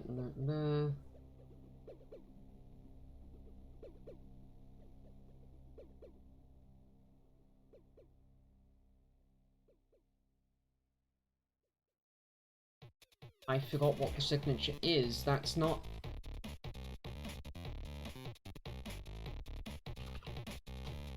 Oh, there we go. So we unlock the IO register that we need to poke, and then we can then do a set of the command for EEPROM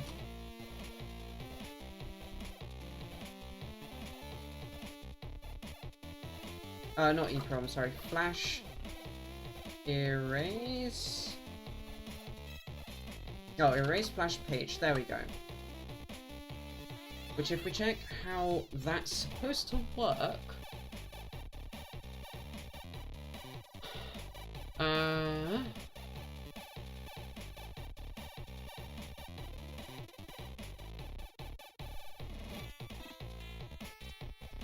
I'm gonna put that into a routine in a moment.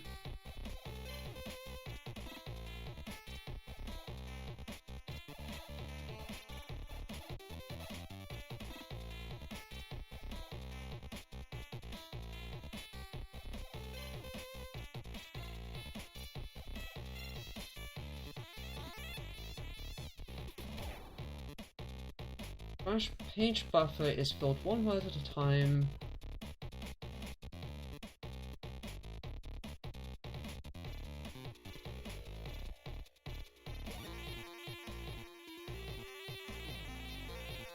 Okay, that doesn't tell me how to fill the page buffer. Render documentation again. Oh, so I first should actually be running this erase buffer, and then I can write to the buffer.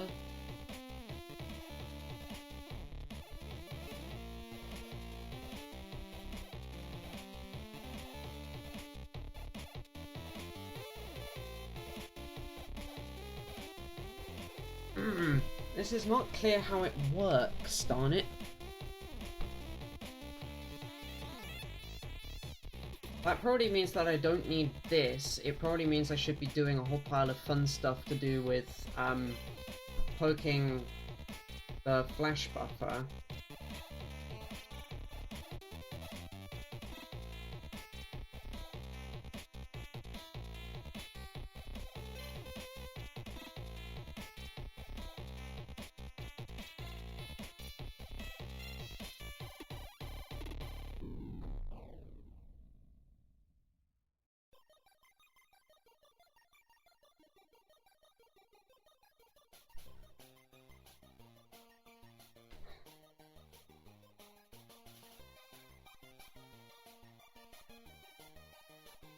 Instead of doing the individual flash erase, this is flash buffer, right?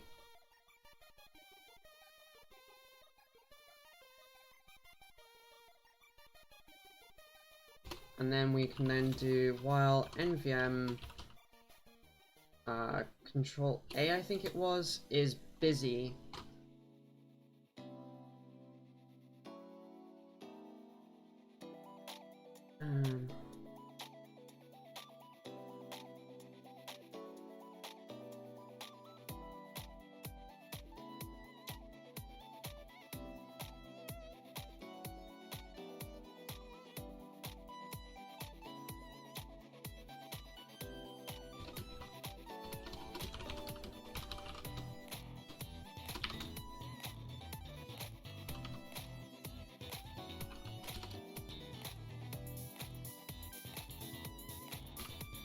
Hey Aki, welcome, welcome. I am going slowly crazy.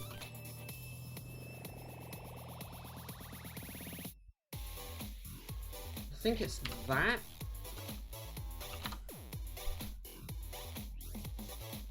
The nvm busy flag will be set until the page buffer is erased.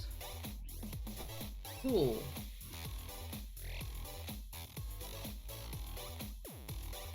No worries, I am still having profile fun. I'm having to write really complicated Flash management code, because of course I am. Nothing is simple on this damn thing. Okay, now that's a lie. Some things are, but this isn't.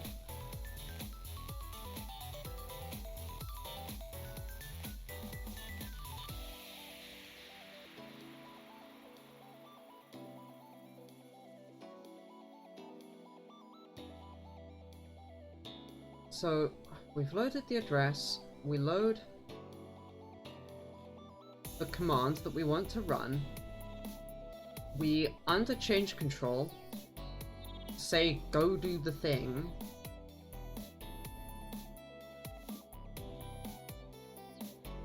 and then, oh, this is not control B, this is status.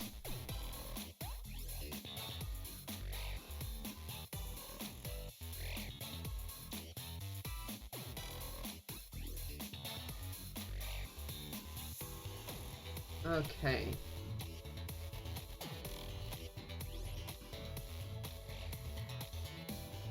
Oh, this is nvm busy, not...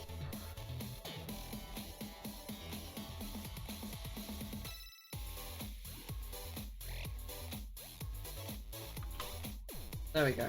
So while nvm busy is true, cycle. So this is static void erase page buffer for const uint32t flash addr.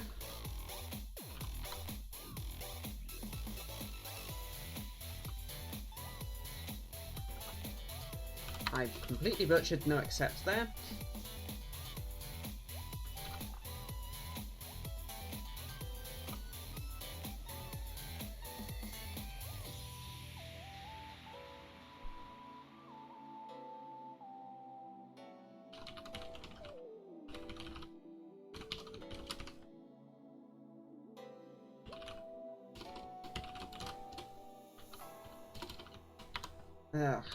Right, so that erase the page buffer for that page address, then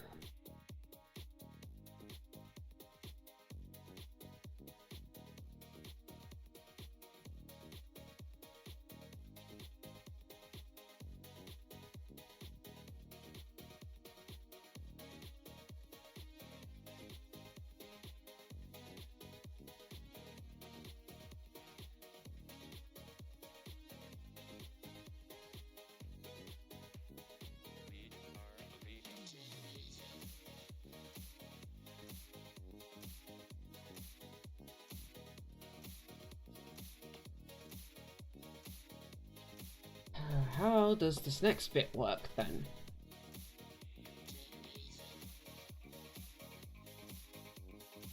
So what I want to do is I want to do a load to the... Instead of doing these mem copies and read to RAM like I'm currently quite doing, what I probably should do is get... Well, I'm going to have to do a read to RAM, erase the page buffer, fill the page buffer, and then I can do an erase write flash page, single shot it. So I need to know how load flash buffer here works.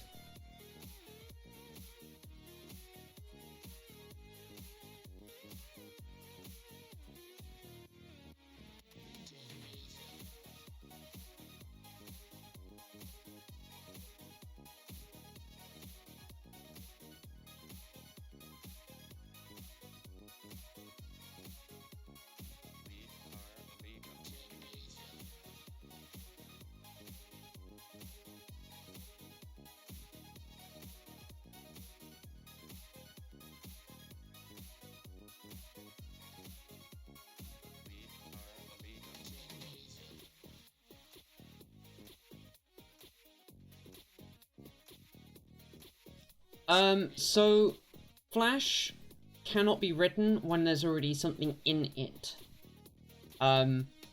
You have to set it back to its empty state, which is actually all high bytes, beforehand. Additionally, this thing has the concept of a page buffer, and that buffer, as documented down here somewhere, has to be cleared first before it can be written to. So we have to do an erasure of the buffer to write to the buffer to erase write the actual flash page underlying that buffer. Run around screaming. I know I did.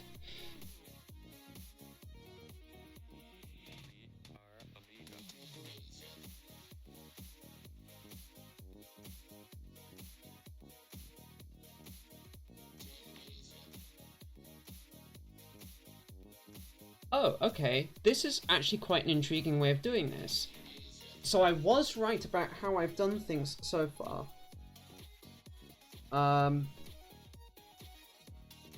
Load page buffer for page address with flash buffer's contents.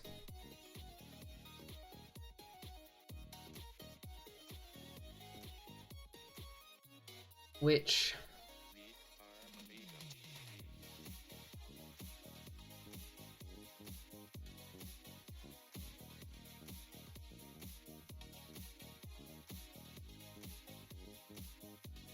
yeah, That'll work nicely. So load page buffer.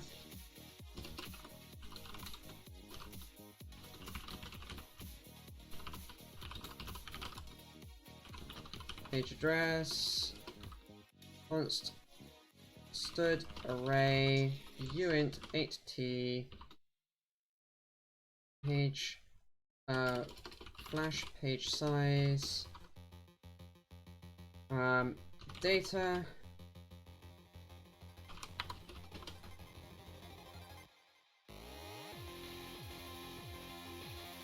and then once we've done that we can then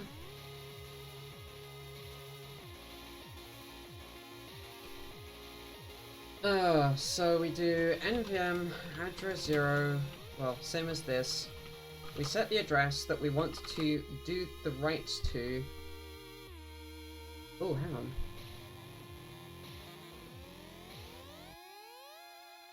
Ah! Erase page buffer doesn't take an address. It just erases the page buffer. Excellent. And we don't need to load the address registers here. We only have to set Z register, having made sure that the command we are running is nvm cmd load flash buffer.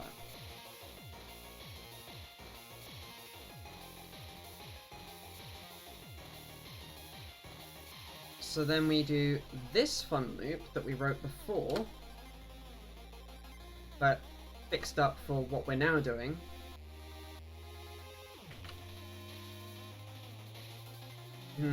So we've got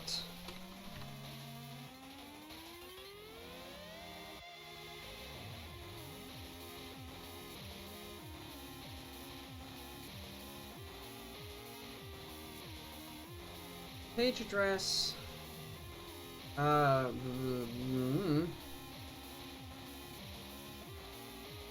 This is actually flash address.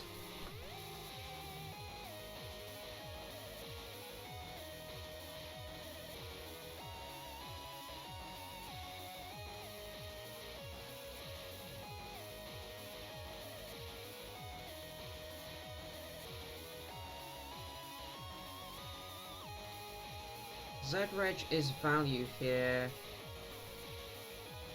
Sorry, let's fix the naming conventions here. I can then fix up this other bit, having made this proper. The data.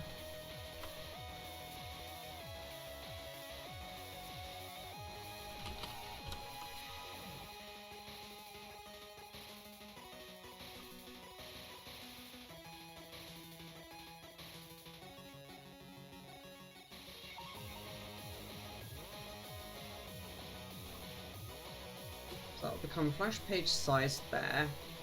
Count.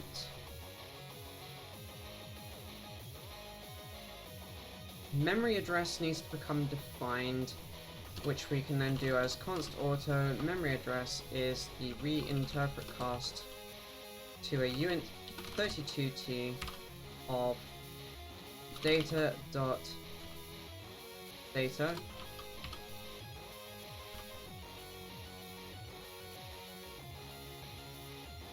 Let's call that buffer. Because the naming is horrible.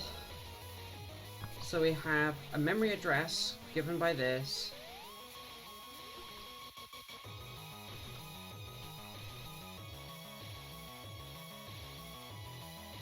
We then have the target flash page given by that.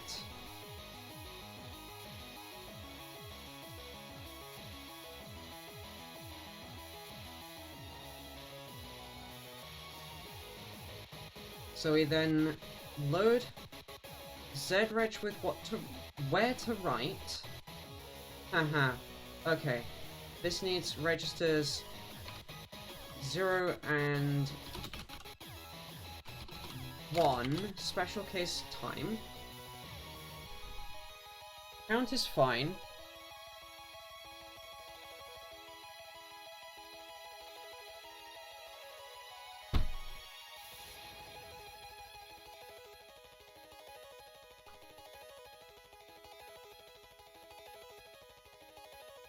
This will be subtract 2 because we're going to do 2 reads. We do a load into 0 reg, a load into 1 reg, and then SPM Z, I think is what this is saying.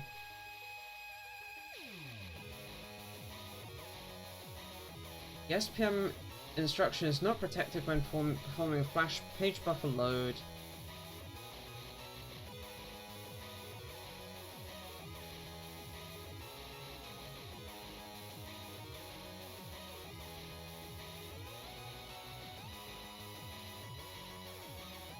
So how does SPM actually work here?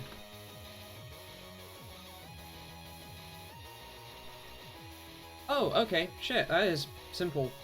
SPM Z plus to increment by 2. There we go. So we load the 2 bytes that we want to, so we've got, for this buffer, we load 2 bytes from it, we write those bytes into the flash buffer, wash, rinse, repeat. We now have a loaded flash page buffer.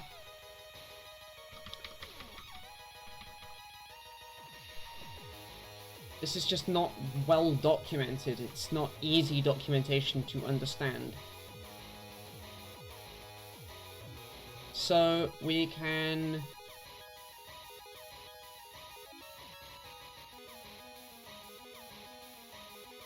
now do a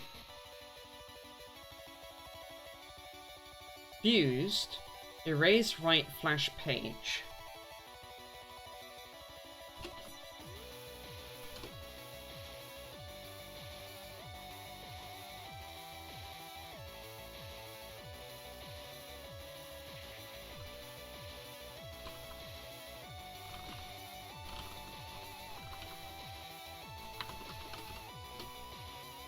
Which we'll do as the last step here. Page address.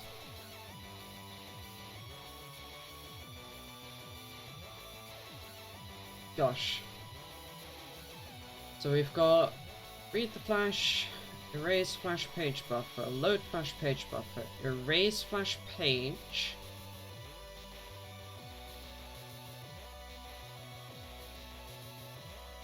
Write flash page.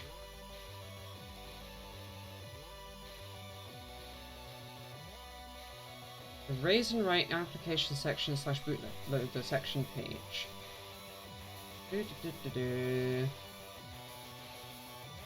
Load the Z pointer with the page to write.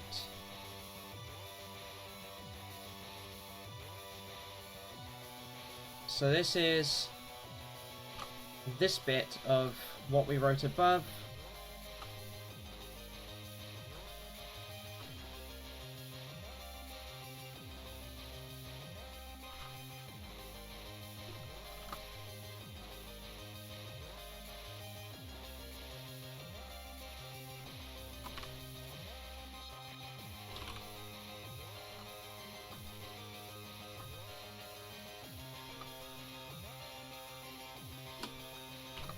And then, so we don't need these 0 bits, we don't need page register 2425, all those 2, we're only going to be messing with that register.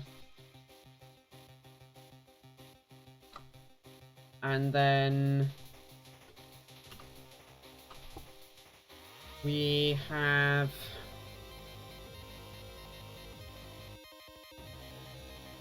I'm gonna preload nvm cmd with the erase write command.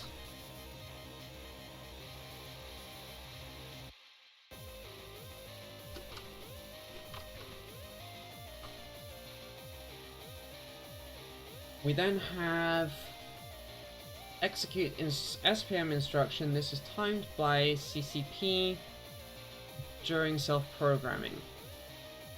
So to make this always work correctly, I think I have to issue the CCP load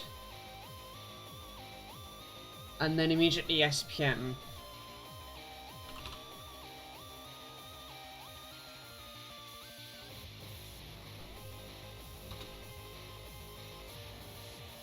So if we go and find the CCP sequence information,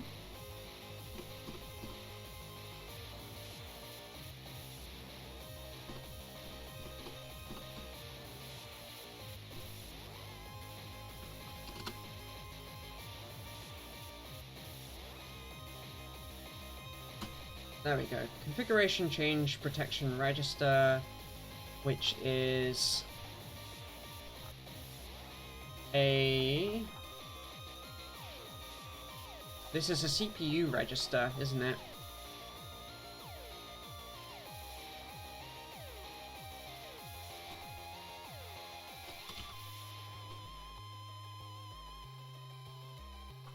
Oh.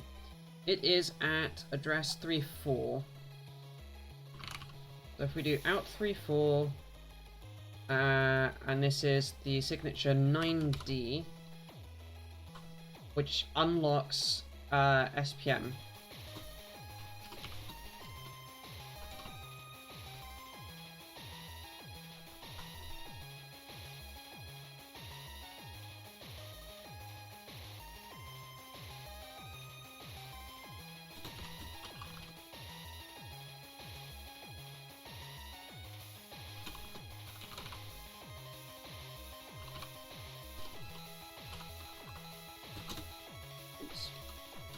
There we go.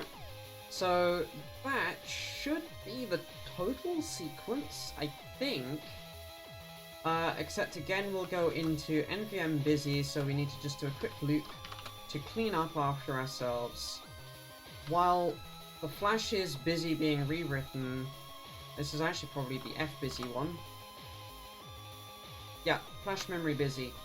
So while flash memory is busy, we just loop, waiting for the write to complete.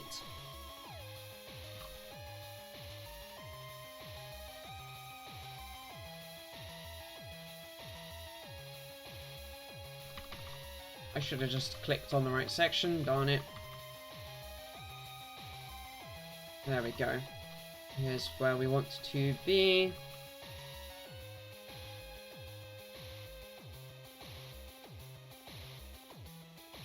So there's an application page version of this, and then there's this non-application version,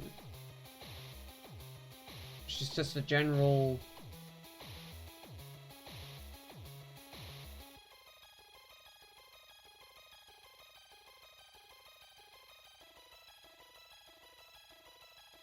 I think that's fine, because this works for either application or bootloader, and we're not in the bootloader section, so that's...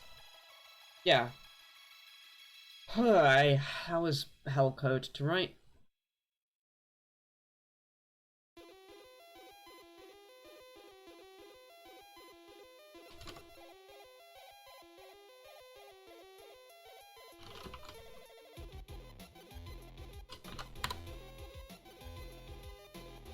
So,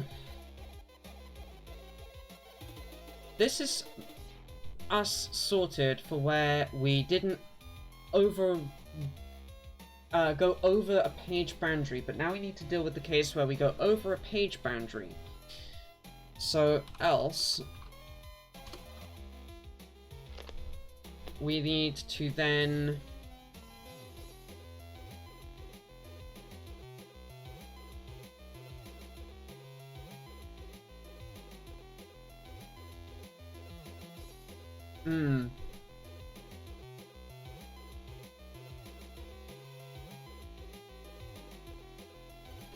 Const auto remainder is size of flash part t offset plus that.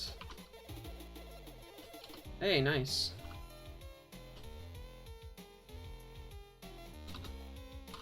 Minus flash page size, because flash page size here is smaller than offset plus flash part t. So that gives us a amount left to be copied into RAM. Sorry, from the incoming data that we're trying to rewrite. So we do the same erasure sequence that we've already done to write what we've done so far, Now, here's the fun part. We now need to do a std memcopy to flash buffer data from source buffer plus remainder. Hang on.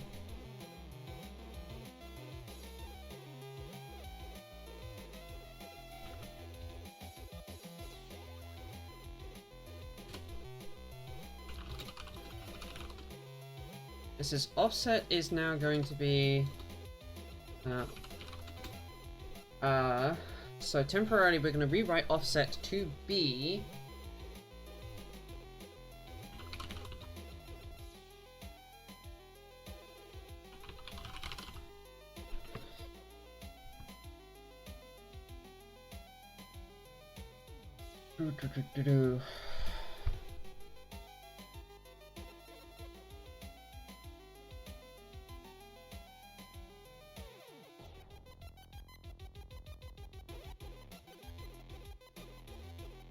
where that's greater than that. Those two added together minus the flash page size.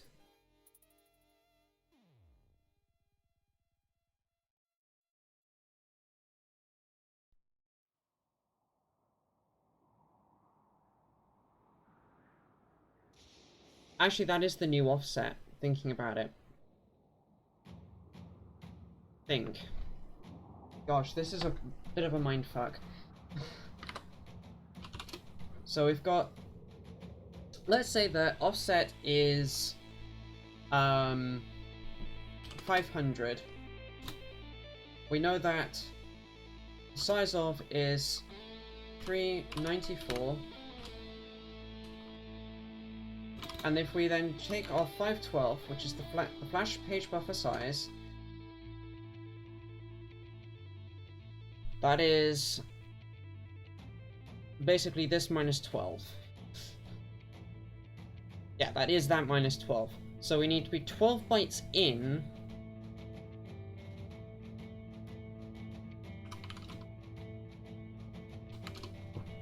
Yeah, that would be horrible to do. That's not what we want there.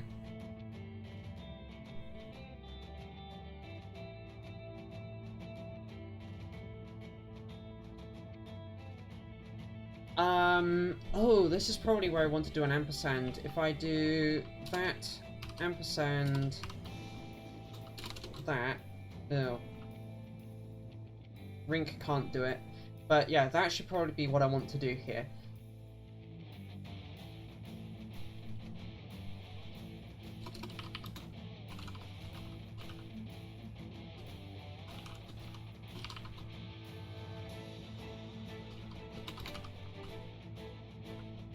Something like that.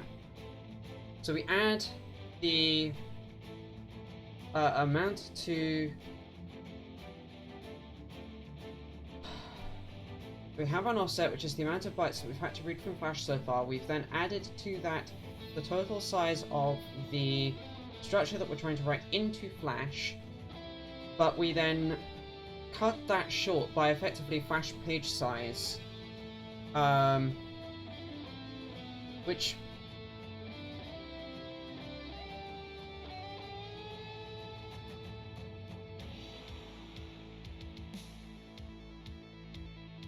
would be 512, sorry, 500 plus 394. Yeah, I'm getting myself very confused. I'm trying to get to the value 12.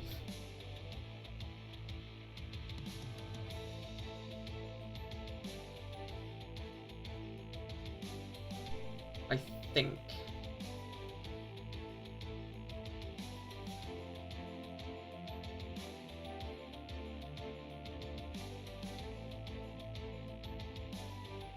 Yeah, sorry, I'm getting myself so confused that I do not need to do that addition there. There we go. That'll be 12.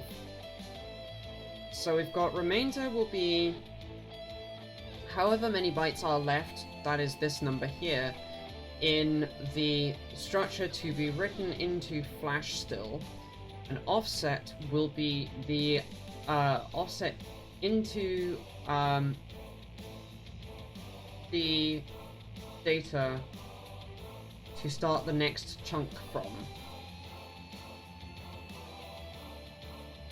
Brain hurts.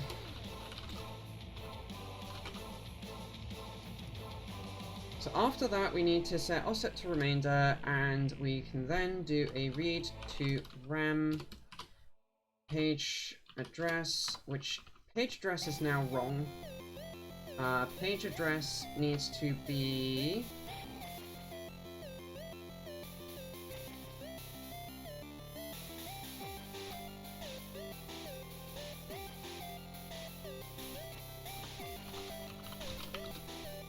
flash page size higher.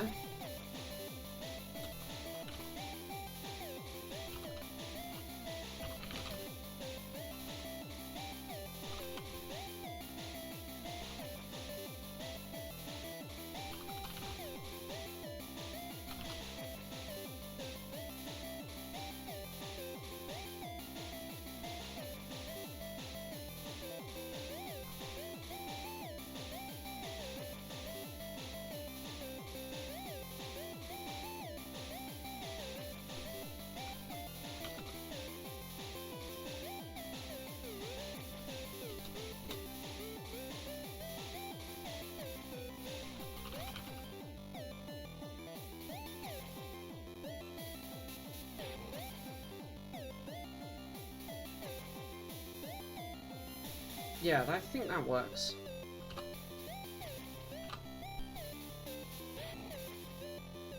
So what we're doing here is we first, having done the appropriate cycle to complete what we started up here,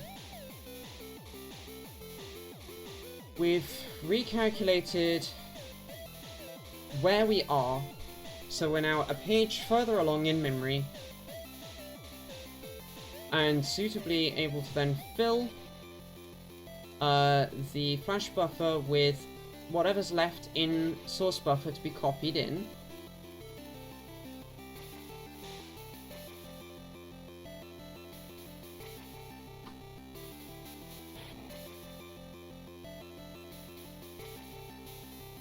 And then we then say the offset is now where we, how much data we've just copied. There, because this is two different offsets. And then remainder is now the total size of a flash page minus whatever bytes remain to be copied from the source page to fill the buffer.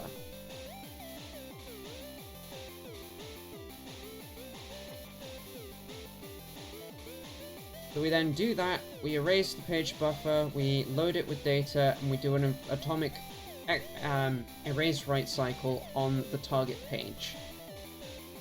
I am sorry that that is such a pain to do. That is awful. But in theory, we now have the ability to write flash data with a new profile. Like that.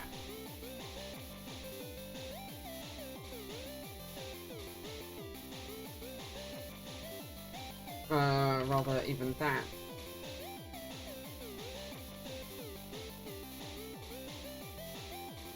Which executes that horrible lot. Also, one moment, I need to go and close a window.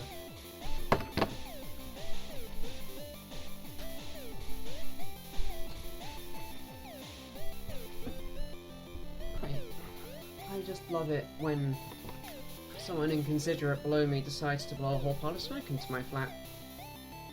God, that's really nasty.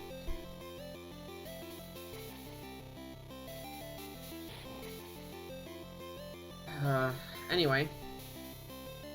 We probably have to do something similar now for EEPROM.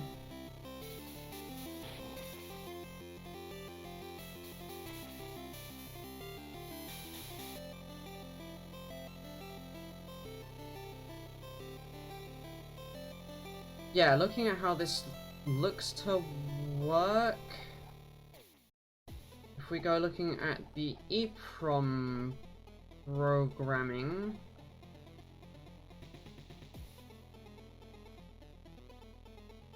oh, no, okay. Oh, this will be easier. So we've got the flash part. That's the really grr part to do. So we have EEPROM is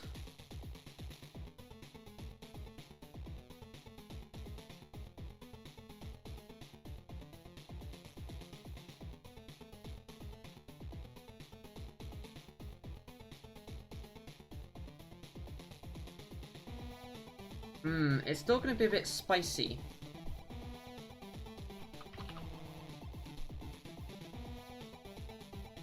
What I want to do, I think, is I want to make sure that this all compiles.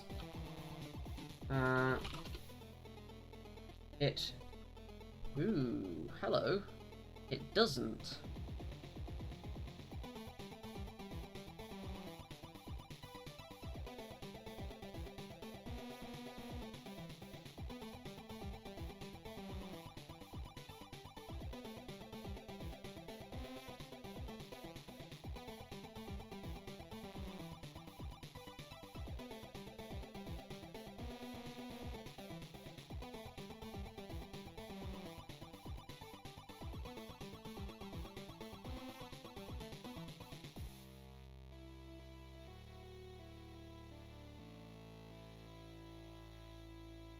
Number must be positive, less than 32. Register name or number from 0 to 31 required.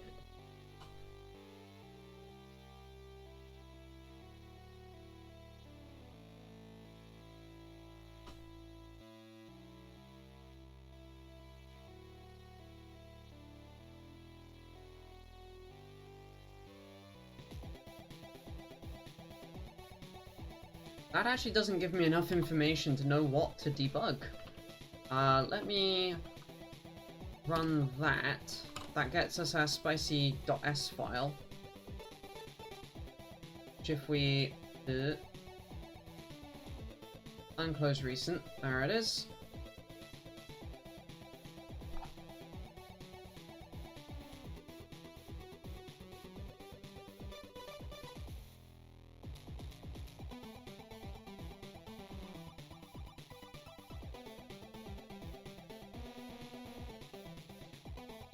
So that is this one. Oh. Ah. Thanks, Aki. Cute.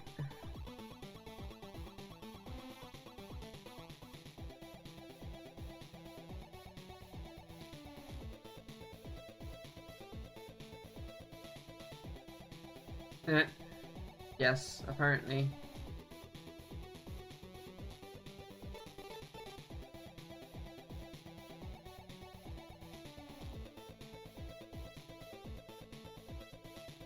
That looks like that's that. Read to RAM. That would make sense. I think I might need to turn inlining of this off because I think that's going to cause the generation of a lot of extra code. Which would kinda suck.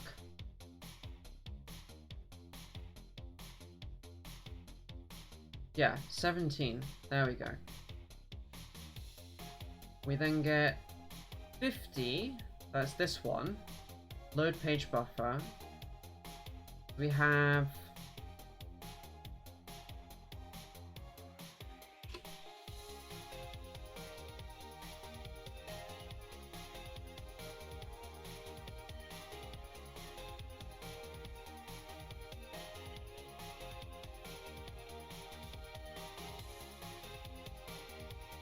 a load to 1C something of 35. Ah, well there's our 35. Welcome back, Obliterus. So there's a store X happening. I don't know why it's deciding to go through Xreg for that, but it is. There's R18. Then it adds 10 to that. I'm guessing that generates the right values.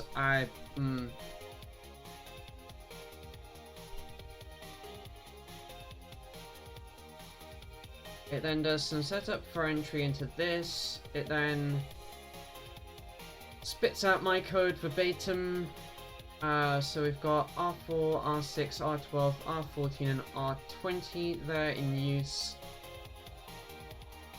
That all looks fine. There's no reason that wouldn't work. And then there's our right page sequence.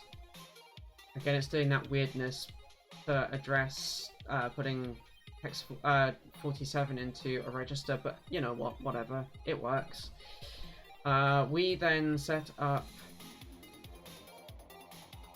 Zreg. We unlock SPM and we do the SPM.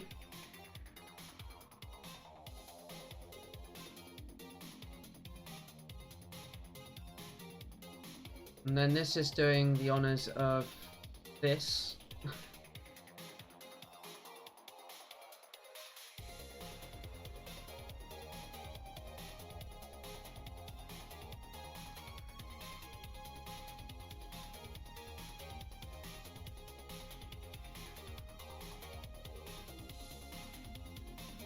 That's if it did this block.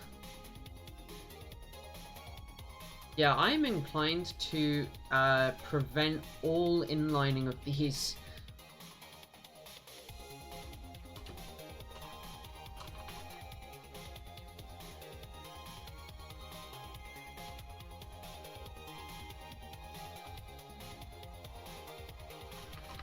Because they are quite expensive code gen.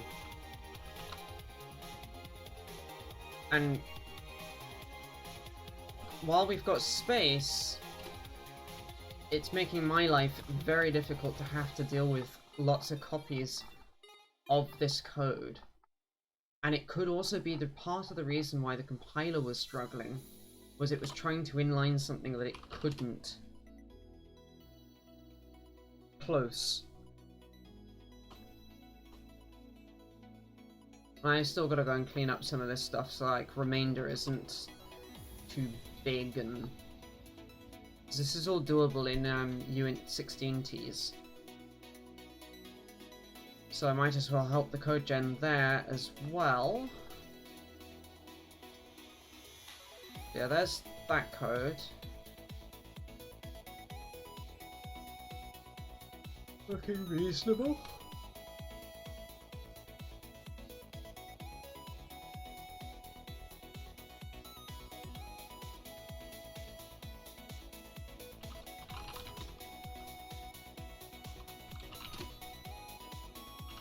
I'm gonna turn LTO off and see what we get. That's...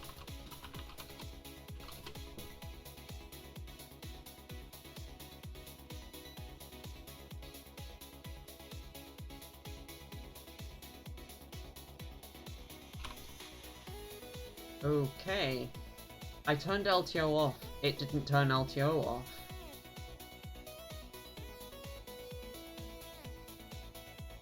Cool.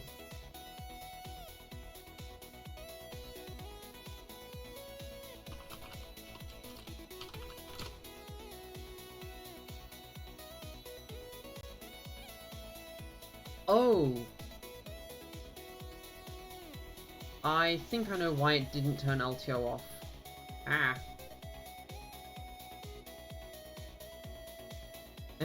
Yeah.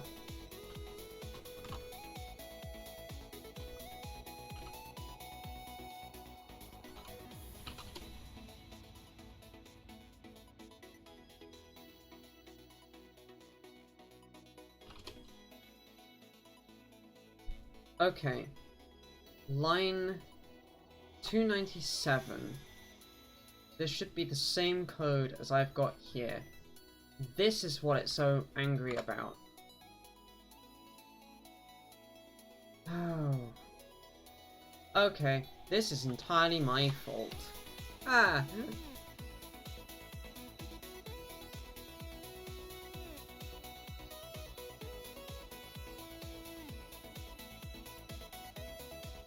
So this is because that instruction does not take a raw value. You have to load that value first into a register. Let us use R16 for the honors.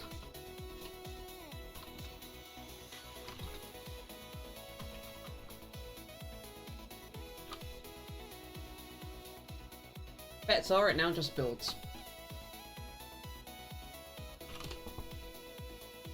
Yep.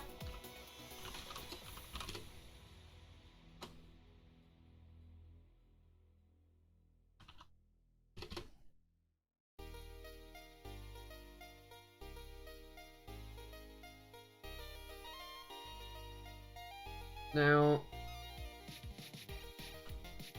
we have some very ugly things going on with types here. Remainder is a size T because of this. And that. So if I do static cast uint16t, I happen to know that that is safe. None of those numbers should go outside the range of uint16t. And we get to do the same thing up here.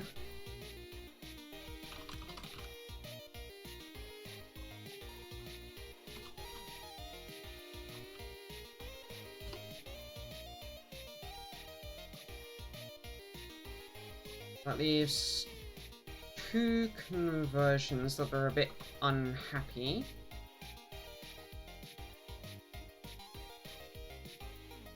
Stud min here, which is converting to a size T there.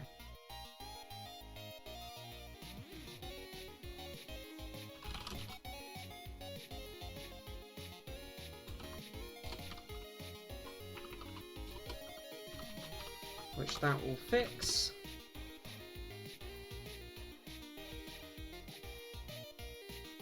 Oh, right, but this is converting probably to a unsigned int. Yeah.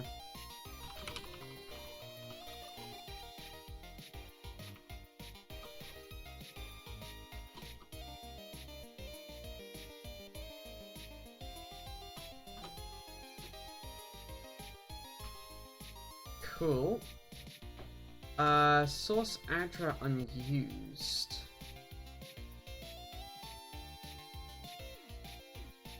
Because it's source buffer.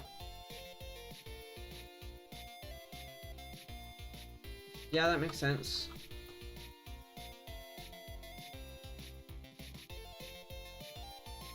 And the remaining warning is 118. This read to RAM offset here is, for reasons, currently a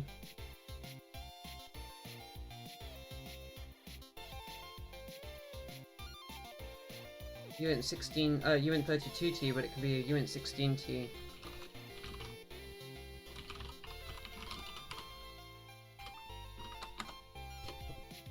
There we go.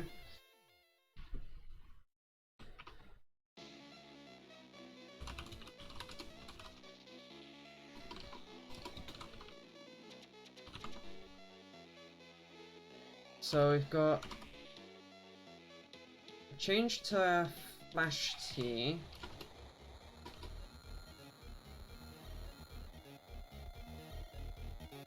And then most of those changes are to profile. But we've also got a Meson build change. I'll come and have a look at that one. Oh, right, we kind of need that.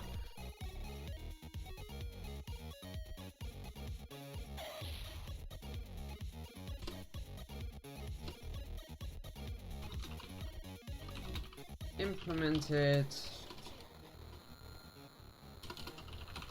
the logic needed to read and write flash part T profile flash part T objects to flash.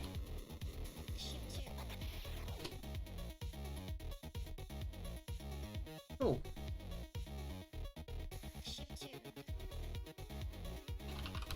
So if I do a program run, because we are not writing EEPROM, the profile should be considered not written. However, we should be able to read back all of Flash and detect that we have actually rewritten that end page.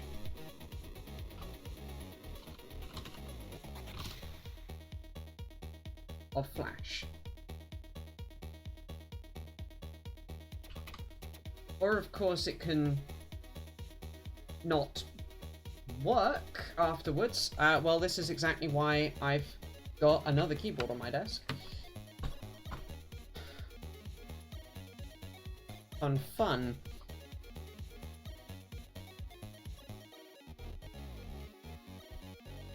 So, how to do this? Also, let's just quickly see, did that bring up?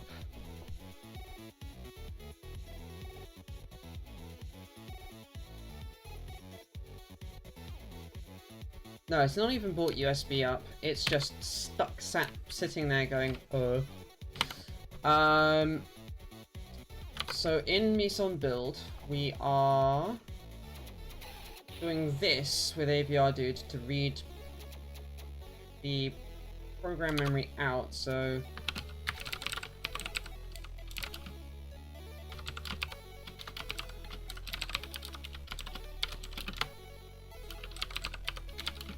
tag 3 something like that, yeah. So we want to do a memory thing, we want to read flash to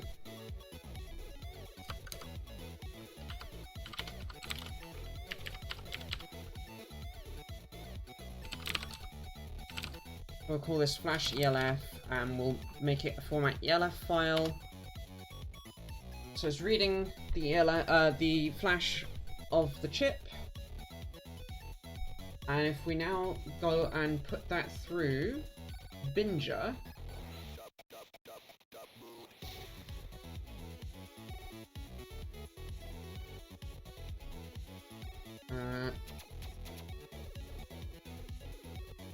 electronics. What you doing that need Anderson power poles?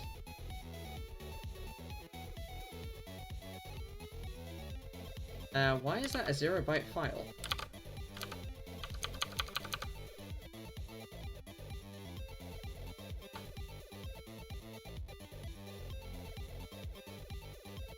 Oh, that's why. It doesn't like me asking it to write a ELF file. Is that gonna work if I do that?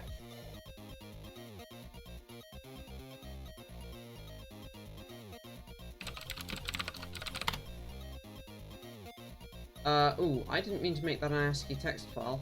Ah!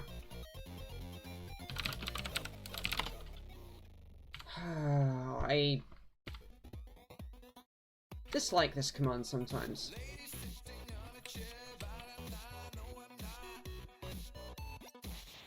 Raw binary?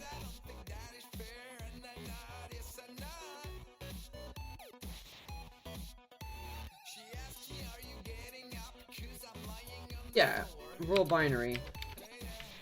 R.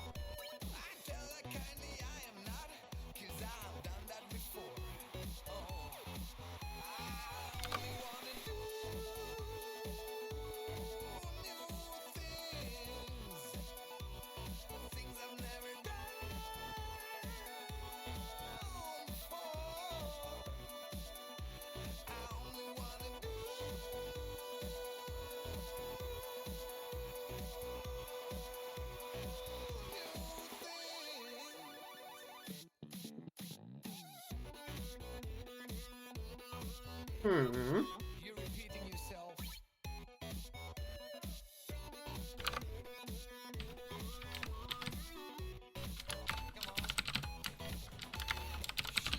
Let's also pull out the EEPROM.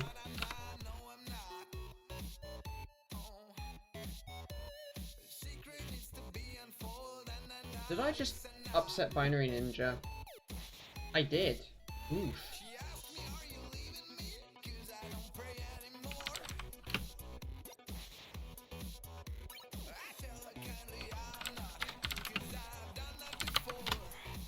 Well, there's a EEPROM clean as the whistle.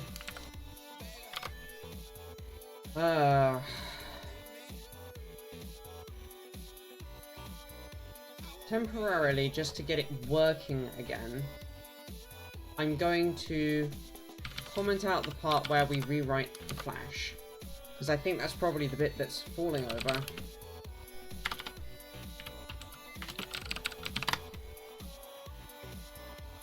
Yeah, that was very much the part that was falling over. That's also all the new code, so that's fun.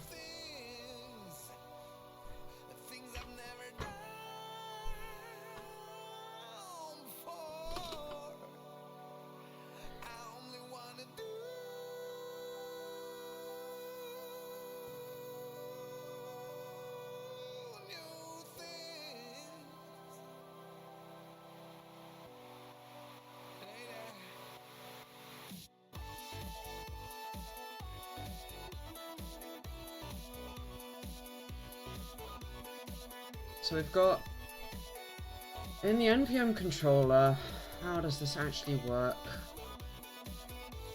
Are they active low or active high? Status bits.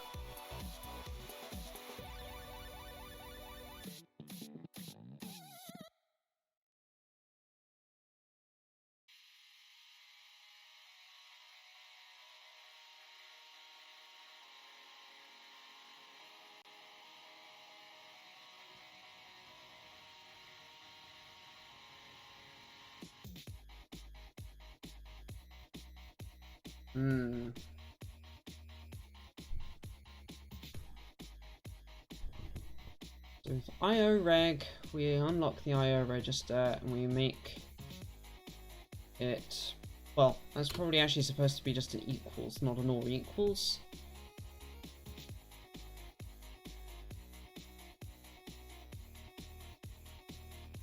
Always write these bits to 0 when this register is written. Yeah, fine. Control E equals.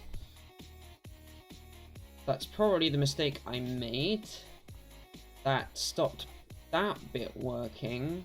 Did I have to do that anywhere else? No, these are both SPM initiated events.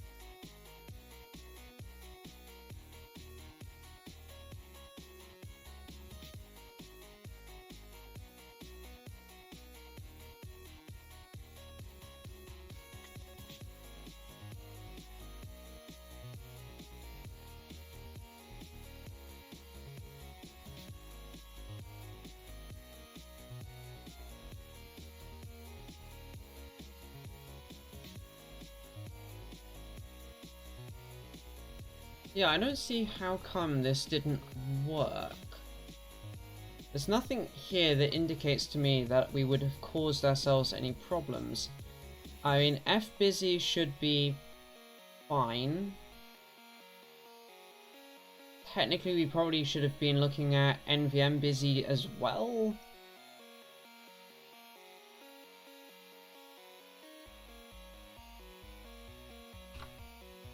I can switch this over from fbusy to NVM busy.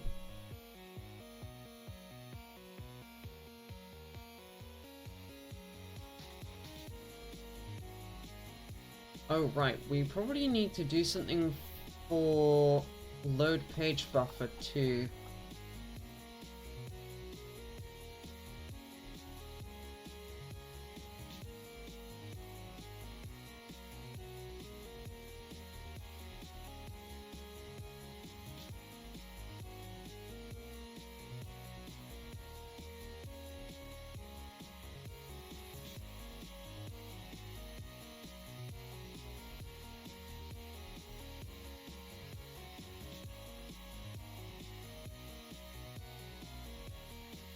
Oh!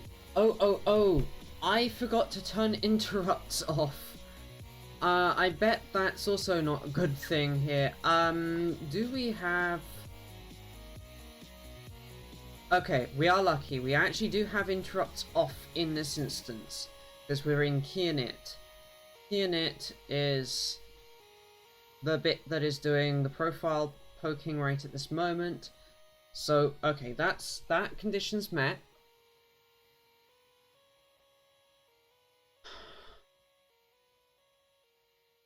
Why are you angry at me then?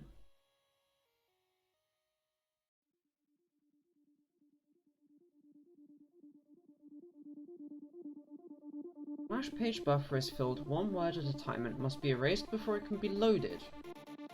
Yup. When loading the page buffer with new content, the result is the binary AND between the existing content and the new value.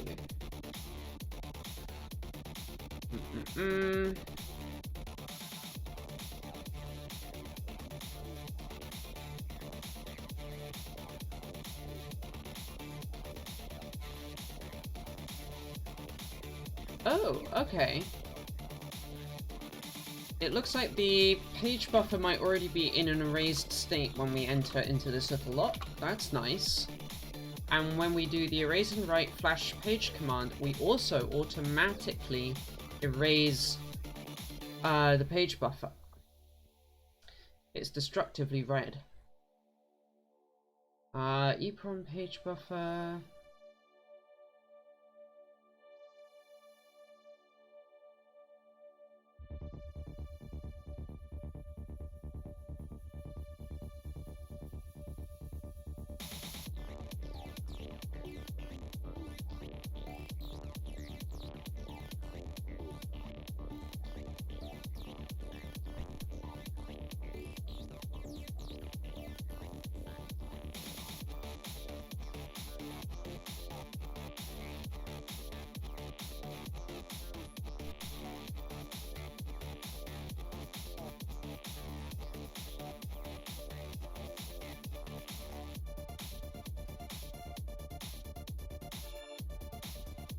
We're doing alternative 2 here. Fill the flash page buffer and perform an atomic erase and write of the target page.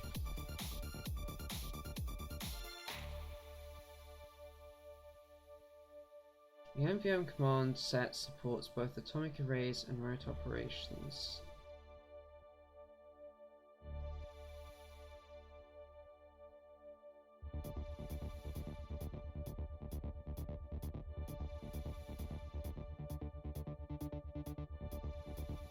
Yep, that's exactly what we want.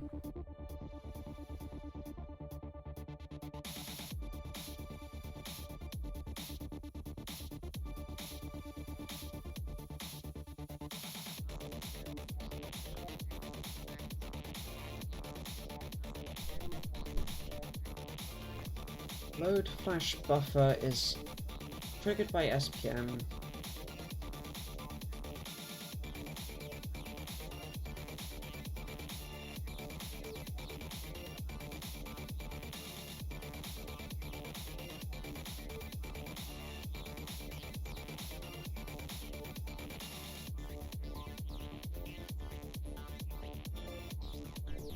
So that's what we're doing here. We tell it we want to do the flash buffer load command. We set things up, we populate data, SPMing as we go. I think that actually might be the wrong way around. It might actually need to be that, but I mean, it doesn't really matter right at this moment, I just want it to work first.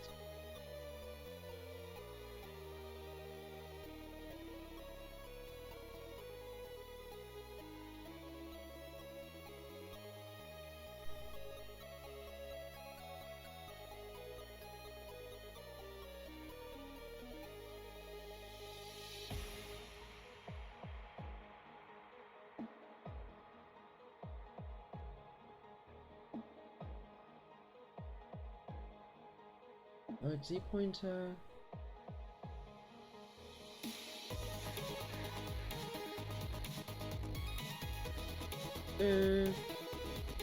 Oh, the other thing we probably should do at the end of right page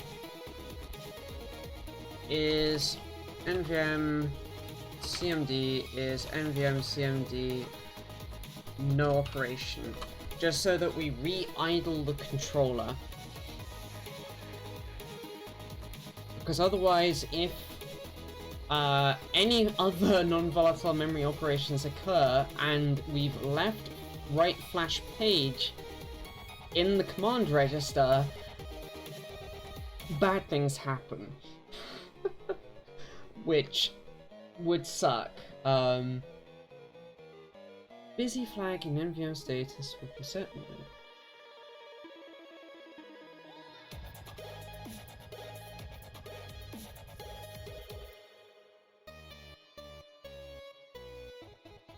Yeah, so we go non-volatile memory busy bit mask. That.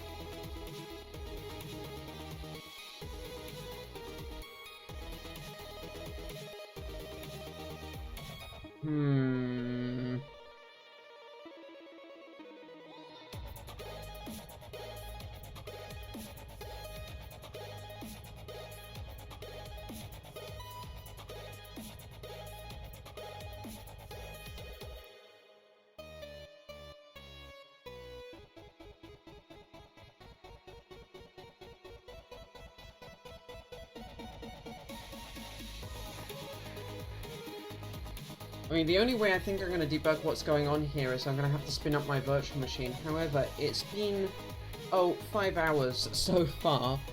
I think I'm going to wind things down, as I have been streaming for quite some time. You know? So, we've kind of got profiles, well, we've got profiles reading into memory, and if they are corrupted, being reset back to the default profile. For profile 0, which is the one I'm technically currently running. While this isn't working, the idea is written and should work. Oh, right, I should do the EEPROM part of things next, because that's actually not too difficult, at least in theory. And while I can't enable it down here because it will really mess things up, it will be an interesting proof of concept. And I think what I want to do is I actually want to do the EEPROM writes after the flash writes.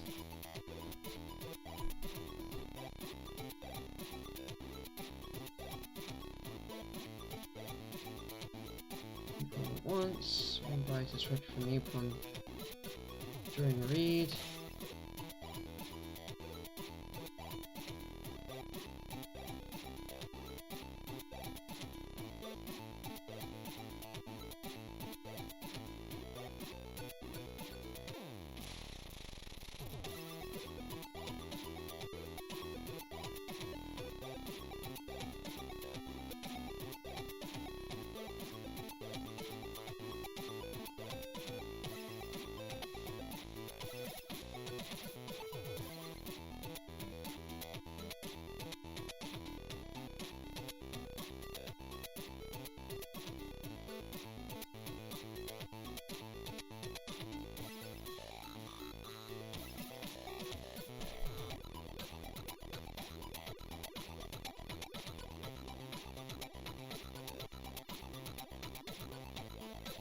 Okay, so this actually doesn't require me to go into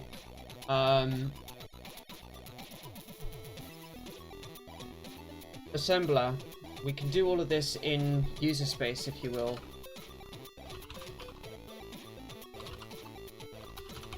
But I'm still going to write a little structure that will handle writing data into memory.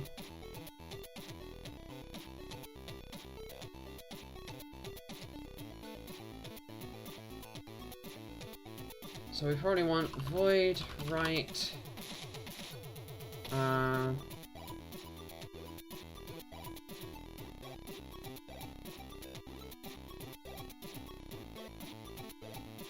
uint 16t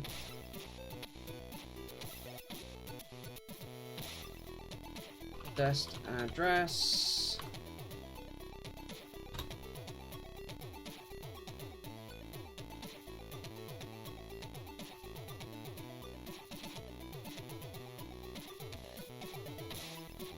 and it looks like I don't need to put the prefix of the mapped EEPROM start on this. So we've got destination address,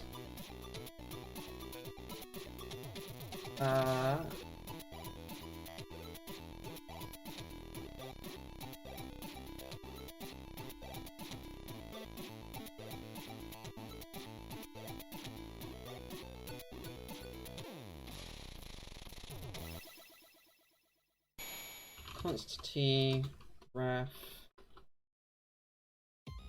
source.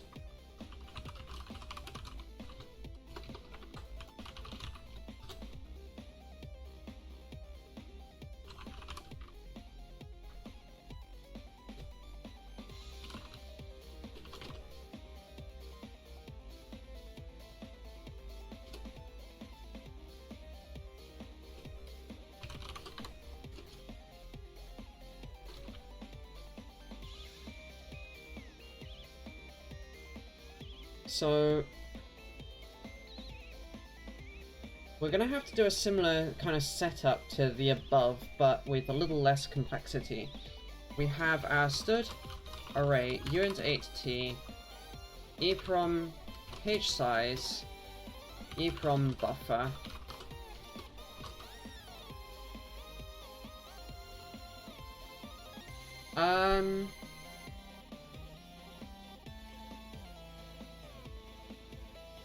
actually, no, we don't need an EEPROM buffer, we just need to know the page size.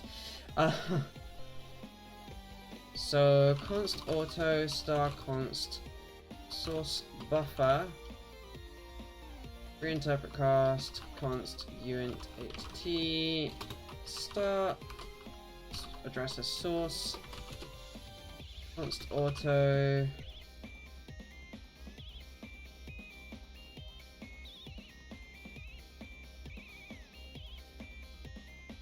page address is the destination address.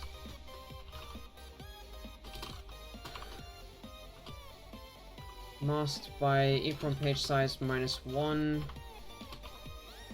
Same kind of reasons as above, we want to realign things.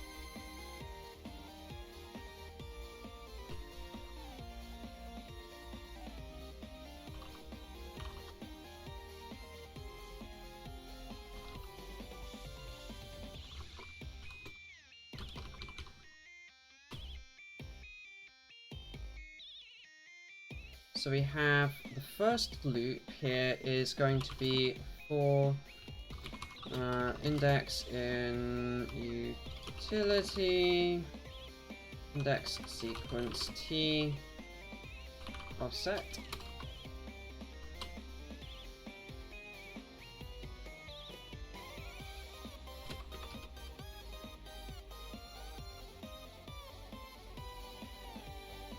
And this is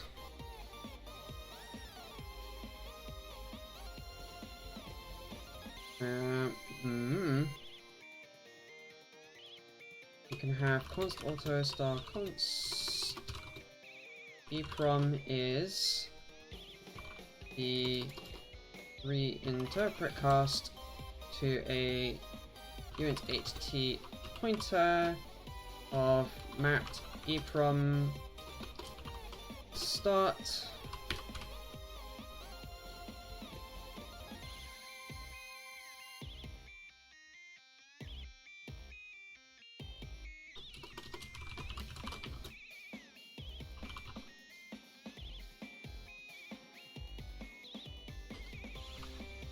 Load EEPROM buffer, which should be emptied on reboot, probably.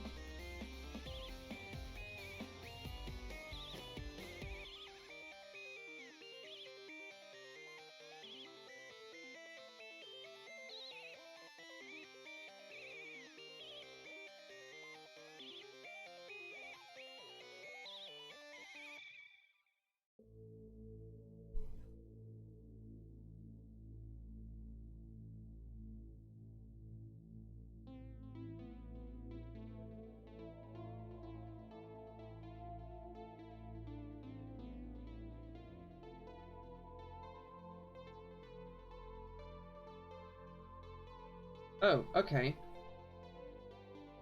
So the EEPROM buffer load stuff actually doesn't work in this mode. Instead, what we actually have to do is...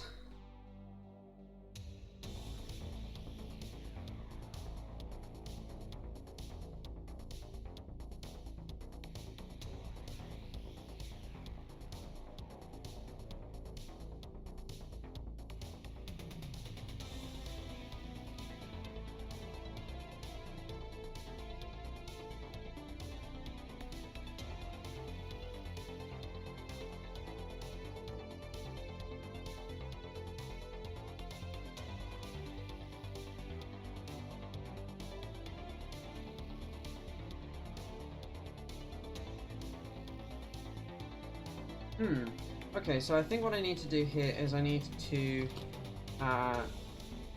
call a tile uint for auto value EEPROM I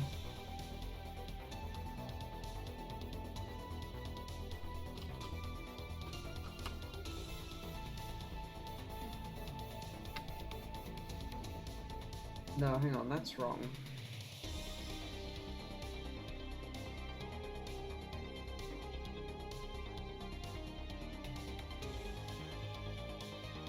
That's because I actually need to do some quick offsetting beforehand.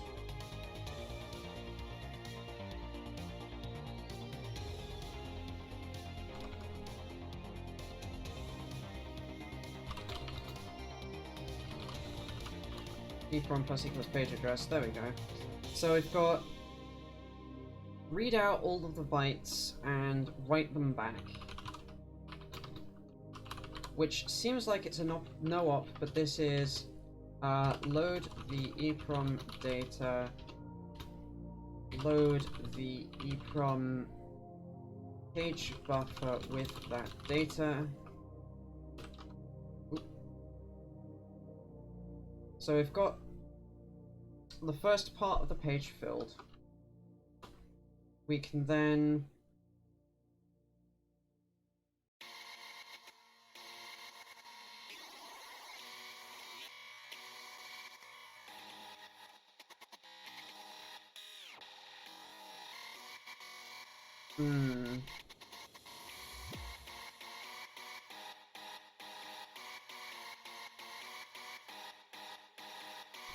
just a mem copy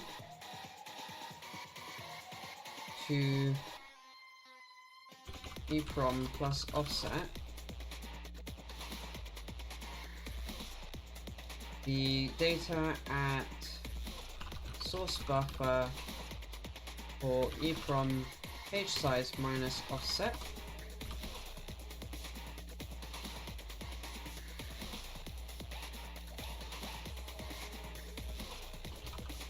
Then npm cmd is going to be EEPROM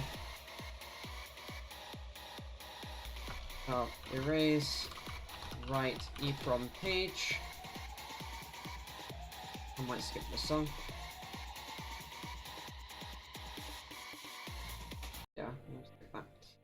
NVM CMD we set up. We then need to set the address register.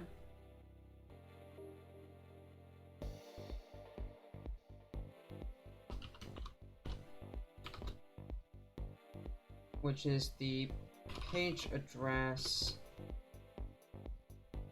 masked. I have to set all the parts. Sure.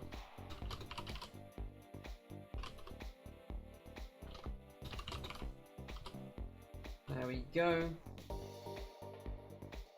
And then we finally do nvm control A equals nvm command X, having done the CCP bit. And then while nvm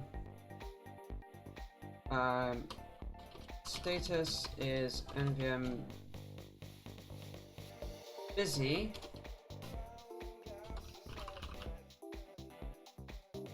we then do a continue.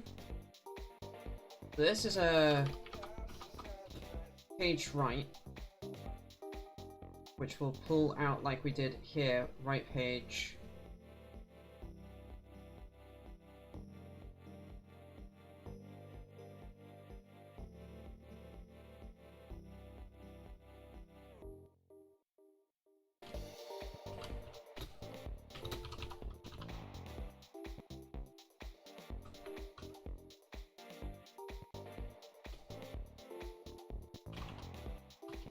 This is page address.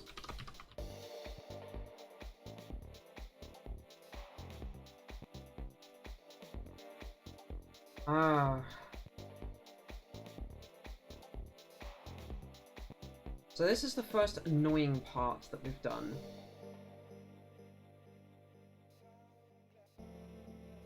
But we now need to deal with the case where... Oh, and we didn't actually deal with either.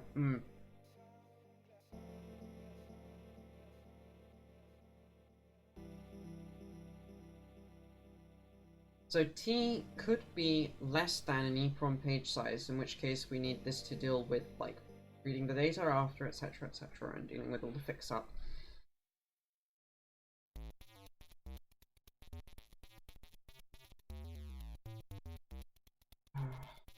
It's gonna be annoying.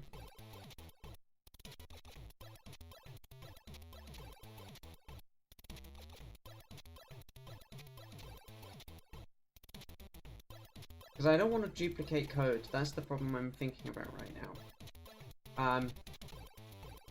We need to handle where both T is less than a page size and greater than a page size, and with it being offset weird inside the page. So that, for example, you have 2 bytes at the start of the page that you need to do stuff with, but then you need to fill the rest of the page with the data that's already in EEPROM for 30 cycles of extra reads. I need to handle both cases.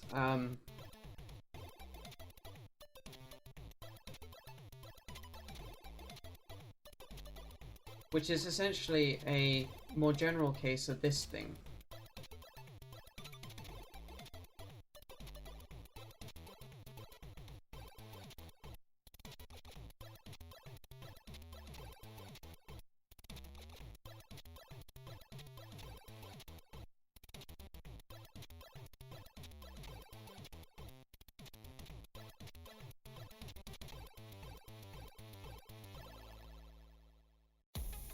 What I'm wondering, if we do for const auto index I in utility index sequence T, EEPROM page size minus offset to size of T.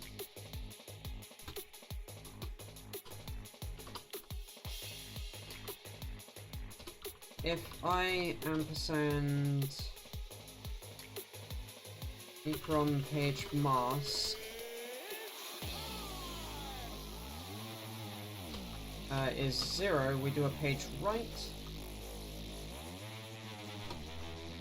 Otherwise, EEPROM I is... oh, that's... Is that right?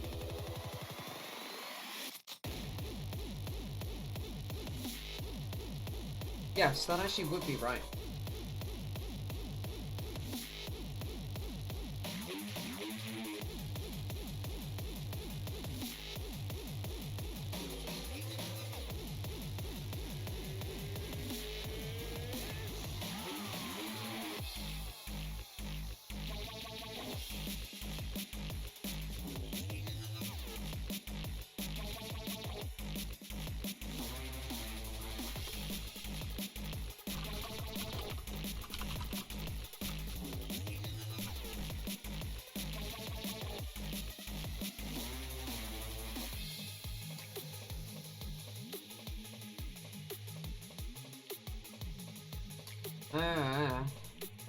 I've already gone wrong here.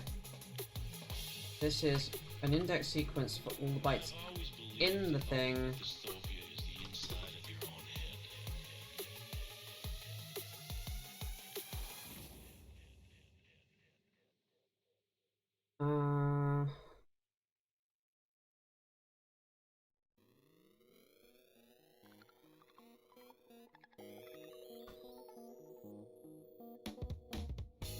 I'm going to put that in there, getting rid of offset being calculated there, because offset is actually the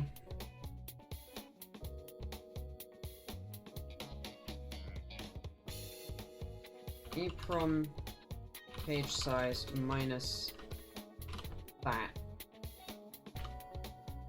which is the offset into EEPROM by which we have to fix all the accesses up.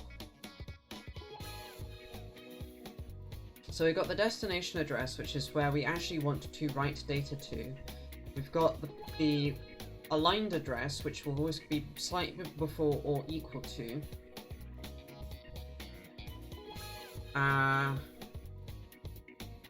Wait, no, that was right as it was. Bollocks.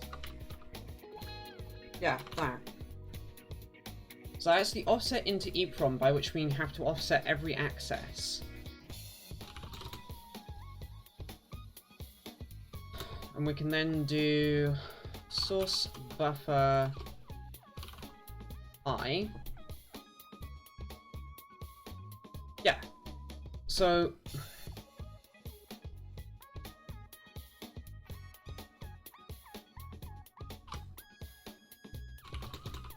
offset plus I and EEPROM page mask, which we haven't yet defined, but which we will now define.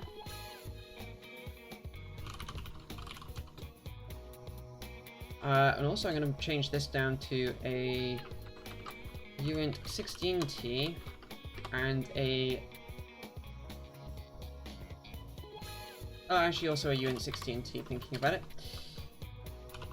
Auto EEPROM page mask is EEPROM page size minus 1 unsigned. And we'll do a similar thing for flash, because we might as well consolidate while we're doing this. Oops, there we go. So we've got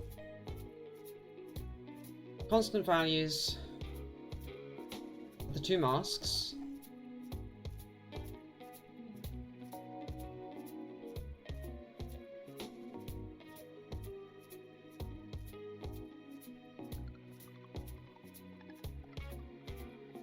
I guess I should actually change this around to just equals 0 for once.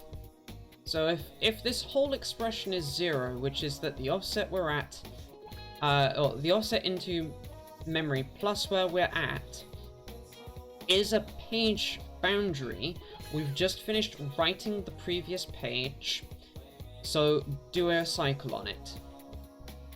Otherwise continue filling. Well, continue filling. That allows us to then do one more fix up at the bottom here, And one more page write, and then we'll be done. Right, yes. Okay.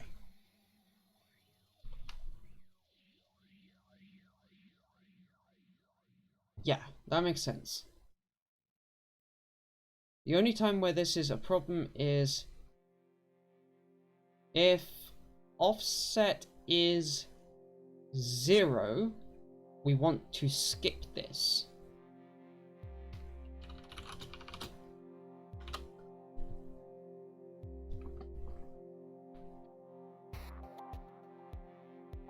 Because we haven't yet written anything into the page, so we need to do some writing before we can do a flash.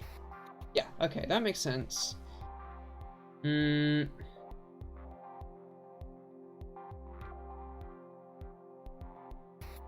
Oh, hey, nice.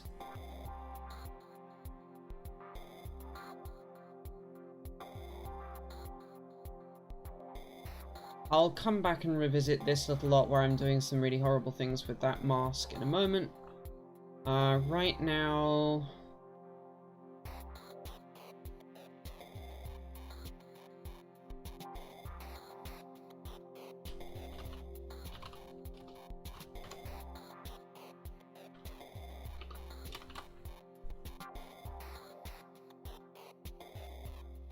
Huh, that's sucky.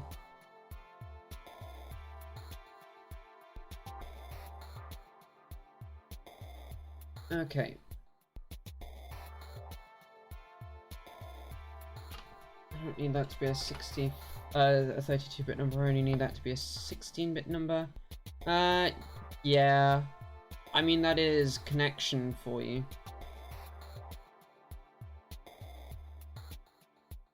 So we've got the page address, which we offset EEPROM by.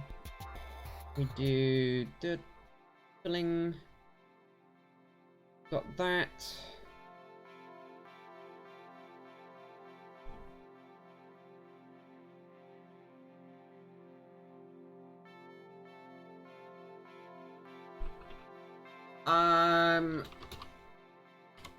It's complicated. Yeah, if offset plus I is 0, then we want to do nothing. Otherwise, we want to do the mask and see if we need to do a write.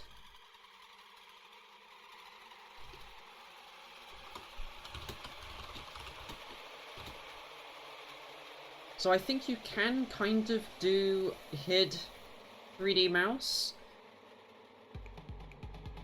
but it's kind of janky. I think is why a lot of companies go and just do their own thing, particularly Connection, because they want you to use their stack.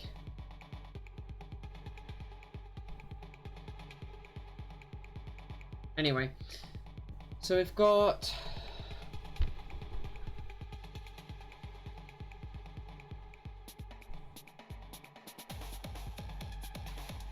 indeed.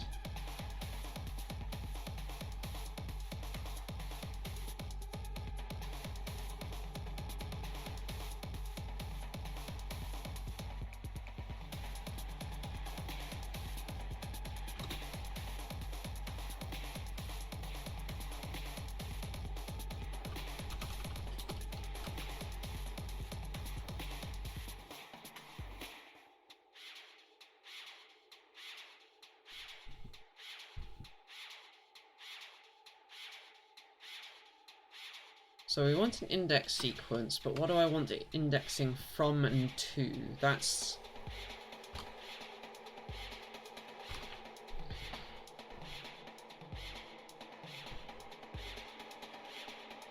I want it indexing from...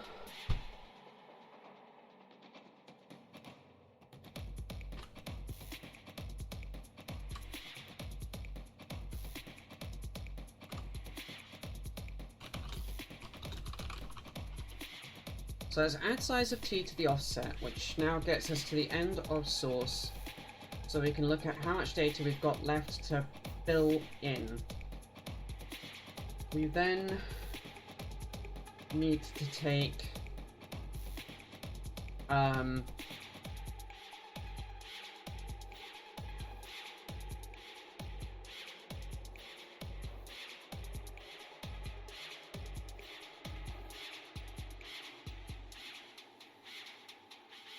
const auto remainder is offset masked with from page mask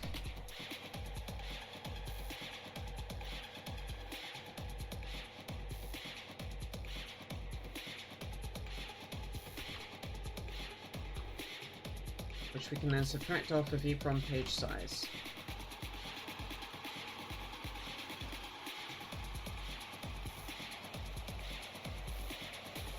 Actually,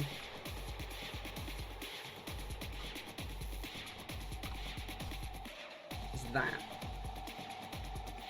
if remainder, that is, if the offset we're at is not a page boundary,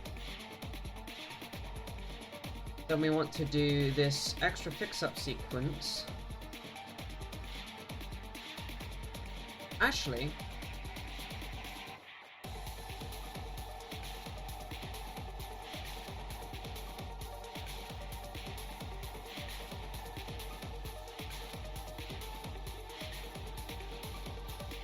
I don't need the if statement.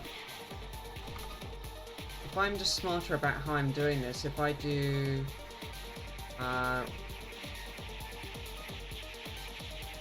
remainder to EEPROM page mask,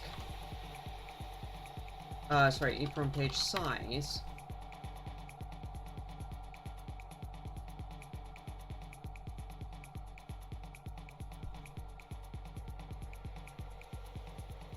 and indeed I do the EEPROM page size minus part there. This is however far into the page we are at from offset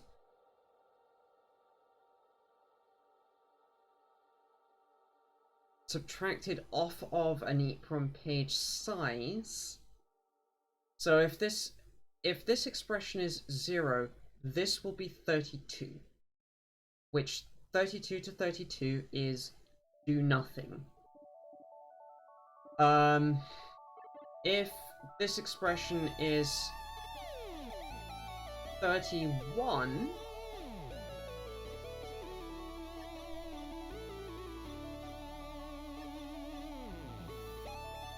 ow, balls. Yeah, that's not going to work how I want it to.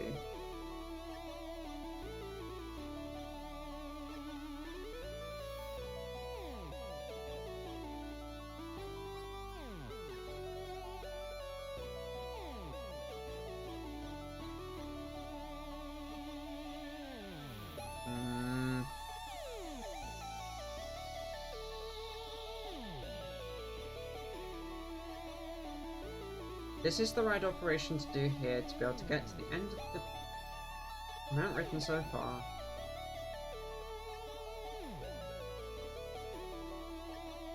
So there are two distinct things I'm trying to separate out in my head right now. One is the fact that this expression will give me how many bytes I am into the final page. The other is that I actually also need to know if I need to poke the final page at all, and if so, I need to set up an iteration from that location to the end. So I kind of think that actually should be going there. So I will be going from wherever we are at in the page to the end of the page. But I also need to take care of, if this expression is 0, then we are actually done.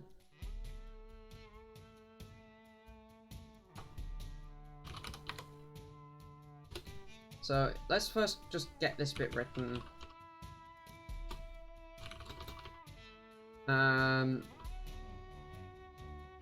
Oh, and if this is also the case, I also need to offset ampersand equals uint 16t of tilde EEPROM page mask, because we already add that part of the value back on with remainder here. because we're trying to make the maths easy, but in the process it kind of makes it difficult.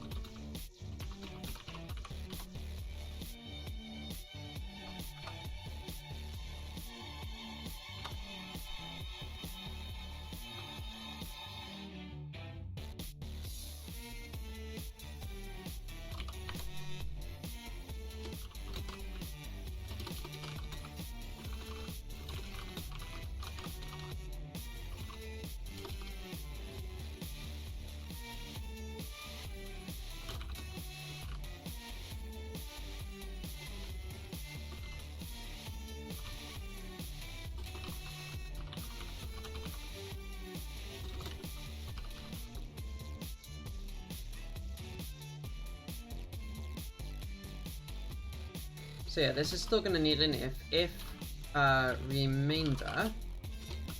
So if it's not 0, then we want to do this extra operation. Then we can do write page address.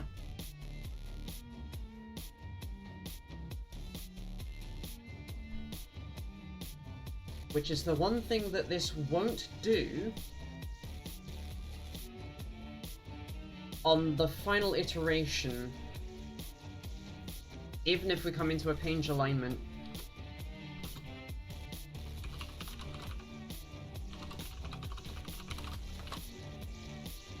Yeah, okay. Let's see if that builds.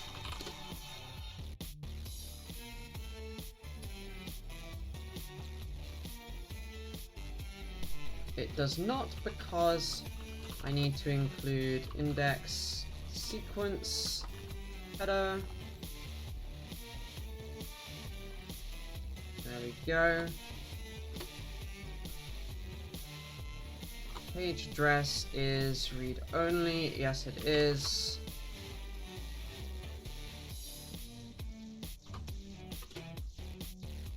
Okay, that works.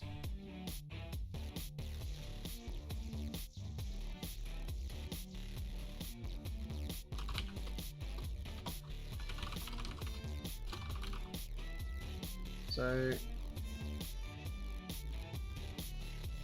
EEPROM T write to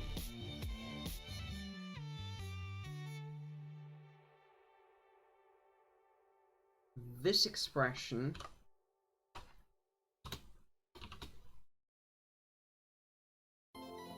EEPROM.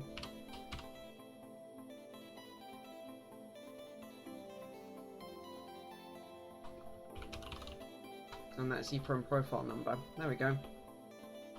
So what this will do is, for a given profile, it will calculate where that profile should be in EEPROM, and it will take the EEPROM data that we've created for that and write it into that location, preserving all the data around it, because we need to do that. Oops, wrong one, that one.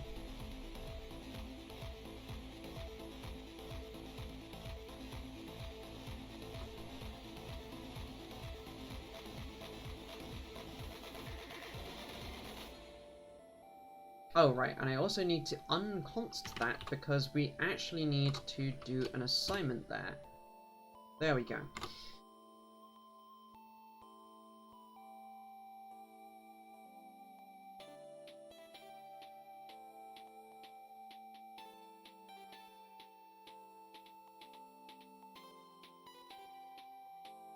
Yeah, and the other thing I'm doing here is this volatile should stop the compiler from optimizing this and this loop out. Otherwise, it will go, oh, you're doing nothing. You're just reading and writing the same location. Why would I ever do that? So, in theory, that will allow us to do the preserving. I would be using the read EEPROM, write EEPROM page command stuff, but I don't really feel like turning off memory mapping just for that. I could, but it kind of feels a little janky when I can write it this way. So we do a ninja disasm and we look at the generated assembly,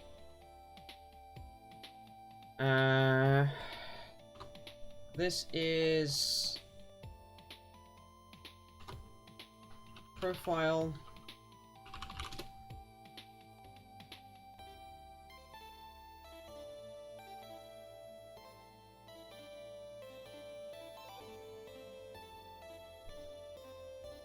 There's clear. Read to RAM. Right page. Read. E-type. Write EEPROM part.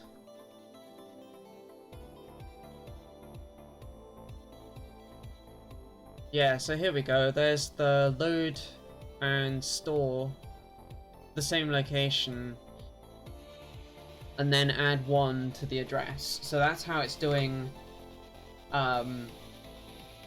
this, and it is indeed not optimizing it out, which is perfect. And then we have the main body where we actually do the whole looping through, writing pages, pulling data, more data out, etc. And then there's the fix up part at the bottom, which again is doing that same nice pattern. Interestingly, I see right page, but where is the EEPROM write? Oh, LDZ, there it is. No, hang on, that's this LDZ.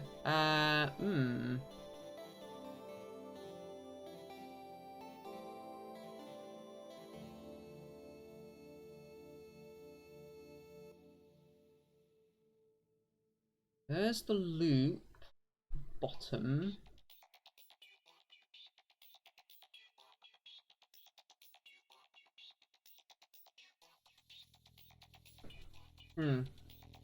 That's doing something weird.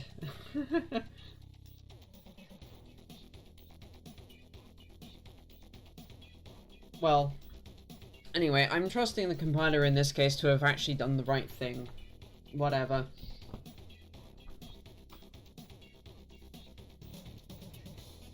It looks like it's good, so I'll comment that out because at the moment the Flash stuff is completely broken, so I do not want to write in actual profile into EEPROM, because it will blow up. And I will have to erase EEPROM to fix that.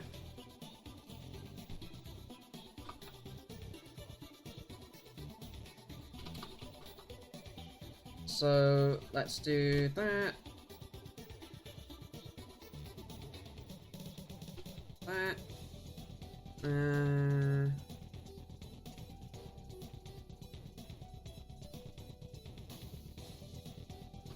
That. And then here.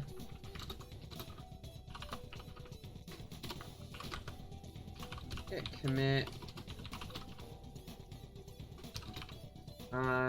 Implemented the EEPROM component of profile writing. Let's do a little bit of cleanup because I did leave some stuff that are loose ends here, and then we can finish up for the night. So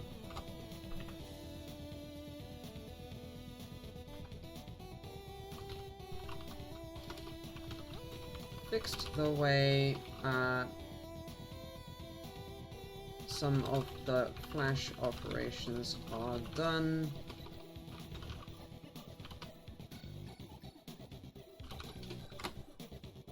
And then we have in here, so instead of having to do this page size -1u, we can actually just replace that with mask, which is nice, as that fixes a couple more locations where we're kind of repeating ourselves and allows us to get rid of some extra brackets.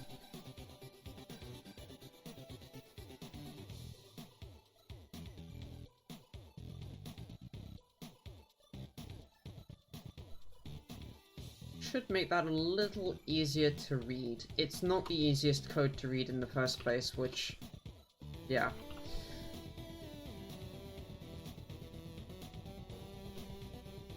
That's not what I wanted.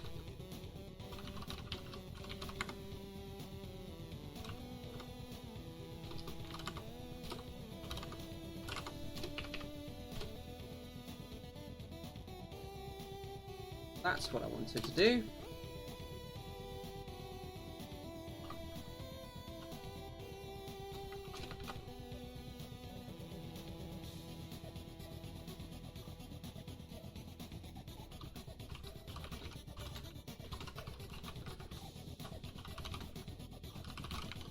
Okay. Now I'm gonna leave the commented out code in for now, though we'll just quickly write the new firmware to the board, just double check that that still's okay. It shouldn't do anything different.